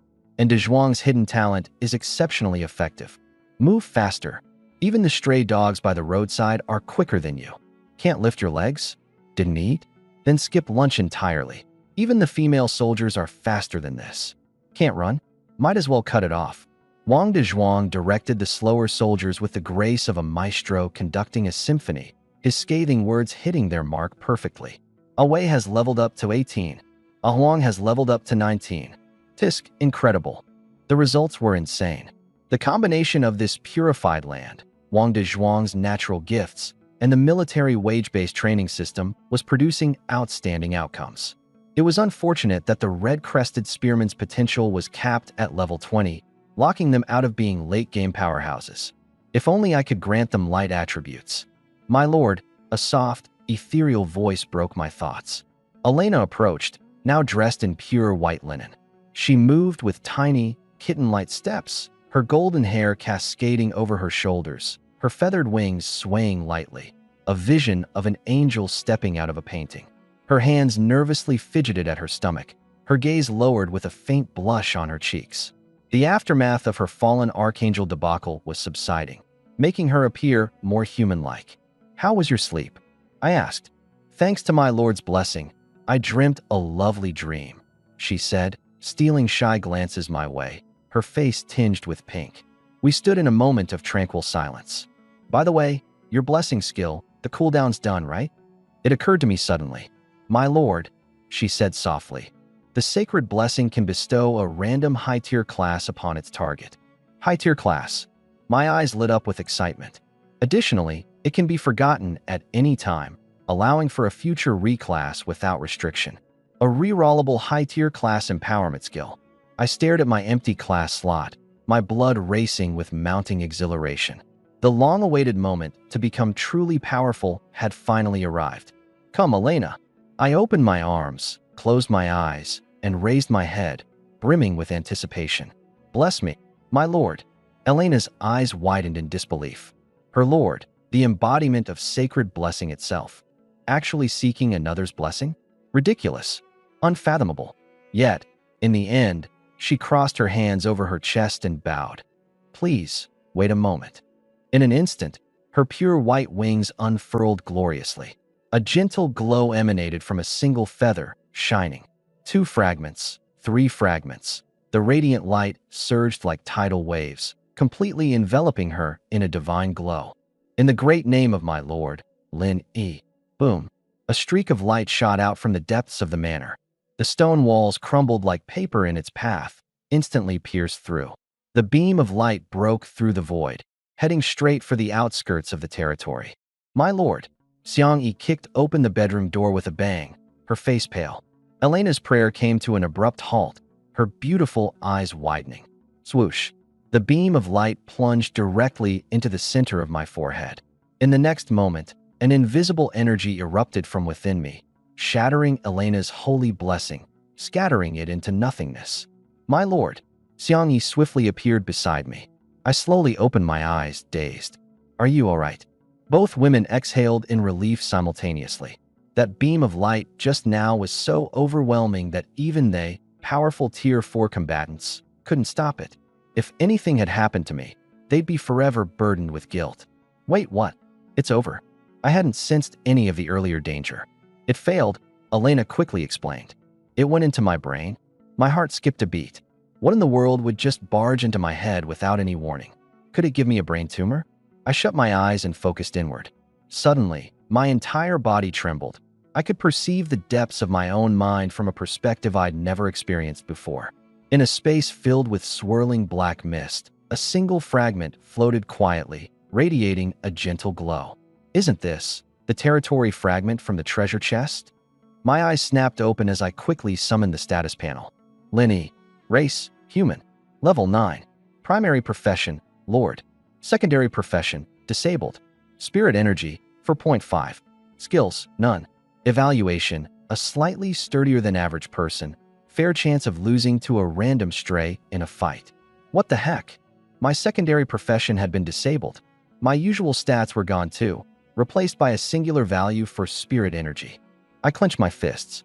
My strength didn't seem to have diminished, but I could sense all my attributes being recalibrated based on this new spirit energy. Surprisingly, my weakest stat, agility, had slightly improved. This isn't necessarily a bad thing. Feels like a classic protagonist encounter. Could this be the legendary spirit energy? I attempted to run the great circulatory cycle, practicing mindfulness and channeling energy throughout my body. After a few minutes, other than squeezing out a fart, nothing happened. Never mind that, as long as I'm physically fine. I shook my head. That fragment clearly had an extraordinary origin, and disabling my secondary profession must serve some greater purpose. I turned to Elena. Can you still cast blessings? Give Taiju one. Understood. Soon, Wang Taiju was brought in. This time, the blessing went smoothly, its radiant light completely absorbed into her overwhelmingly muscular frame. This power, it's incredible. Wang Taiju's eyes shot open, glowing brilliantly with a piercing white light. Wang Taiju. Species, Lin E. Race, human. Aptitude, immortal, personal limit. Level, 20. Class, Dawn Guardian. Constitution, 15. Strength, 15. Agility, 15. Spirit, 13. Skills, Master of all weapons. Passive, Light and Shadow Rush, Immortal mid-tier. Sacrificial Holy Fist, Immortal high tier. Light's Embrace Healing. Passive, greatly increased wound recovery speed. Effect doubles in combat. Divine Selection Talent. Innate Divine Strength. All attributes plus 10. Strength further increases by 50% to 100% during emotional surges. The status panel looked completely refreshed. Class skills adapt and change depending on the weapon being used. Currently unarmed, so the displayed skills are focused on hand-to-hand combat. Versatility is off the charts. Innate Divine Strength. I squinted slightly. A max of 100% strength bonus? That's insane. In a same-level one-on-one fight, Wang Taiju could probably crush Xiang Yi. Of course, their roles are different. Xiang Yi is a commander, unmatched in her ability to boost an army. Wang Taiju, on the other hand, is a supreme warrior built for charging into enemy lines. Lord, Wang Taiju was so overwhelmed that he struggled to get his words out. Go practice your skills. We're going to need you in the days to come, I said with a smile. As you command. Wang Taiju saluted with his face flushed, then ran off like an excited child. I'm starving. What should I eat? I glanced at the vault balance and twitched at the sight. Broke. Guess I'll just grab something simple and fill my stomach. I continued inspecting the farmland development. After several hours, Wang Fuguei had cleared 20 acres, just enough to use up our stores of magic soil and magic cores. The soil was pitch black like ink, unbelievably fertile. What would be the most profitable crop to plant here? I opened the territory interface and prepared to consult with Hao Xingren. What is this? The Intel module glowed faint red, marked as urgent. Death notification. Resident number 4068 was killed by a demonic beast 30 kilometers east of the territory. Collected information is as follows. Discovery, a field of blood energy wheat.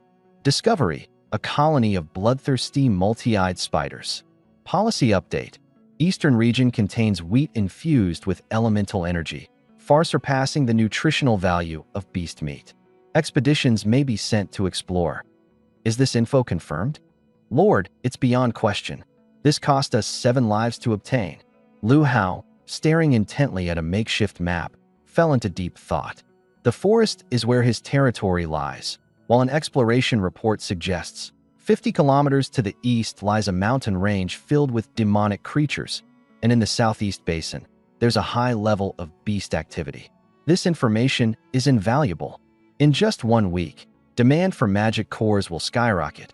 and the marketplace will be completely impossible to compete in. Lu Hao glanced at Shidayo and gritted his teeth. Reduce resource gathering, ramp up recruitment. If you don't risk it now, you'll always be doomed to fail.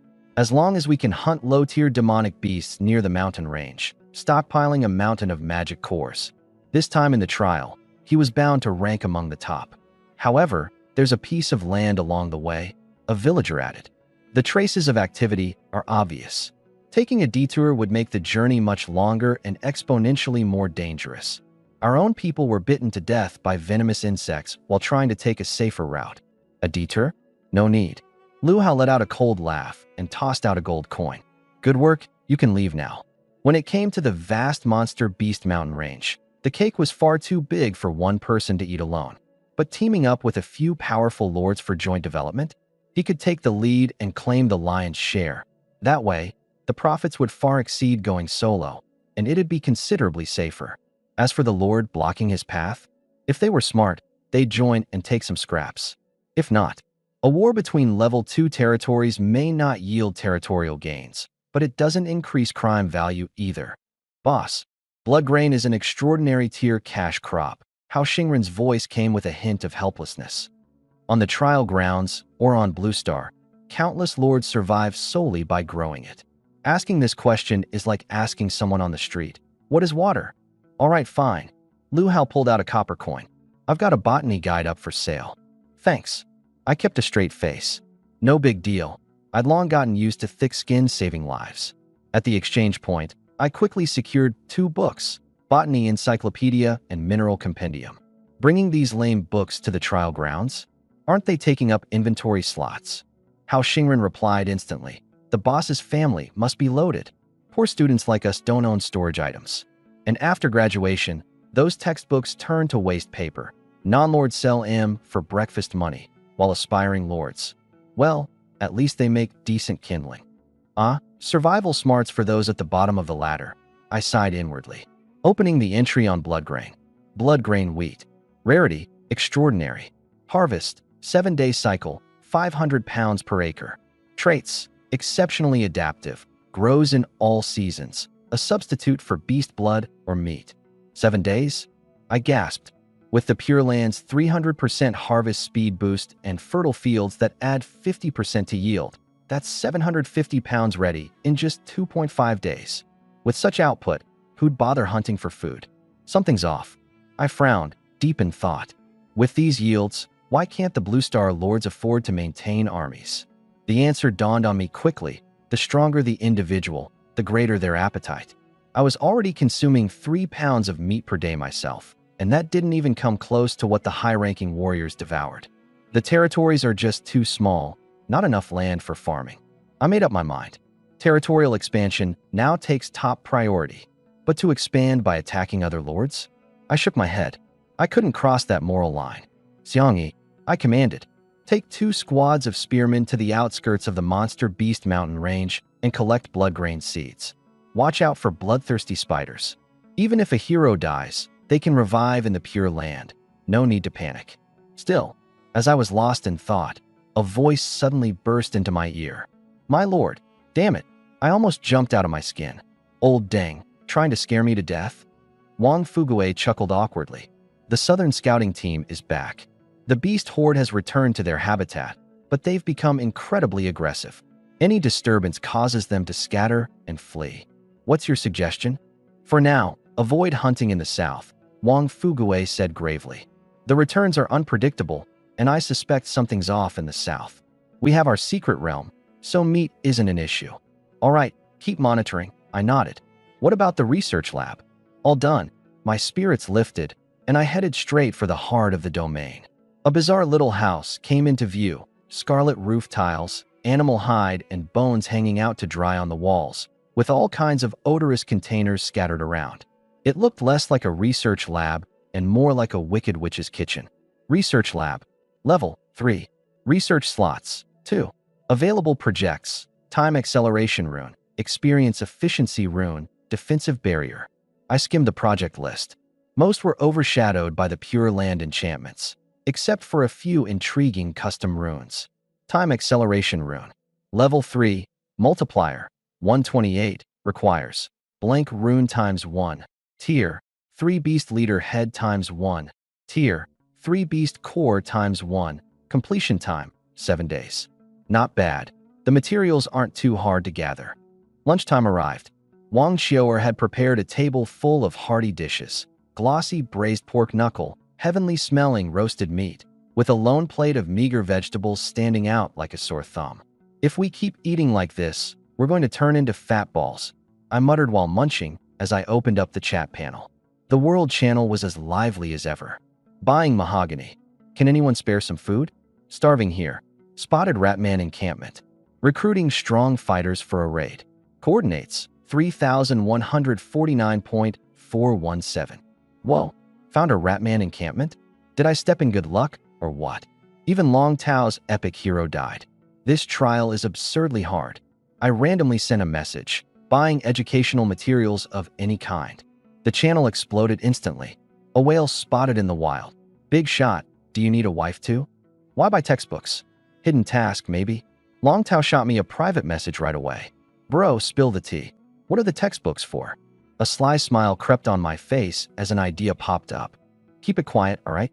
I found through a hidden quest that in 7 days, a neutral trade caravan will pass through, specifically buying textbooks.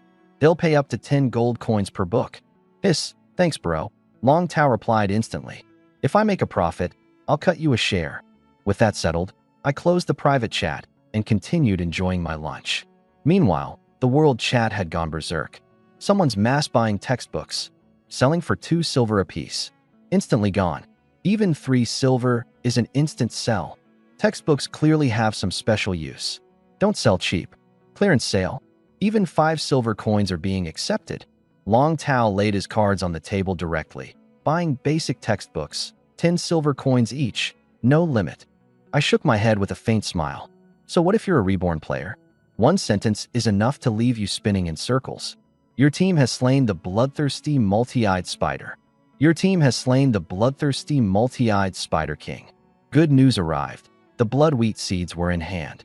I turned my gaze to the angelic structures outside, wrapped in divine white light. The refinement pool. What surprises will it bring? Time to wake up, my lord. A soft voice whispered in my ear. It was Wang Xiaoer. My eyelids slightly twitched as I lazily responded, "Help me dress." Wang Xiaoer's cheeks flushed, just as she was about to step away. Smack. I grabbed that jade-like leg in one move. Wait a little longer. 30 minutes later, I pushed open the manor doors. Xiang Yi stood there holding a bowl of blood porridge, blocking my way. My lord really kept me waiting. She glanced at my slightly unsteady legs, snorted coldly, and muttered, "Amateur." She handed over the bowl and turned on her heel to leave. Such a fiery attitude. I murmured, downing the porridge in one gulp. It was thick and smooth, and the warmth surged through my body, instantly restoring my stamina. It absorbed even faster than beast meat. "Tastes like rice pudding," I said, tossing the bowl to a passing servant as I strode toward the plaza. Wang Fugue stood there with furrowed brows, clutching a beast-hide scroll. "What's wrong, old man?" "My lord, we have a problem." Wang Fugue jumped to his feet. In just 3 days, our total population has reached 887 and will soon surpass 1,000. We have 264 spearmen, 7,000 slaves, and a dumb dragon. He pointed at the food records. We're consuming 20,000 pounds of meat every 3 days. Adding slave rations doubles that amount. Is there a problem? I asked, puzzled. The meat production from the plane's secret realm reaches 100,000 pounds daily. Shouldn't that be enough? It's a big problem. Wang Fugue jabbed at the production logs. We've only harvested 12,000 pounds of blood wheat so far, enough for just 4,000 pounds of rations per day. And if you want to sell some too, it's even less. Our diet is way too limited, he explained further. The people are so sick of eating meat, they feel nauseous just hearing the word. It finally clicked. The people were eating too well? Not enough farmland. I concluded sharply. I'll take care of that. Suspend blood wheat sales for now. I skimmed through the rest of the beast hide information. Wang Qianqian had pinpointed the location of a Lich King. The outskirts of the magical beast mountains had been scouted. Tier 2 beasts scattered throughout presented excellent hunting opportunities. Spearman under Wang Dazhuang's specialized training had reached level 20 in the first batch, with an average of level 18 for the rest. Economically, selling beast meat had brought in 21,000 amethyst coins. The dragon eats 100 pounds a day? That's manageable. I headed to Crystal Mountain and spent 3,000 coins recruiting 3 baby dragons. The little hatchlings toddled around me, nibbling at my shoes. You'll be called second white, third white, and fourth white. Roar! White streaks darted through the air toward Skyfall. Slurp. A soft pink tongue mercilessly scraped across my cheek. Dubai, how many times have I told you, stop licking me?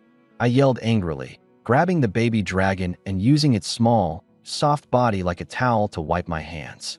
3 days without food. Go hunt to the south yourself. Whimper, whimper. Dubai sulked, crouching down with its round eyes drooping in clear grievance. It had just awakened from its slumber yesterday, its body growing exponentially to level 20 overnight. Now covered in dense scales, with rippling muscles and flight skills polished to perfection, it didn't even need magic. Nobody would dare face it in close combat. Off you go. I playfully kicked Dubai on its behind, watching its tail wag happily as it flew off. A dog masquerading as a dragon. Dragon genes were truly unparalleled. 3 days of eating and sleeping, and it was already a peak tier stage 2. After feeding 3 baby dragons, I turned my focus back to the nearly finished refinement pool. Just 2 more hours, I murmured, licking my lips. After waiting 3 whole days, I couldn't wait to soak my feet in it first. Pick up the pace. We need to reach the Beast Mountain range by tomorrow. A gruff voice called out from the dense forest ahead. Thanks for leading us to fortune, Brother Lu. Seriously, without you, we'd be stuck dealing with stage 3 magic beasts everywhere. The outskirts here are blessed with manageable stage 2s. We owe you, man. You can keep all the magic cores, Brother Lu. 3 young men were fawning over Lu Hao, a man clad in premium-grade armor, flanked by a bald, brawny henchman and dozens of elites. From now on, we're all brothers, Lu Hao said with a faint chuckle. After the trial, find me in City B. I can easily get you a position. The 3 men's faces lit up. This was the payoff for following him on hunts. Magic cores? That stuff caused fights even between blood brothers. Who were they, poor nobodies, to entertain such desires? Getting into Lu Hao's family circle was the real prize. Their current sacrifices would more than pay off tenfold in the future. Brother Lu, enjoy the meat, one of them said with a sucking-up grin, passing him a freshly roasted skewer. To change the topic, another chimed in. That lord blocking the trade route got pretty lucky. Their land is lush with resources. Yup, and someone just completed another hidden quest recently, which boosted their prestige. Man, I'm envious. Too bad the research facility's tech still costs massive amounts of prestige. If only it didn't. In your dreams. Say, though, a lot of lords have been dying mysteriously as of late.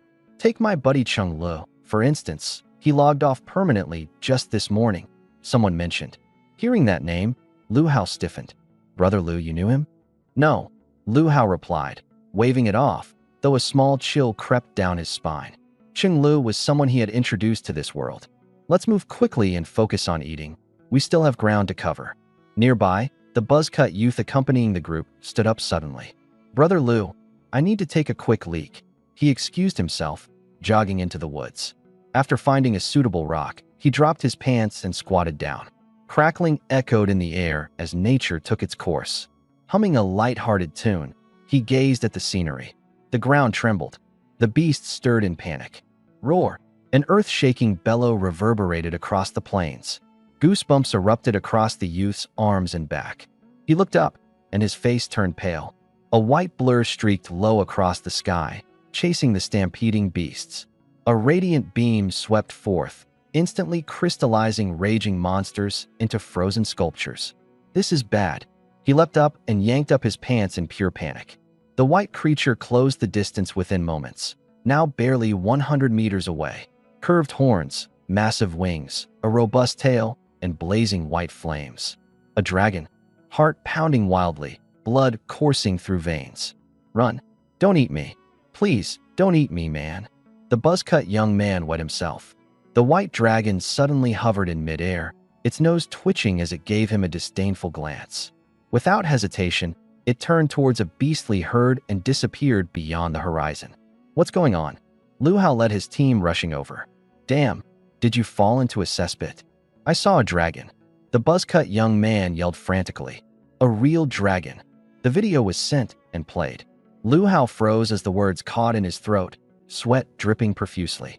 A dragon. An actual dragon. The dragon crossed through the trial barrier? Or is this area of our descent unique? Countless thoughts stormed through Lu Hao's mind. A flood of fear swept over him. Though that dragon was young and not particularly large in size, the strength displayed in the video could effortlessly annihilate them all. It's a juvenile dragon. A thin young man's eyes sparkled intensely. Legend says dragon blood can enhance human potential. If it's the only one, we can form a hunting party. Are you insane? Someone immediately interrupted. It can fly. Even an army couldn't hold it down. Lu Hao fixated on the video, the dragon's powerful limbs, those razor-sharp claws glinting menacingly. How many lives would it take to bring down a creature like that? Forget it. He shook his head, suppressing his greed. Pack up. Let's go see what's holding up those classmates ahead. At Lin Yi's territory, a crowd had gathered near the hero's tavern. Each person clutched a wooden token tightly, desperation blazing in their gaze. How much longer? I sat on the pristine white steps, stripped down to just my underwear. Before me lay a serene purification pool, emanating a faint mist. The crystal-clear water shimmered, and merely inhaling its vapor made one's soul shudder in awe. At the pool's center stood a humanoid statue. 18 wings unfurled gloriously. The feathers were exquisitely lifelike, seemingly enveloped in an invisible, fiery brilliance that warped the very air around them. The statue was entirely jade-like, except for the web of cracks spread across its form, as though a single instant could cause it to shatter. At the four corners of the pool stood smaller statues of 12-winged female angels. Their hands gripped sacred swords in reverse, the blades embedded into the base of the steps, encircling and protecting the central statue. Another hour. Elena spoke while sitting behind me, her fingers gracefully kneading my shoulder and neck. Yes, right there, harder. I closed my eyes, basking in relaxation. Do we need to replenish the energy afterward? Shouldn't need to, Elena replied, her blue eyes wavering in reminiscence. The light purification pool was originally called the Angel Rebirth Pool. It served as the energy core for the Angel Castle. Unfortunately, it's damaged now, and purification has become its primary function. Regret clouded her gaze as she looked at the 18-winged statue. Light purification pool, damaged. Type, unique special structure. Effect, bathe in its waters to permanently gain angelic divine power and alter your physical constitution. Description, a sacred relic of the angelic race. Divinely blessed. When Wang, Yeller Mycash, ignited the creations of the divine kingdom, even in their ruined state with only a fraction of their intended power, they were still coveted by false gods. A treasure will bring trouble to the innocent, I muttered, collapsing backward, softly landing in a warm and comforting embrace. Drowsiness washed over me like a tide. Let Wang Fuguei begin. Following your will, Elena said, her cheeks slightly flushed as she wrapped me in her holy and gentle wings. My lord, good news. I woke up to see Wang Fuguei standing in front of me, radiating with vigor. Have the refining results come out? They couldn't be better. Wang Fuguei grinned proudly, a brilliant white ring now shining faintly in his eyes. I opened up his information panel. Wang Fuguei. Race, lightborn human. Potential, pinnacle. Level, 25. Physique, 37.5. Strength, 33. Agility, 36. Spirit, 37.5. Baptismal blessings. Body of holy light. Greatly enhances training speed in light-rich environments and extends lifespan by 1,000 years. Longing for the light. Grants immunity to being lost in darkness. Pure Purify. Doubles damage dealt against death-based elements. Eye of Judgment. Reveals hidden enemies and perceives wickedness. Accelerated Cognition. Drastically improves reaction speed. This. I stood there, utterly stunned. The effects were groundbreaking. I scanned my surroundings, testing the new abilities. Everyone's figures were now cloaked in different hues of mist-like auras. Red for veterans, green for newbies. The difference was clear, how much blood their hands had been stained with. This must be the effect of accelerated cognition. I instantly deduced all the information I was perceiving. With warriors who have undergone baptism, their combat skills elevate significantly. They gain an overwhelming advantage. Wang Fugue reported with growing excitement. I handed over partial territory access to Wang Fugue. I see great potential in you. This old servant will not disappoint, my lord. Wang Fugue nodded determinedly. One other matter. There's a group of 150 men closing in from the southwest. Likely a lord's party. Do we? The old man made a gesture across his throat. Hold on. I stopped him. If they're just passing, let them go.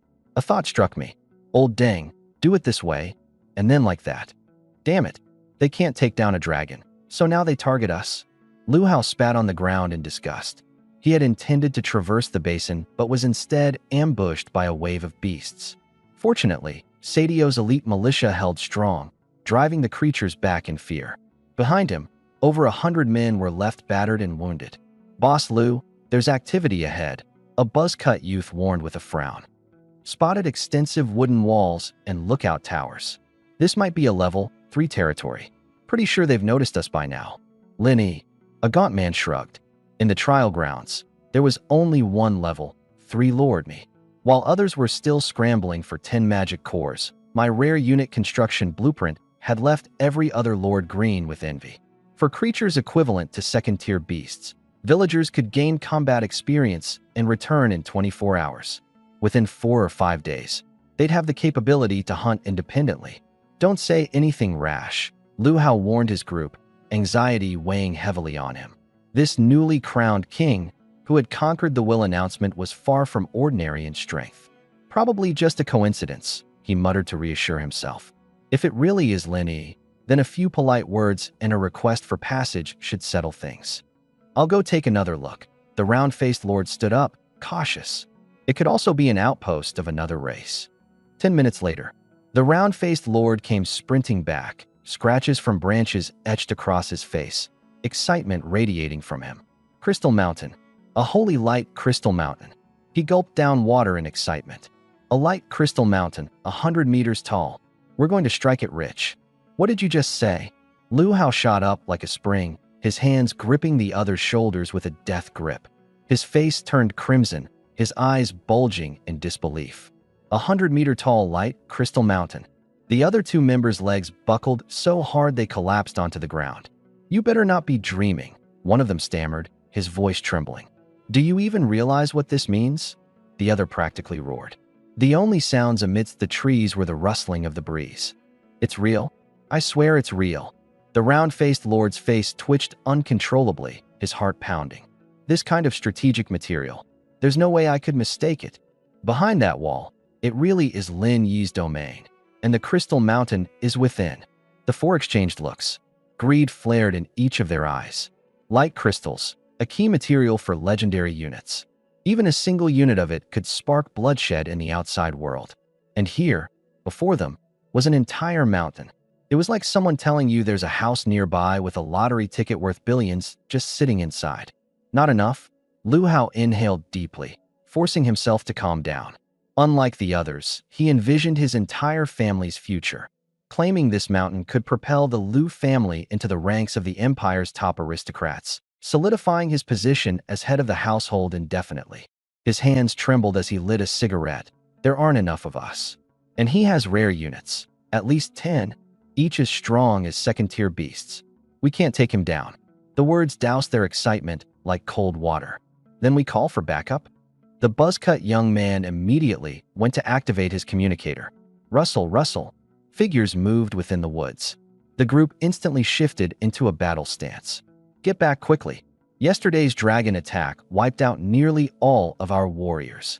Who knows if that monster is still around? The injured are waiting for herbs. Their lives depend on it. 2 disheveled villagers, carrying bundles of medicinal herbs, burst through the bushes, colliding straight into Lu Hao's party. Who are you? The villagers, terrified, dropped their herbs and backed away repeatedly. Take them down. Lu Hao's eyes gleamed brightly. Soldiers surged forward. The knife was pressed against their necks.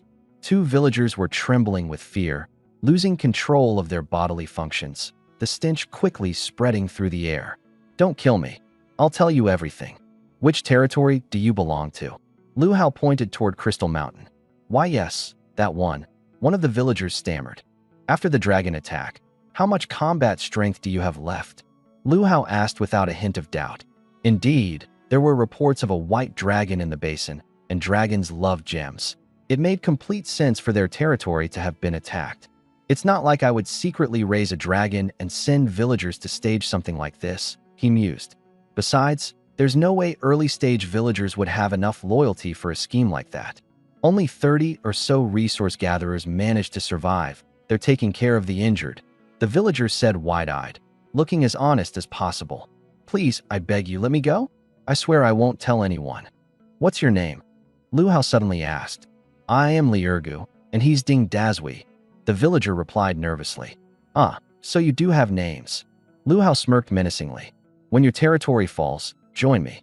I'll make sure you live in riches and glory. The two villagers nodded frantically, a hint of longing flashing in their eyes. Tough luck for Lin Yi, Lu Hao muttered, licking his lips. We've been forced into this, no other choice. Haha, Lu, you're totally right, someone chimed in. The team grew more excited. Only one young man with a buzz cut seemed uneasy, quietly glancing at the communication interface. 10 minutes later, a massive wooden wall appeared in their line of sight, towering into view. Inside, a crystalline mountain shimmered, captivating everyone's gaze like a magnet. It really is bright crystal. Lu Hao's face was flushed with excitement. Break down the gate. Lin Yi's been selling beast meat nonstop. There must be plenty more in stock here. All yours. Hearing about the extra haul, Lu Hao's three companions grew even more thrilled. Warning, you are illegally attacking another lord's territory. The opposing lord will gain strong claim rights to all your lands. The system alerts flooded the screen, but Lu Hao dismissed them with a cold grin. Sorry about this, Lin Yi, he muttered. Bang! The wooden gate crashed to the ground. Brothers, weapons in hand, follow me. Lu Hao raised his long sword, mid-sentence, then stopped abruptly. Clang! The sword fell from his hand. Cold sweat drenched him in an instant. Lu Hao rubbed his eyes frantically, tears welling up as reality set in. Ha!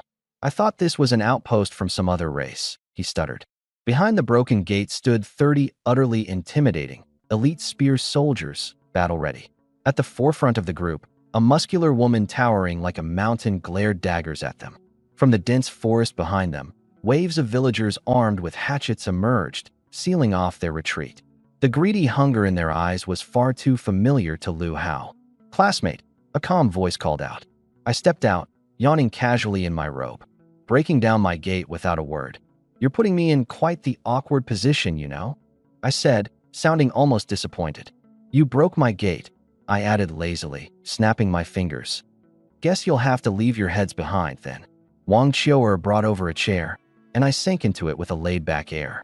She playfully nudged my shoulder with her petite fist, her clear and bright eyes brimming with calmness. Looking at the intruder, like staring at a dead man. Boss, it's a misunderstanding. Lu Hao's pupils constricted sharply. Wang Taizhu wasn't about to give him a chance. Kill. Her eyes flashed white, and every muscle in her thick legs tensed instantly. Before the dirt even had a chance to rise, she had turned into a blur and charged into the crowd. Bam! One punch. The head of the enemy in front exploded like a watermelon. Blood sprayed everywhere, igniting the battlefield. Kill. Let's rack up those contribution points. The spearmen lowered their stances and dashed forward, closing the distance in mere moments. Formation breaker spear. Chunk. A line of silver flashed through.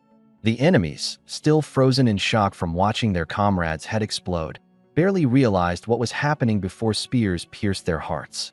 Rotate. The first row of spearmen twisted their wrists, shredding the enemy's guts, then stepped back to make way. Counterattack. Close the gap. Don't push me. Fear spread like a plague. Lu Hao's team devolved into chaos. Compared to the disciplined spearmen, they were like a mob with no sense of order. Chunk. Chunk. The bodies piled up. Feeling the warm blood splatter onto his face, Lu Hao trembled down to his soul. The gap in strength was hopeless. These spearmen weren't just any ordinary rare units. Retreat. Run. He grabbed Shadio and bolted toward the forest. There. Fewer people over there. A skinny young man pointed to a spot where only 3 or 4 villagers stood. Like clinging to a lifeline, Lu Hao sprinted with everything he had, every ounce of energy triggered by his desperation, making him feel like he was barely touching the ground. The narrow wooden gate momentarily blocked the pursuers. After driving off the villagers, they turned back and saw what remained of their once proud team, scattered remnants, barely holding on. "Run!" Lu Hao shouted again, not daring to look back as he plunged deeper into the woods. "Split up!" barked the skinny youth, urging them on. Each went off in a different direction, heads down as they ran for their lives. "My lord, we've taken them all out," Wang Taiju said, shaking the blood from her hands. "Got it." I squinted, watching the direction of the fleeing stragglers disappear into the forest. "Keep a close watch, will you?" "No problem," Wang Fuguei chimed in eagerly. "The kids guarding the outskirts are sharp as a whip. The second they heard they'd get vegetables as a reward for getting the job done, their energies through the roof." "Good. Don't forget to reward the 2 slaves who lured them out." Looking at the field littered with corpses, my chest felt tight. Clink. Xiang Yi leaped down from the watchtower, landing softly like a cat. "Lord, it's your first time?" She studied my pale face with amused interest. "No big deal," I said, trying to sound casual. Xiang Yi chuckled softly. "Just a moment ago, you couldn't let go of Chioer's hand. Now could you, my lord?" My face burned red as I quickly turned away and opened the territory panel. "Your slave has been captured. Rescuing them will grant you a strong claim on the offender's land. Humiliation. Your territory has suffered an attack. You have gained a claim on the aggressor's territory. The strong declaration of the 4 lords. Counterattack. Legion marching speed increased. Defeated an elite militia invader, LV7. For lords' declarations in hand. This wave of gained experience was immense, skyrocketing my level to 16 while pushing my aura attribute past 11 points. I clenched my fist, feeling the surging power coursing through my body. Fighting sure has its rewards. As a lord, there are countless ways to level up. Killing enemies, construction, resource collection, or even increasing the happiness of your subjects. But so far, combat proves to be the fastest route. "It's about time," Xiang Yi reminded me. "All right, let's go." I stood up and, accompanied by Wang Chioer, started to leave. After taking a few steps, I called back without turning my head. "Just in case, take the entire legion and add another 1,000 slaves. With Alina at home, it'll be safe." Crack. Rotting bones were crushed beneath the girl's feet. On the treetops, a blood raven opened one eye, scanning the surroundings. Then it buried its head back into its wings. There's no way anyone alive could still be in Lady Clara's territory. It murmured, drifting back into its dream. Dead silence enveloped the forest once again. Behind a blackened tree, I held my breath. For miles around, the ground was littered with white bones. Unless one could fly, sneaking in silently was almost impossible. I've located the Lich's territory. I should retreat and report back. Boom. The earth trembled as countless bones scraped and clashed, letting out ear-piercing screeches. A blood-black pillar of light shot into the sky, spewing rotted flesh, organs, and maggots. A stench so vile filled the air that it hit instantly. Ugh. My face turned pale as the amplified senses made the smell feel like countless blades mercilessly cutting into me. What in the world is that lich up to? I tore a strip off my sleeve to cover my nose and mouth. A disturbance this massive, there must be some kind of scheme. If it's aimed at the Lord, it'll be too late if I return now. Clenching my jaw, I ducked low and used the chaotic surge of bone debris as cover, making my way towards the depths of the scene. Atop a throne of bones, Clara rested her chin on her hand, watching as undead knights threw the final corpse into the blood pool. "Old man, the offerings are ready." "Hurry up," she barked. Buzz. Gray mist billowed out of the blood pillar, condensing into a form. "Daughter, show some respect when speaking to your father." The hoarse voice grated against the ears like sandpaper scraping a throat. "You've crossed the barrier without permission. The Overlord is displeased." "The Death Overlord only abandons cowards," Clara sneered. "Like you, a Lich King too afraid to face true death head-on. I am your creation, not your daughter. Once I ignite my divine fire, I'll personally tear your bones apart to craft decorations.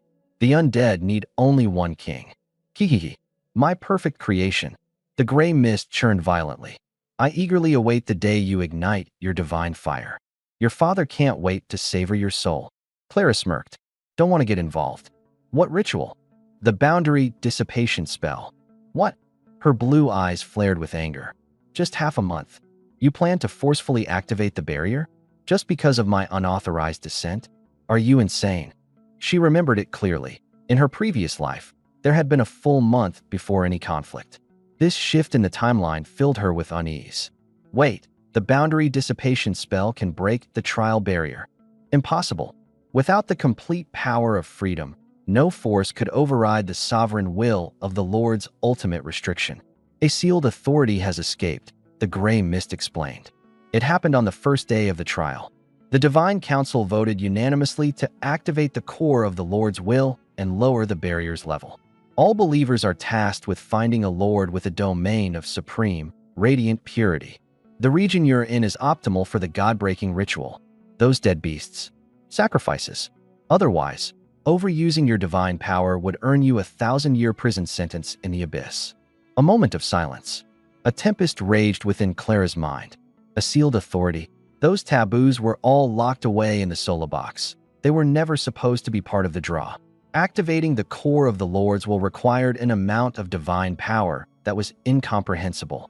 Just for an auxiliary radiance authority? Why were the supreme deities so panicked? As the pillar of blood dissipated, the face within the gray mist also faded away. The timeline has changed. Suddenly, she snapped her head around. Who's there? From 1,000 meters away, I forced an awkward smile. Took the wrong path. Pretty lady, farewell. With that, I turned and bolted. A living being stumbles in and thinks they can just leave? Clara raised her hands lightly. Death bind. Dark energy surged. Countless skeletal hands erupted from the ground, surrounding me in an instant. A mere third-tier pest. Stay here. Clara calmly lifted her glass of blood wine and closed her eyes to savor it. Moments later, she opened them again. Where is he? The spot was empty. In the distance, I had already escaped far away. The moment the skeletal hands touched me, the death energy had dissipated without a trace.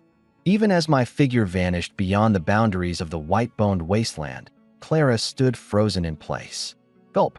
Lu Hao collapsed to the ground, panting heavily. The extended flight for his life had left him like a puddle of mush. When he saw the familiar faces of the surrounding villagers coming over, the tension in his body finally eased. Everyone, prepare for battle. Sadio shouted in a hoarse voice. Bring water now. After a long wait, a villager timidly approached with a tiny cup of water. Veins bulging on his forehead, Sadio snatched the cup and downed its contents in one gulp. Then, he angrily threw it at the villager's face. Idiots! Who the hell is that little water enough for? The Lord is dying. Move.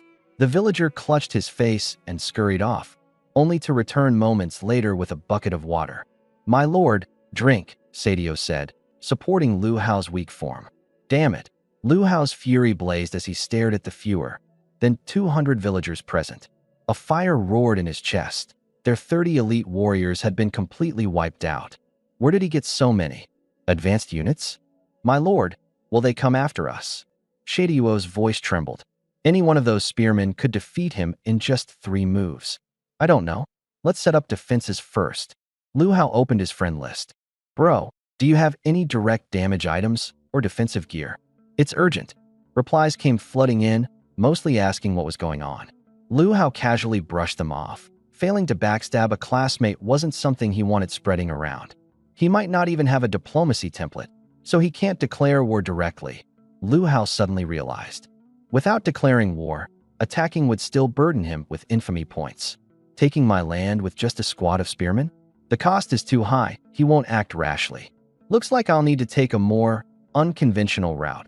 Thinking of Crystal Mountain and the rich rewards, Lu Hao felt his resolve strengthening. Shoo! Faint rustling sounds came from the forest. A woman with a high ponytail stepped out, spear in hand, followed by hundreds of spearmen.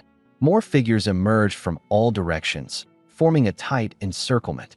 Killing me will subject your lord to penalties. Lord Lin, he has declared war on you. Strong claim activated, dishonor.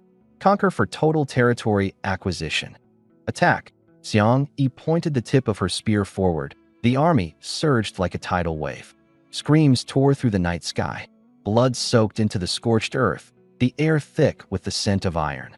10 minutes later, silence fell once more. Congratulations, Lord Love Farming, on annihilating rival Lord. Reward, plus 2,000 prestige points. Mythic level building blueprint. Beast stable X1. Hero recruitment token X10. The announcement reverberated through every Lord's soul. The chat channel erupted instantly. Who's Love Farming? It's a high-tier Lord ID. Who else but Lin? Why harm your own kind? Take a closer look. It was a legitimate strong claim. That poor fool brought it upon himself. Mythic blueprints. The game's about to change. I ignored the uproar, focusing solely on looting the spoils of war. Victory achieved. Looted. Territorial expansion token X1, 500 by 500. Core territory X1. Selectable buildings. Choose one extraordinary grade hero tavern, elite militia barracks, foundry, blacksmith. Finally, life's looking up. I chose the blacksmith and waited for Xiang Yi to finish eliminating the remaining 3 enemies. No, I wasn't concerned about intelligence leaks. If anything, I hoped more would come seeking their doom. Without strong claims, territorial expansion is just too slow. I pulled out the red blueprint. Cracked hoof rhinoceros tribe. Could I finally build a cavalry force? Looking at the recruitment tokens in hand and seeing my prestige brimming once more, I smirked. Time to head to the tavern and test my luck. Trial grounds, Imperial 7th Prince Xia Jie's territory. Villagers wandered back and forth like soulless corpses. Their sunken eyes and gaunt faces looked. The jutting cheekbones, each one a testament to extreme overexertion. Strangely, the population of this place was astonishingly high. A rough glance counted no fewer than 500 or 600 people. Inside the grand hall of the estate, Xia Jie swiftly disabled 10 kill notifications from different regions in one breath. The bloodlust in his red eyes gradually cleared. Lu Hao, the name on his friend list, suddenly grayed out, and with timing so eerie it sent a chill down his spine. The poor soul it belonged to. It was self-evident. Not worth it. Xia Jie massaged his temples, quickly weighing the pros and cons. The Lu family might only be a mid-tier clan, but they never skimped when it came to equipping their descendants. With such backing, Lu Hao's strength was definitely not weak. And yet, Lin Yi managed to annihilate him in a flash before a single distress signal could even reach out. This kind of overwhelming power struck fear into Xia Jie's heart. It's just a rookie king title, he exhaled deeply. At best, it's some legendary troops as a reward. Why risk my life over it? Since entering the trial grounds, he'd been plagued by an unshakable sense of mental fog, making impulsive decisions. My lord, young Mage Roll entered the room, bowing slightly. The offerings are prepared. 40 individuals have been transformed into blood guards. Shall we continue? Xia Jie opened the territory interface. The progress bar was still far from full. Forget it, he shook his head firmly. Things hadn't reached the point of no return. If he went too far, his chances in the Empire upon returning would be slim. Focus on hunting the dragon, he instructed, recalling the high-priced intelligence he had acquired earlier. Confidence began to seep back into his demeanor. The benefits of dragon bloodbaths are no worse than ritual earnings. He turned his gaze toward the outer bounds of the territory. 2 blood-soaked heads lay beneath the grotesque dragon head totem, their forms decaying and withering like lifeless plants. Within less than a minute, they disintegrated into nothingness. At the same time, the statue began to emit an ominous black light, so deep it felt suffocating just to look at. This is ridiculous. Long Tao's chubby face twisted in disbelief, a mix of 30% shock, 70% absurdity, and a full 90% envy. First, a top-tier weekly quest randomly awarded a mythical tavern. Now, the first war kill crowned someone with a mythical blueprint? Bro, who's the real reincarnator here? Wait. Long Tao's expression turned cold. A bold possibility surfaced in his mind. Could this trial have elevated Blue Star to the threshold of a second-tier civilization? If that was the case, there were bound to be several Blue Star lords who had silently stumbled upon incredible opportunities during this trial. Testing his theory would be easy enough. Long Tao accessed the trading hub, quickly searching a handful of rare high-grade materials that typically went ignored. Item unavailable. Item unavailable. The barren marketplace left Long Tao utterly flustered. He vividly remembered there being significant stock of those items just 2 days ago. Normally, they weren't even needed in the trial grounds. Unless there's a special purpose, no one would trade valuable resources for junk. The materials vanished. I'm 90% confident about my guess. Do or die. His heart raced, his hands trembled. Long Tao drew out the magic core he had acquired that day and began painting intricate runes on beast hide with the blood of a fierce beast. Once finished, he rushed into the Lord's hall, shutting the door tightly behind him. The beast hide was pressed face down on the table as he chanted an obscure incantation. In an instant, his prestige points were wiped clean. The territory traits interface popped up, Land of Martial Arts, Reset Opportunity +1. If my guess is correct, this one-time only ritual might score me a legendary or mythical trait. But if not, gritting his teeth, Long Tao muttered, on the path to godhood, there's no room for retreat. He closed his eyes and clicked reset. The interface spun wildly like a slot machine. A moment later, he cautiously cracked open one eye. Red. A rush of blood shot straight to his head, leaving Long Tao completely numb. It worked. A mythical-grade territory trait. The knowledge from advanced civilizations really is miraculous. Their rules are on a whole different level. Construction materials, weapons, everything can be carried over, limited only by quantity. Rumor has it that even third-tier civilizations can bring along elder-ranked combat units for protection. I'm finally rising to the top. Unable to contain his excitement, Long Tao eagerly checked his new trait. But as soon as he saw the name, his victorious grin froze in place. What the? Land of Shinnong. Grade, Mythical. Effects. 1. Crop growth speed plus 300%. 2. Crop yield plus 50%. 3. Daily villager recruitment plus 300%. Villagers come with the farmer profession and gain plus 200% farming XP. 4. Fields can be cultivated outside the territory boundaries. And just like that, he was back on a familiar path. Long Tao felt like the world was crumbling around him. After sitting there dazed for what seemed like forever, he slammed the door open and stormed out. Damn it, no one knows agriculture better than I do. The land of purity. I brought Elena to the tavern door, hand reaching for the handle, only to hesitate and pull back. Should I wait for Xiangyi? Remembering the mysterious prophecy from the fallen archangel, I figured having General Xiang on hand when I used the referral token might create some kind of resonance, upping the chances of summoning a legendary Chinese hero. The memory of barely scraping by to get General Xiang last time was still fresh.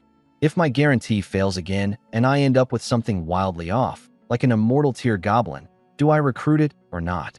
Luck's a gamble, and sometimes you've got to lean on superstitions.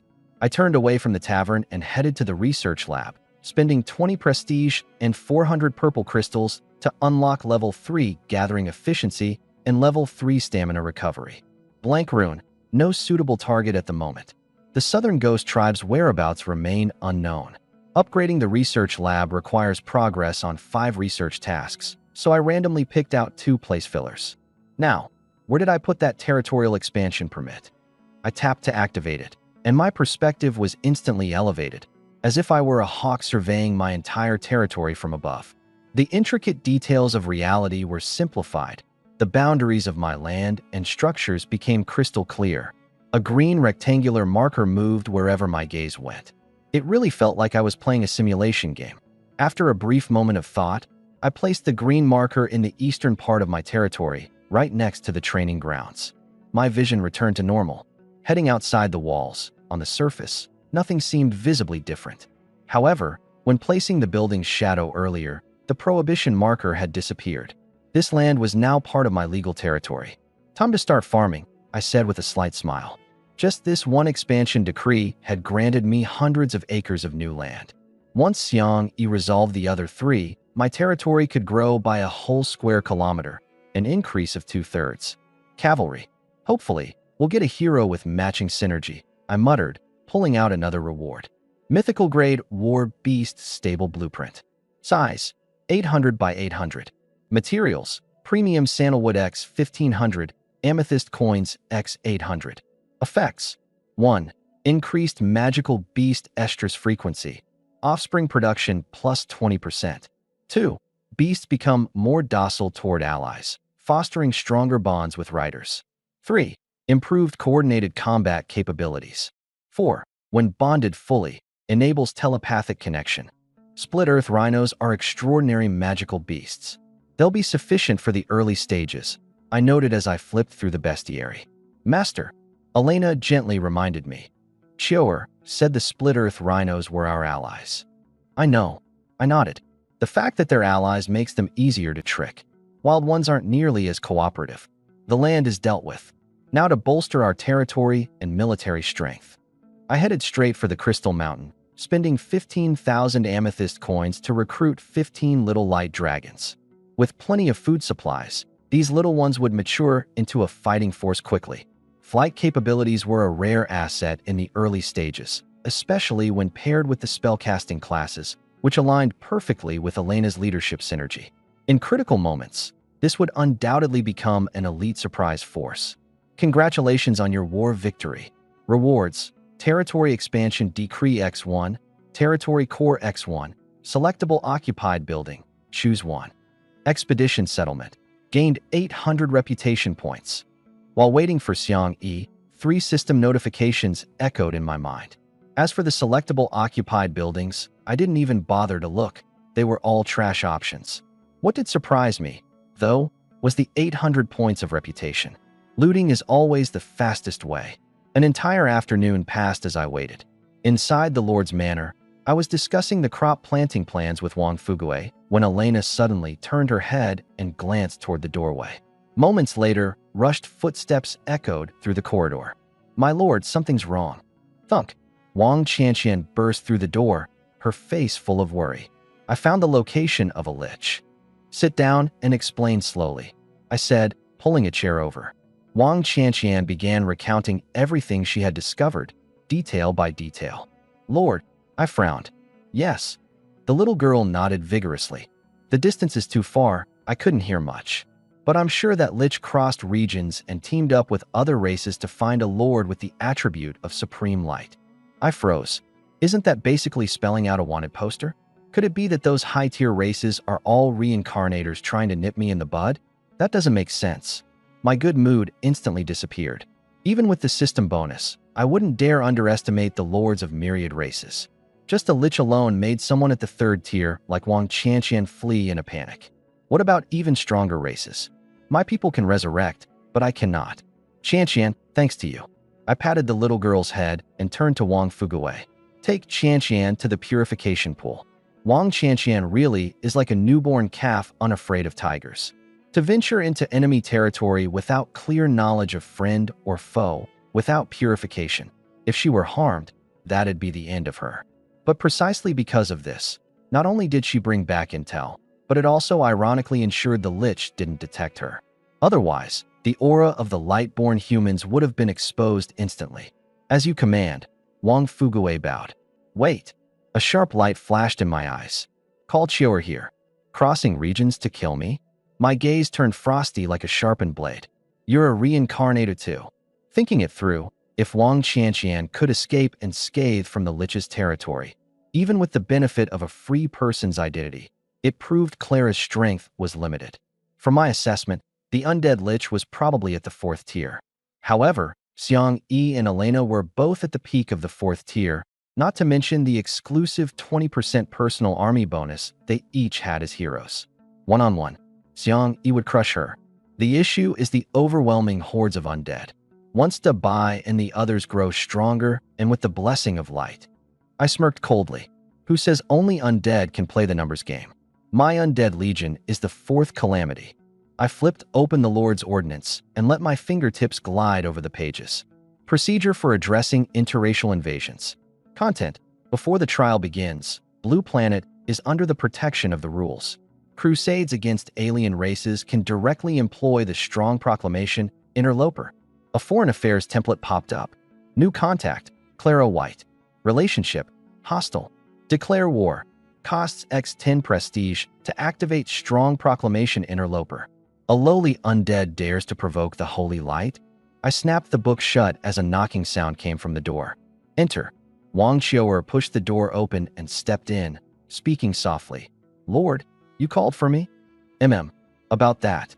The words caught in my throat as I thought about it. broad daylight. Can she even activate the dream network? That group of rhinos might just be rolling in the mud right now. Please wait a moment, my lord. Wang Qiuer's cheeks flushed slightly, hinting she understood my intent. With a knowing expression, she pulled a hair tie from her pocket, tying up her long locks. And then, she dropped straight to her knees, reaching for my pants with intent. Hey, what are you doing? I shouted, clutching onto my waistband like my life depended on it. Elena was right there next to me. To serve my master is my honor. Elena's voice was barely above a whisper, her face flushed crimson, and her heartbeat was audible in the silence. I swallowed audibly, unable to help myself as my eyes glanced over her flawlessly ethereal angelic features. That untouchable aura of a sacred nun only intensified the tension. But there were more pressing matters at hand.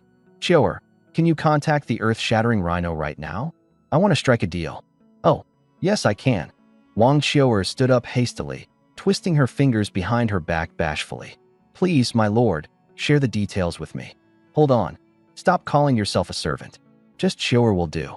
Thank you, my lord. A glimmer of joy flashed in her eyes. My lord, how about I bring you into the dreamscape alongside me?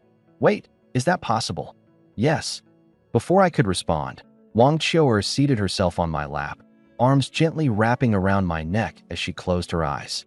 Within mere moments, her breathing grew steady, entering deep sleep right away. Did she actually fall asleep? Confused, I barely had time to process it before an overwhelming drowsiness rolled over me like a tide. Just before plunging into darkness, I realized this dreamscape wasn't just a strategic tool, it was an unparalleled ability for ultimate control. Along the outskirts of the Beast Mountain range, the canyon stretched for dozens of kilometers, like a wound torn open by colossal hands. More than a dozen scarlet flame lions streaked across the ground, their strides covering meters at a time, their ferocious roars echoing through the ravine. Ahead of them, herds of rhinos fled for their lives. The leading rhino bore blatantly deep claw marks, nearly 10 centimeters deep, across its back, yet its dense layers of keratin remained unbreached. Its short yet powerful legs began to shimmer faintly as bursts of light pulsed from them, allowing the herd to outpace their predators. Finally, they broke free from the confines of the canyon. Roar! The lead rhino turned its head, glaring back at the lion pride. The furious lions hesitated 100 meters away, unwilling to move forward, their frustration evident in how they slapped at the surrounding rocks. Chief, we've got the goods. Hurry back. I need to sleep already. The rhino chief shook its enormous head and led its herd into the dense forest. When they returned to their domain, it finally succumbed to exhaustion and collapsed onto the ground with a thunderous thud. The stars shifted above. In a towering stone chamber, I sat in the master's throne. Earth-shattering rhinos are Tier 3 magical creatures, ranked low on the mountain's food chain, Wang Qiuer explained.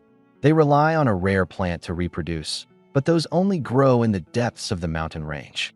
There's always casualties during collection. For now, our interaction with them is limited to intelligence, sharing, and avoiding conflict. Don't worry, my lord. The dreamscape allows for communication beyond language barriers. A hum reverberated, and space rippled like a disturbed pond. A towering, battle-worn rhino solidified in front of me. Human, you almost got me killed, it bellowed. The rhino chieftain roared, and then warily looked at me. Who is he? Apologies, Freck. This is my lord, Wang Qiuer responded. Your lord? Freck's tone softened. What business does he have here? Freck. Species, Earthbreaker Rhino. Aptitude, extraordinary. Level, 25. Constitution, 37.5. Strength, 37. Agility, 37.5. Spirit, 32. I got straight to the point. I'm forming a cavalry and want your kin to join my territory. No. Freck shook his head. If we leave the mountains, we'll lose the earth vein lotus and won't be able to reproduce. First off, I can handle the reproduction process for your plants. I raised a finger. Second, in my territory, no one will go hungry. The earth vein lotus requires magical energy. It thrives quickly only in the mountains. My territory is rich in magical energy, just as good as these mountains. I tapped on the table. At first, I considered helping your species improve its aptitude, but since... Wait. Freck abruptly stood up. My lord, we won't go hungry, right? I've been thinking it over, and my people truly have it rough. If you don't mind, we're ready to migrate now. Me. This is what the textbooks call simple-minded magical beasts? Excellent. I grinned. But there's one more thing. You're familiar with the mountains, right? Can you provide safe routes for hunting tier 3 magical beasts? Hunting tier 3 beasts. Freck's nostrils flared as fear crept into his heart. Just one decision, and his entire tribe's fate could be transformed. Of course, no problem. Freck thought of the lion packs that had cornered and slaughtered his kin, and his eyes reddened. Pleasure doing business. I smiled. This was my true goal in recruiting the rhinos, the tier 3 magic cores, the key to advancing my territory. With a local guide, our hunting efficiency would skyrocket. The agreement was sealed. The dream shattered. I woke up, my arms empty. The hall was deserted. No, it wasn't. Near the bookshelf, Elena was on her knees, seemingly dusting the floor. Her pristine white wings folded against her back, and her round, perky backside trembled lightly with each motion. Gulp. I quietly got up and walked behind her. Today, no one could stop me. Ah. Elena lightly bit her silver teeth, pretending not to notice. A shy blush crept over her snow-white face. The simmering heat radiating from behind made her gaze flicker as her body responded instinctively. Damn it, you're such a wicked temptress. Father, Sister Xiang is back. As dusk fell, Wang Qianqian, perched atop the watchtower, stood on her tiptoes and shouted excitedly. Wang Fuguei rushed up the tower in 3 big strides. The old man rolled up his sleeves, his arms bulging with muscles. 64 years old? Who would believe that? Harvest. Not bad. A flash of white light sparked in his eyes, effortlessly piercing through the darkness, allowing him to clearly see the returning army in the distance. Wow, the spoils are piled up like mountains. Wang Qianqian exclaimed, her eyes lighting up with envy. If it weren't for my duties, I'd be out there slaying enemies and hoarding treasures too. Ridiculous nonsense. Wang Fuguei glared at her. You little brat, all you think about is fighting and killing. Get back and practice your calligraphy. Humph. Wang Qianqian pouted, her eyes rimmed red. The Lord is so much kinder. Before Xiang even entered the city, 6,000 slaves had already swarmed out to grab and transport resources. Where is the Lord? Xiang casually discarded the Overlord's spear, casting a glance at Wang Fuguei. The Lord is currently discussing pressing matters with Miss Elena, Wang Fuguei said with an awkward laugh. I'll go make my report now, Xiang said flatly as she turned and walked away. Wang Fuguei hastened to tally the spoils. 80% were rare materials, the rest a mix of miscellaneous stuff, totaling less than 8,000 purple crystal coins in value. This poor. He shook his head, then clapped his hands and shouted loudly. Move it faster. All slaves who fought get 1 week's rations. Every soldier gets a 1 gold coin raise. Thank you, Lord. Thunderous applause erupted from the crowd. Xiang pushed open the manor's door, stepping into the courtyard. The sounds coming from all around made her cheeks flush red. On the second-floor master bedroom, candle shadows flickered. Figures moved. And those undeniably embarrassing sounds resonated. Bastard. Her blood steamed as she furiously turned and stormed toward the tavern. General Xiang is here for a drink. The tavern server quickly came forward. The usual osmanthus wine? Bring me the priciest one you've got. Xiang pointed directly to the top shelf. A bottle of rare and exquisite liquor worth tens of thousands of gold. The server inwardly groaned. Who had upset this fiery general today? Trembling, he retrieved the bottle and said with a strained smile, Please, General, put in a good word for me. Got it. Xiang snatched the bottle and strode off, leaving the stunned crowd in silence. I pushed the door open, stretched under the moonlight, and let out a satisfied sigh. Ah, a bit of weight makes the fight more satisfying. For rival lords delivered themselves to me, propelling me 16 levels in one go and skyrocketing my power. Grumble, grumble. A sound made me abruptly turn my head. There, Xiang was leaning against the wall, chugging her drink, her elegant, pale neck tilted back. You're back? How's the battle? I asked with a smile. Victory, she replied, her gaze distant. Report complete. I'm exhausted. Taking my leave. Lord, take care of yourself, she added, her tone dripping with jealousy. Ah, The vinegar jar's been knocked over. Wait. I stepped forward and clasped her hand. This girl was the backbone of our forces. I had to make it right. My apologies, dear Xiang. Her delicate frame gave a faint tremble. When you returned from your expedition, I should have been the one to personally welcome you. I could feel the warmth rising in her hand. Xiang Yi's expression softened ever so slightly. Her face was cold and stern, but her red lips curved into a faint smile. A chance.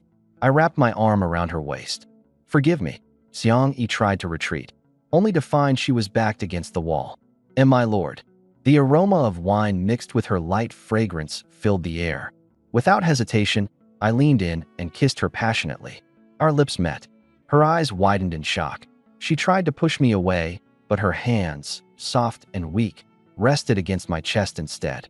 It only made the moment more intimate. Slowly, she closed her eyes and gave into the kiss. After what felt like an eternity, we finally pulled apart. My lord, another day. Xiang Yi turned her head, gazing at the stars. I don't like being passive. All right, I said with a playful smirk, licking my lips. Let's go recruit some heroes. The main task for today, recruiting heroes. And yet, another undisciplined day. Hand in hand, we strolled slowly, taking our time on what should have been a short walk. My lord, that was way too cheesy earlier, Xiang Yi muttered, pressing her lips together. Cough. I just got caught up in the moment, I replied, rubbing my nose awkwardly. Xiang Yi raised an eyebrow and changed the subject. I'm close to leveling up. In terms of level? No, talent. She shook her head, then explained, attributes can be enhanced through external means, but talent is different. Just as a dragon is born with scales and claws, we heroes are naturally gifted in commanding legions. I've never heard of a hero's talent advancing before. Her words left me stunned. Xiang Yi already had an incredible 180% bonus to spear soldiers, and she could still grow even stronger? The reason is still a mystery, she speculated. Elena's origins seem shrouded in questions. Perhaps her missing parts relate to a racial talent. That makes sense. So, when choosing heroes, don't just go for good looks. I laughed heartily. Of course not. We pushed open the tavern doors, and the lively room fell silent. Every eye turned toward us. Even a mimic sitting on a table bared its teeth. Nothing special. Most of the heroes present were of epic or legendary rank at best. Pay up, and let's wait for the next batch. I used an invitation token and sat down with Xiang Yi. What would the lord like to drink? Asked the sycophantic waiter. Oysters, lamb kidneys, and leeks, I replied. And General Xiang? None for me. Thank you. A while later, glowing white light surged through the tavern door. The new batch of heroes arrived. I scanned them quickly, unsatisfied, and prepared to use another invitation token. Hold on. Xiang Yi stopped me, placing her hand on mine. There are still more on the way. She recounted her own experience of arriving, traveling through multiple portals. I'd already summoned 20 batches. Got it. Here's your food, the waiter announced, placing the dishes on the table. I picked up a piece of sautéed lamb kidney and tasted it. Not bad. We should think about training a good chef ourselves. I used the second invitation token. The white light surged again. You yanked me here in the middle of a feast. A bold, boisterous woman's voice rang out. My spirits lifted instantly. Finally, a kindred spirit. Knock, knock. A leg as thick as a tree trunk stepped in, its hair bristling like steel needles. Next, a titaness, a head taller than Wang Taiju, walked into the tavern. It's fine, as long as we're on the same side, Xiang Yi said reassuringly. If she's a bit weaker, we can train her up. I forced a bitter smile, preparing to check her stats. Whoosh. A dark shadow streaked towards us like lightning, delivering a vicious kick straight to the titanist's leg. Crack. A sharp sound of bone snapping echoed. Xiang Yi instantly shielded me. The titanist dangled from the ceiling, having smashed through several beams. You think you can cut in line just because I'm short? A figure strolled in, grumbling, only to stop and zero in on me. Without hesitation, she headed straight in my direction. Halfway there, she furrowed her brows, grabbed a nearby chair, weighed it in her hands, and suddenly hurled it upwards. The chair flew like an arrow, striking the titanist square in the forehead. That's what you get for cutting in line. The air thickened with an aura of bloodlust.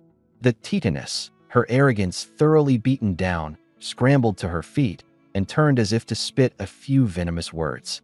The dark figure raised her hand menacingly. Terrified, the Titaness clutched her head and bolted out of Hero Tavern. Humph, you think you can mess with me? The newcomer showed no restraint, planting her hands on a booth and climbing up. Lying back, her short legs dangled and swayed idly. Who's the lord around here? That would be me, I said, sizing her up. She was about 4 feet tall, with chestnut red eyes locked hungrily onto the steaming food on the table. Her messy black hair spilled down to her waist, a few sparse bangs hanging across her forehead, with a single cowlick adorably standing up at the top. The thick, smoky eyeshadow around her glaringly neutral face gave her the look of a debt collector. What are you staring at? The little girl sneered, pointing to the dishes. Two-timing your plate over the pot? You got the chops for that, little shrimp. Bang. Xiang Yi slammed her hand on the table. Now that you're in the anchor point, show at least basic civility. Civility? The little girl let out a mocking laugh that cut off abruptly. I'm uncivilized, and so what? I have no qualms teaching you some manners for disrespecting our lord. Waves of energy rippled from Xiang Yi's body. Puffed, local tough girl, huh? Think you can take me? Think I can't? Step outside. Xiang Yi's cold glare sharpened. Outside. The little girl climbed onto her chair to meet Xiang Yi's height. Of course, within our territory. Our territory? I never said. What's the matter, scared? Xiang Yi interrupted with a taunting smile. She sighed theatrically. Fine, I won't bully a kid. She pulled out a violet crystal coin, tossing it onto the table. Then, grabbing my arm, she started to drag me outside. Use that to get yourself something decent to eat and grow some height. Wouldn't want it going around that I pick on children. I was thoroughly bewildered as I got dragged along. Wasn't this supposed to be a hero recruitment? Why is it all bickering? Stop right there. Gusts of wind howled. Chairs clattered. Decorations tumbled to the floor. I turned back and froze. The petite girl was no longer. Turned into a tall, stunningly beautiful woman enveloped in dark energy, with eerie blood-red eyes. Her wavy hair flows in the wind as she slowly summons a dark crimson halberd with her right hand. I'm sick of being called a kid. Come on, let's fight. Ding. Target's favorability rating insufficient, but voluntarily joins the territory. Additional recruitment conditions applied. Reputation value deducted by 100%. Reputation deducted, 120. Congratulations. You've successfully recruited the immortal level wild hero, Lu Xiaoyu. Interesting. Xiang Yi curled her finger with a smirk. No blessings. Don't say I'm bullying you. You're asking for it. Lu Xiaoyu darted forward with a swift move. As she brushed past me, she sneered. Little weakling, let's talk after I win. The two women left the tavern in succession. How much will it cost to fix this mess? I looked at the wreckage, my eye twitching. The tavern server staggered toward me, blood dripping from a wound on his head. My lord, go get that wound treated first. We'll deal with this later. I opened the territory interface to check the new hero stats. Lu Xiaoyu. Race, human. Quality, immortal, growth potential. Level, 40. Class, unparalleled, unique. All attributes, 150. Skills, precision strike, unrivaled battle spirit, ghostly form. Exclusive affinities, cavalry, archers, 180% synergy. Others, 120% synergy. Commander's skill, one-woman army. Unparalleled, one-woman army. I murmured. Could she be a descendant of Lu Bu? Ghostly form, reveals true power, exerts a suppressive mental pressure, and enables attack intuition.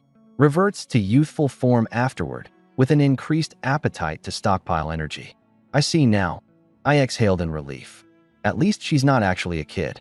They only deducted 120 reputation. I realized in delight. My influence perk was still working. Boom.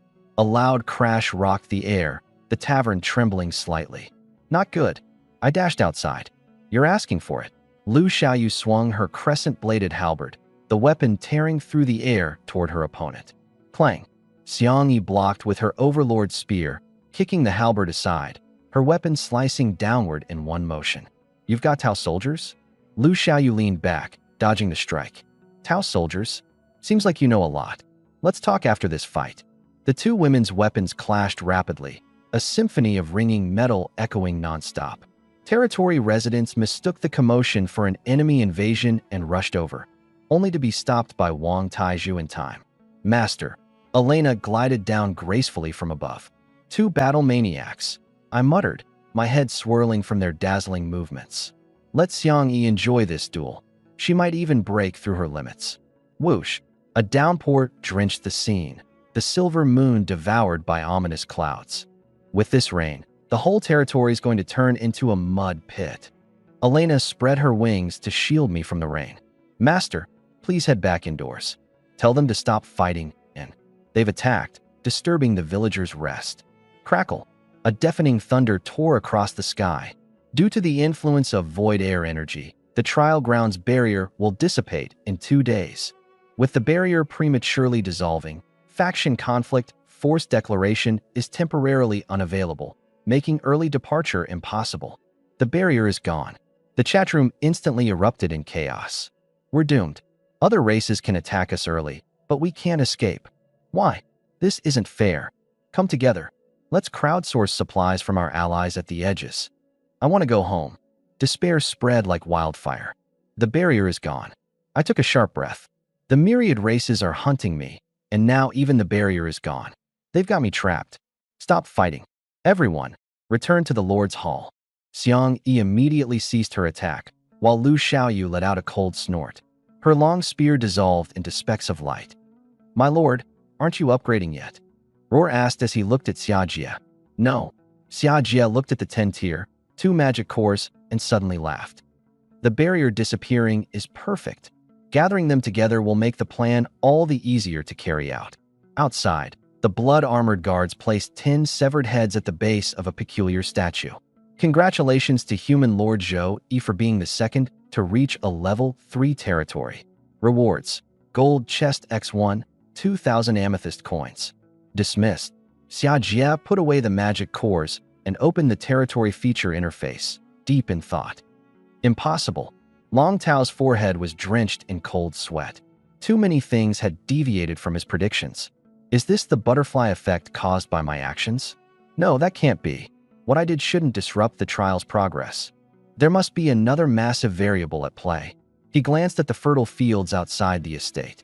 Fertile fields, growth speed plus 3%, yield plus 5%. It'll have to do. I need to secure a slave token. With a mythic level farming trait, he could rapidly accumulate initial capital. Without the option to switch classes, purchasing slaves was his only path forward. Luminous Twin Flower. Long Tao recalled the treasure given to him by the Lich. Right? Recruiting light elves would significantly boost yield. It's time to assist the Lich in obtaining a forced declaration. Now, how will I manipulate Lin Yi into this? Heavily, rain lashed against the estate's roof. Thunder roared. I was the first to step into the hall, settling directly into the main seat. Elena, summon the Wang family here. As you command, my lord. Elena offered a slight bow, then turned to exit through the door. 2 figures brushed past one another. If only this damn tavern hadn't suppressed my powers. Lu Xiaoyu's red eyes flashed with frustration. Hee, Xiangyi chuckled lightly. When you're restored, let's battle again. Humph. Lu Xiaoyu found herself a quiet corner and sat down, her thoughts churning. Ever since setting foot in this territory, the bottleneck that had long troubled her martial arts suddenly began showing signs of loosening. Zhao. The scenes from past battles flash vividly in my mind, each flaw glaringly clear. This lord, quite intriguing. Not everyone's here yet. I cross my arms. Let's chat about history first. I lock eyes with the new hero across from me. In her divine, ghostly form, she is breathtakingly beautiful, scarlet lips like fire, red eyes that seem to pull you in, a high-bridged nose complemented by exquisite features, utterly flawless. Well, except for a slightly underdeveloped chest. If she were mute, she'd be absolutely perfect. Lu Xiaoyu. I go by Lu Yuchan now. The beauty immediately interrupts. Lu Xiaoyu is my child form. Before her words even finish, she deflates like a balloon, shrinking rapidly back to the childlike appearance I'd first seen. Under the light, she actually bears a striking resemblance to a certain game character. Now it's Lu Xiaoyu again, got it? Don't mix it up. The petite girl props her face up with her hands. Sometimes even I can't tell the forms apart. What did you want to know about history? I'm at a loss. You don't know? What's your connection to Lu Bu? And what about Zhong Kuei? Oh, that old guy. Lu Xiaoyu leans back lazily. A few thousand years ago? Tens of thousands maybe. Who knows? Anyway, He and Jiao Chan had me, left a bit of inheritance, and then poof, gone with the wind. I've only been conscious for the past 20-something years. As for that Zhong Kuei quote, I overheard it somewhere. It just sounded cool. No educational heritage? I widened my eyes. What good would that do me? Lu Xiaoyu rolls hers. Would I battle enemies with persuasive speeches? Or shower them with love to reform them? In the end, a big fist is the only thing that matters. Me. Crude, but she's got a point. Suddenly, an idea sparks in my mind. Wait, is the heroic soul realm a gathering place for lost spirits? Duh. Lu Xiaoyu points at Xiang Yi. We're both ghosts. She's got Taoist troops and ancestral spirits guiding her, so her memories haven't been wiped. As for me, I lost my halberd when I was little. Can't even find its physical form now. I got tricked into becoming a hero, only to have my power suppressed into a pathetic state. My talent level? Gone just like that. What's the point of living? Lu Xiaoyu spirals into a bout of self-pity. Master, I thought you already knew about the heroic soul realm. Xiang Yi interjects nervously. No worries. My heart races. Turns out, the heroic soul realm might house countless spirits from Earth, like wanderers far from home, suddenly stumbling upon the road back. Trash textbooks. I curse inwardly. Those records were utterly misleading. Knock, knock, knock. A knock at the door. Come in. The Wang family braves the rain, carefully cleaning the mud from their shoes before stepping inside and sitting down. We're all friends here. Make yourselves at home. I gesture toward the sulking girl. This is Lu Xiaoyu, the newly appointed cavalry commander. Her personality is direct and to the point. Everyone curiously turned their eyes towards the petite commander. Back to the matter at hand. I said, my expression serious. We've caught the attention of the gods. The road ahead is fraught with danger and challenges. Our territory must develop rapidly. With a sharp gaze, I swept my eyes across everyone. Wang Lao, set up defenses within 50 kilometers. Use cattle and slave labor to monitor closely and prevent ambushes. Provide one meal a day to maintain their strength. Any intelligence we gather must be explored immediately. Don't overlook any opportunities for improvement. And above all, money. We'll need a significant amount of funding. Wang Fugue spoke sternly. Even if it costs me my life, I'll carry out your orders. Good. I continued to assign tasks. Qianqian, gather intel on the ghost tribe. Qiu'er, focus on recruitment. Make sure to get 8 hours of sleep each day to strengthen the dream network. Dazhuang, if the warriors can't train in battle formations, have them run. If they can't run, have them crawl. If they can't crawl, make them work on breathing and lung capacity. Every hero must join the training sessions. Taiju, spare no effort to strengthen yourself.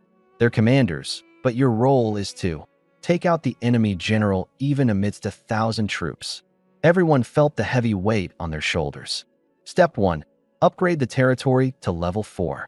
Hunt 3rd-tier magical beasts. Everyone clear. Understood. The group dispersed, leaving only Lu Xiaoyu sulking in her corner. Xiaoyu, what is it? Is dinner ready? The little girl grumbled. I chipped in 30 gold coins for the feast and haven't even gotten a bite. I leaned in and yelled into her ear. Dinner's ready. Eat all you like. Why are you shouting? Lu Xiaoyu jumped off her stool, clutching her ears, muttering curses as she walked out. Got it. Bang. The door slammed shut with force. I twitched the corner of my mouth. Tough words, soft heart. I pulled out the mythic beast pen blueprint.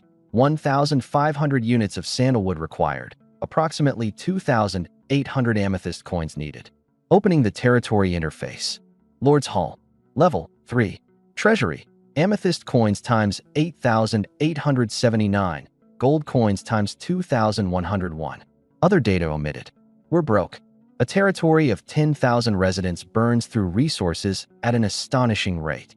These 8,000 plus amethyst coins were hard-earned from selling beast meat. I reached out to Hao Xingren. Hey, I need 1,500 units of sandalwood. Got it. Same price as always, my friend.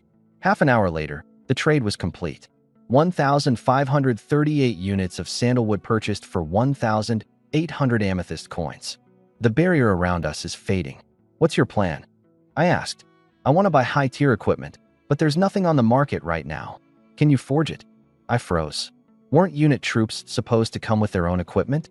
The value of resources just spiked again. I haven't even built a blacksmith yet. Wait, the equipment for your units is all store-bought? That's next-level luxury. All right, I handed over the confiscated gear, a bronze coin, to Hao Xingren. Take it. Use it. Boss, this is way too valuable. Don't sweat it. I'll figure something out. Just as I was about to rest, a government notification popped up. Citizen Li Dazui has forged a rare spear, LV-15, at the blacksmith forge. What? My territory has a blacksmith? A level 15 rare weapon. Selling it for 200 to 300 gold coins wouldn't be unreasonable, right? War profiteering is a must. Creak. Wang Fugue barged in, his face beaming with excitement. My lord, we've hit the jackpot. The barrier is about to disappear, and lords are scrambling for weapons. Li Dazui has now mastered crafting rare equipment. What's the production rate? I asked quickly. Wang Fugue held up one finger. 100 pieces a day? I frowned. That's way too low. No, Wang Fugue laughed. 100 pieces an hour. What? My eyes widened, entirely stunned by the number. Even with modern machinery, such a production rate would be insane, let alone handmade forging. Let's go check this out. The rain fell like waterfalls as I splashed through the muddy path straight to the blacksmith's forge. Clang, clang, clang.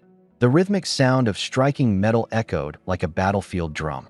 Pushing the door open, I saw 5 villagers working relentlessly amidst flying sparks, hauling iron ingots, working bellows, quenching the metal, each with their own precise role.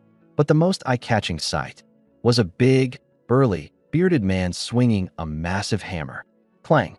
The hammer struck down, and sparks exploded into the air. The iron ingot subtly deformed. Clang! Clang! 2 rapid consecutive strikes. An intense burst of white light. The iron ingot instantly transformed into a blazing sword blade. Hisses! The blade hissed as it was plunged into oil to cool, igniting flames momentarily. The bearded man grabbed the hilt, giving it one final swing. With another flash of white light, a razor-sharp longsword emerged. From start to finish, the forging process didn't even take 3 seconds. I was dumbfounded. Even if someone were cheating, this speed was absurd. Lord, Li Dazui tapped the edge of the blade, grinning proudly. It'd take others at least an hour or 2 to finish this. One of the other villagers, unwilling to admit defeat, swung his hammer furiously at an iron ingot. The ingot deformed, but no white light appeared. Quickly, I opened Li Dazui's character profile. Li Dazui, level 20, class, Dawn Blacksmith, self-awakened. Skills, speed forging, 1 hit is all it takes, / purification, the nightmare of undead. A self-awakened class. I gasped, chills running up my spine. My lord, I can pass this craft down. Li Dazui beamed with a silly grin. Government notification, Li Dazui wants to pass on his class. Construct the Hall of Heritage to imprint the Dawn Blacksmith. He can replicate his class. My heart raced. If I build the Hall of Heritage and pair it with Alina's holy blessing, I could have an endless pool of elite troops. All right, keep it up. Power. I gave him a pat on the shoulder. Don't take too big of a step, or you might end up pulling something you'll regret. Back in the bedroom, I opened the package left behind by Xiang Yi. Inside were a dozen or so amethyst coins and a dull-looking silver ring. Storage ring. Space, 1 cubic meter.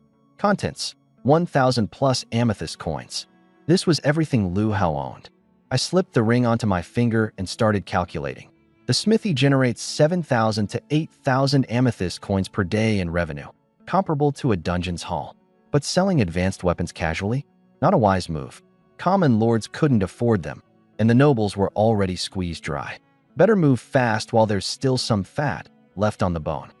The next morning, the rainstorm had passed. In the misty dawn, the villagers were as taut as drawn bowstrings, busily constructing. The chat channel had exploded. Holy smokes. Lin Yi just scored another mysterious hero. Minimum tier? Mythical. Could even be immortal. The new weekly missions are here. Are we leveling up to a 2nd-tier civilization? Please, Lin Yi, let me join your side. I'll even sign a blood contract. I scrolled through the reports. 7 lords had reached level 3 territories, but there wasn't a peep from the imperial princes. Focus on getting to level 4 first. Outside the east gate, 100 spear-wielding soldiers were sprinting while carrying massive stones. Wang Dazhuang's whip cracked noisily in the air. Roar! Dubai landed nearby, clutching a chunk of crystalline beast meat in its jaws. Splat! The meat dropped at my feet. Dubai wagged its tail, its slit pupils glowing with eager flattery. Look, I brought you something tasty. Good boy, you eat it. I patted the scales on its head. Ugh! Dubai blinked, then suddenly licked my face with its tongue in one sweeping motion before snatching the meat back in its jaws and bounding off. Its tail drew mocking waves in the air. You little dragon meat's on the menu tonight, I shouted, wiping the slobber off my face. But watching Dubai fly off, I stroked my chin. Might be time to craft a dragon saddle. In the distance, blurry shapes gradually came into focus. Moo! Freck had arrived, leading 180 Earthsplitter rhinos. These enormous beasts shook the ground with every step, like moving fortresses of war. This war beast army could crush all other lords of Bluestar, except for me. Moo! Freck stared down the spear-wielding warriors beyond the wooden walls. Not fear, battle intent burned in his eyes. Even more terrifying was the woman with wings on her back, an oppressive aura like a tidal wave crashing in from a collapsing mountain. If they fought now, submission wasn't the outcome for his people. It'd be the dinner table. Moo! Freck dropped to both knees, a contract sigil glowing on his forehead. Earthsplitter Rhino Freck requests to join as a citizen. Accepted. The contract sealed, lights flew into the Lord's Hall. His kin followed suit. Earthsplitter Rhino Tribe requests to join as citizens. Accepted. 181 ground-splittering rhinos all surrendered. The blessing of the pristine land took effect instantly. Moo! Fleck was stunned. His aged body regained vigor, as if decades had melted away in an instant. But what shocked him more? A female rhino's belly began to swell like it was being inflated, and in mere moments, 4 little rhinos plopped into the muddy pit. A miracle. The animal pen is ready. Settle your people there, I directed, pointing toward the newly constructed shelter, then lead us into the Beast Mountain Range. Fleck immediately complied. The cavalry corps is almost formed, I mused, going over plans to dilute the waters in the refining pool to stretch its usage. The sun began to rise on the horizon. Move out. Elena donned my full suit of armor adorned with flame-like patterns. Battle lineup.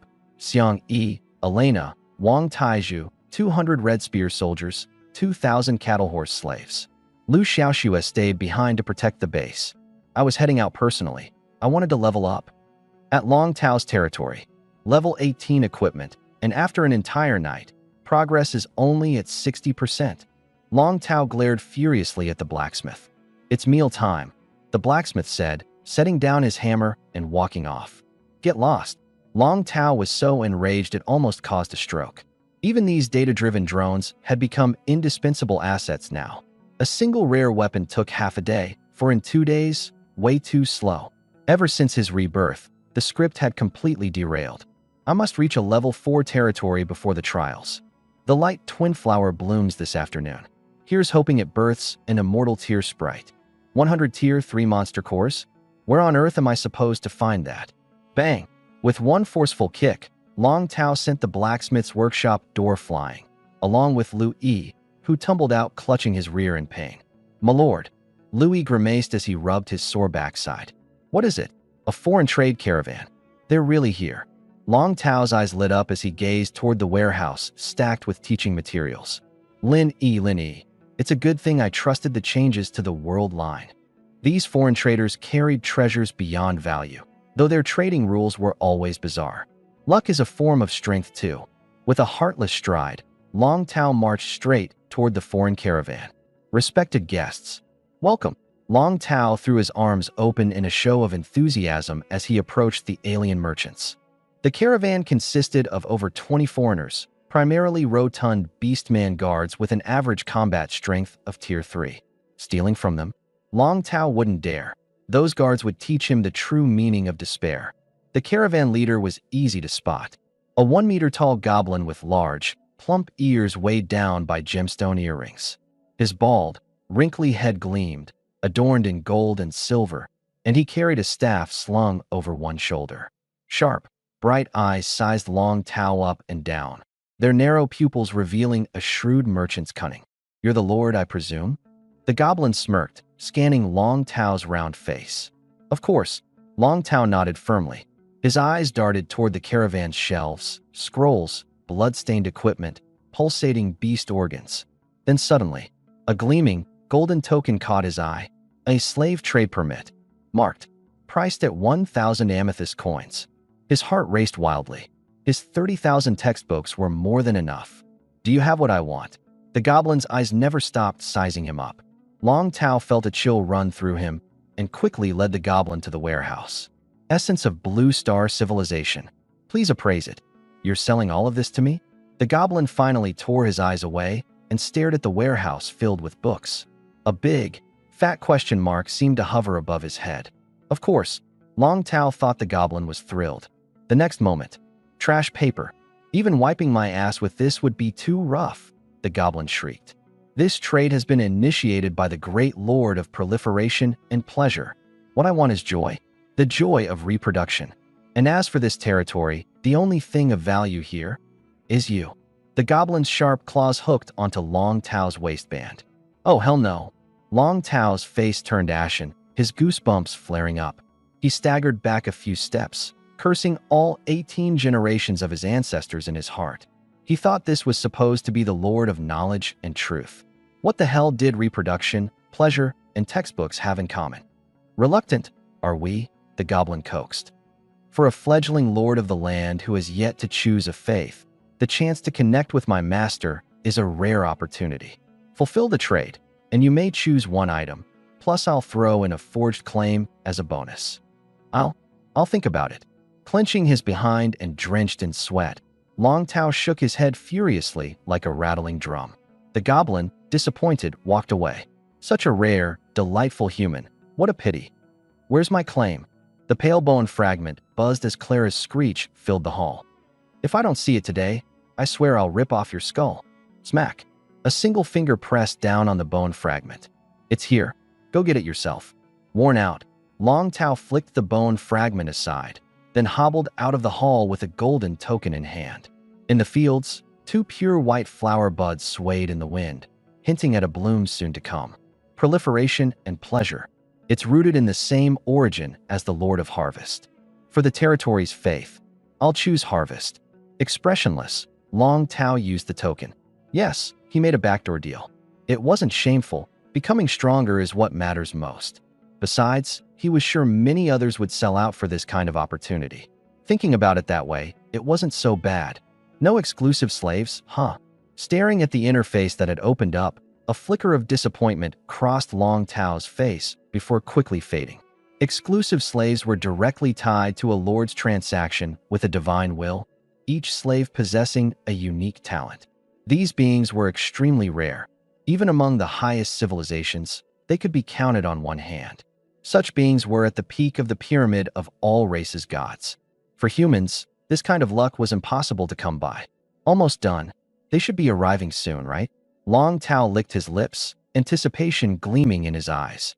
Suddenly, a crisp notification resounded in the minds of every lord across all races. The timeline of the world must return to its proper course. Long Tao's face darkened with malice. "Only I can get the ticket." Trial zone announcement. The world boss has spawned. All lords who participate will receive a participation prize. Rewards will be distributed based on contribution to damage dealt after the kill. The top 3 contributors will earn the title Hunter. The chat channel erupted. "The boss is here. Quick hide." Last time during the Blue Star trial, the boss appeared right in a group of lords. So many people died. Lin E is here. Should we give it a shot? Are you crazy? The boss is peak tier 4 with world buffs. Its health pool is insanely thick. As strong as Lin E is, he can't carry this alone. Honestly, the exotic trade caravans seem more intriguing than the boss. Something to do with propagation and pleasure? Bro, I got a bad feeling about this one. Laughs female trolls. That's hitting the jackpot.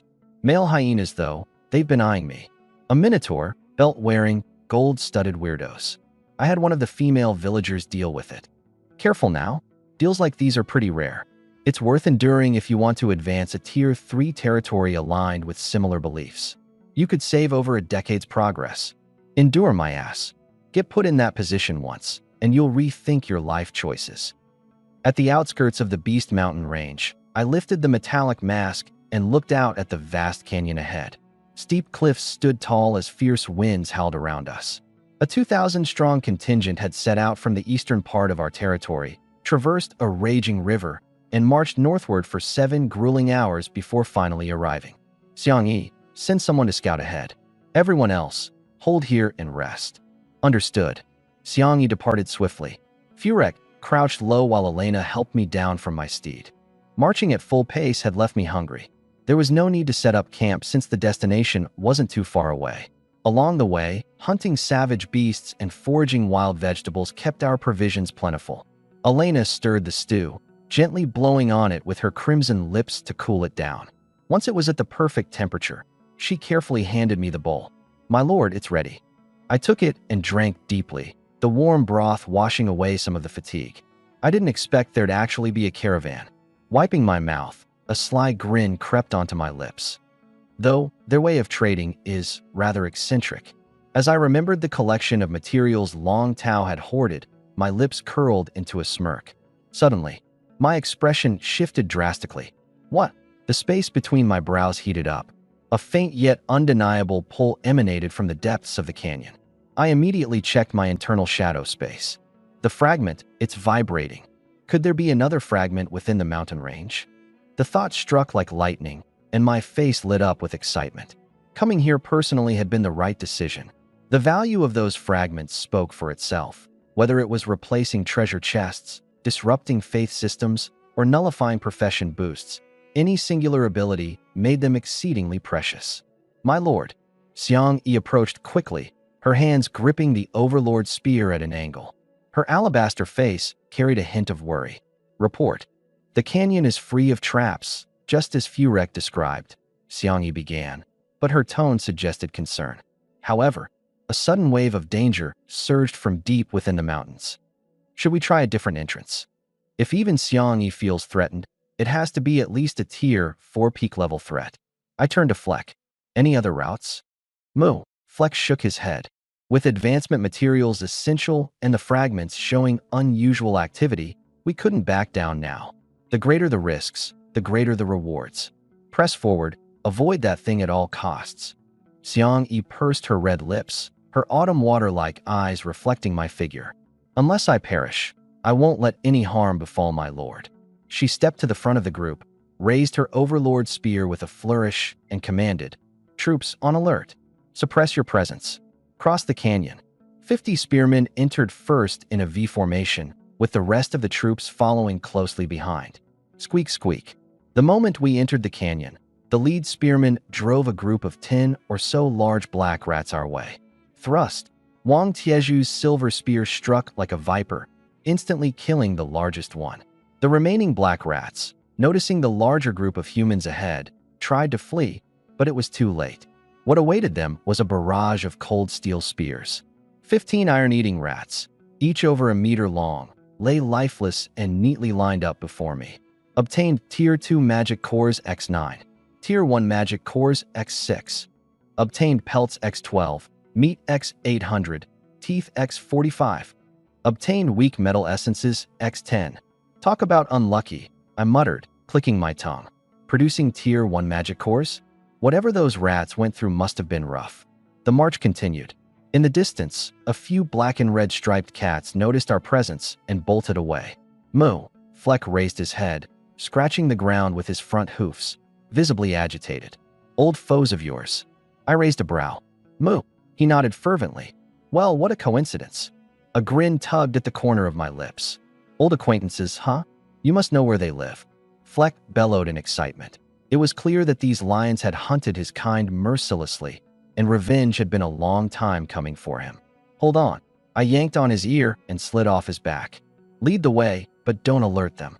After crossing the canyon, we reached a sprawling area of emerald green mountains. It was a flat, open expanse teeming with birds and beasts darting about. So much raw potential. Too bad we're leaving in half a month. Your army has slain a long-arm ape, LV 17. Your army has slain a bear beast, LV 19. Your army has slain a rocky back boar, LV. 13. Pure energy surged through my body. A few more kills like this, and I'd be hitting level 17 myself. Master. Elena descended from the skies, her wings lightly stirring the air. 20 Tier 3 lions, one at peak Tier 3, Lion King, and cubs as well. The encirclement is in place, awaiting your command. I gazed down at the pride of lions napping at the foot of the mountain. Leave the cubs there. He's done for. Understood. Elena signaled to Xiangyi. Whoosh. A black blur of a spear cut through the air. Attack. 200 spear-wielding soldiers surged forward like an unstoppable tide, bloodlust radiating off of them. Roar. With a single paw swipe, the Lion King sent a spear flying, belatedly realizing that the humans shouting honor, sacrifice, and unity were not nearly as formidable as they seemed. Tear them apart, the Lion King bellowed furiously. Buzz. The stench of death filled the air. The black spear shadows streaked like meteors across the battlefield, dazzling, yet fatal, chasing stars, catching moons. Thud. The mighty spear pierced straight through the Lion King's skull and lodged itself firmly into the ground. Xiangyi hooked her ankle around the spear, hovering gracefully midair. The lion pride, despite its strength, faltered in the face of the overwhelming 10-1 numbers advantage and the accelerated reflexes granted by their blessings. Momentum shifted drastically in favor of the army. Meanwhile, Wang Taizhu charged forward like a human wrecking ball, cutting through the fray unchecked. Balance on the battlefield shattered. Your troops have defeated Dark Flame Lions, LV. 27. Pure energy surged into me, propelling my level up in rapid succession, 17. 18, 19. My spiritual stats paused at 14.8. I tallied the casualties. 25 lightly injured, 2 severely injured but in no mortal danger. What's next? Xiangyi asked, wiping blood splatter from her face. Harvest the earth vein lotus. Located seeds. Rumble. The ground quaked beneath us. The spear-wielding soldiers swiftly formed a defensive formation, positioning me in the center. Xiangyi and Elena's faces turned pale. It's that thing. Retreat. This isn't good, I murmured, licking my lips. It's coming for us, fast. Can you see it, my lord? In a way, I muttered, my eyes narrowing at the words hovering closer. Prepare for battle. Twisted Abomination, World Boss. Level 40. World Buff. Physical constitution increased by 10,000%. Skills. Description. A grotesque entity formed from wandering vengeful spirits. Highly infectious, incredibly powerful. Approach with extreme caution. From a hidden ridge, a figure cloaked in blood-tinted mist silently observed as the world boss charged towards my army. Without a word, they turned and disappeared into the shadows.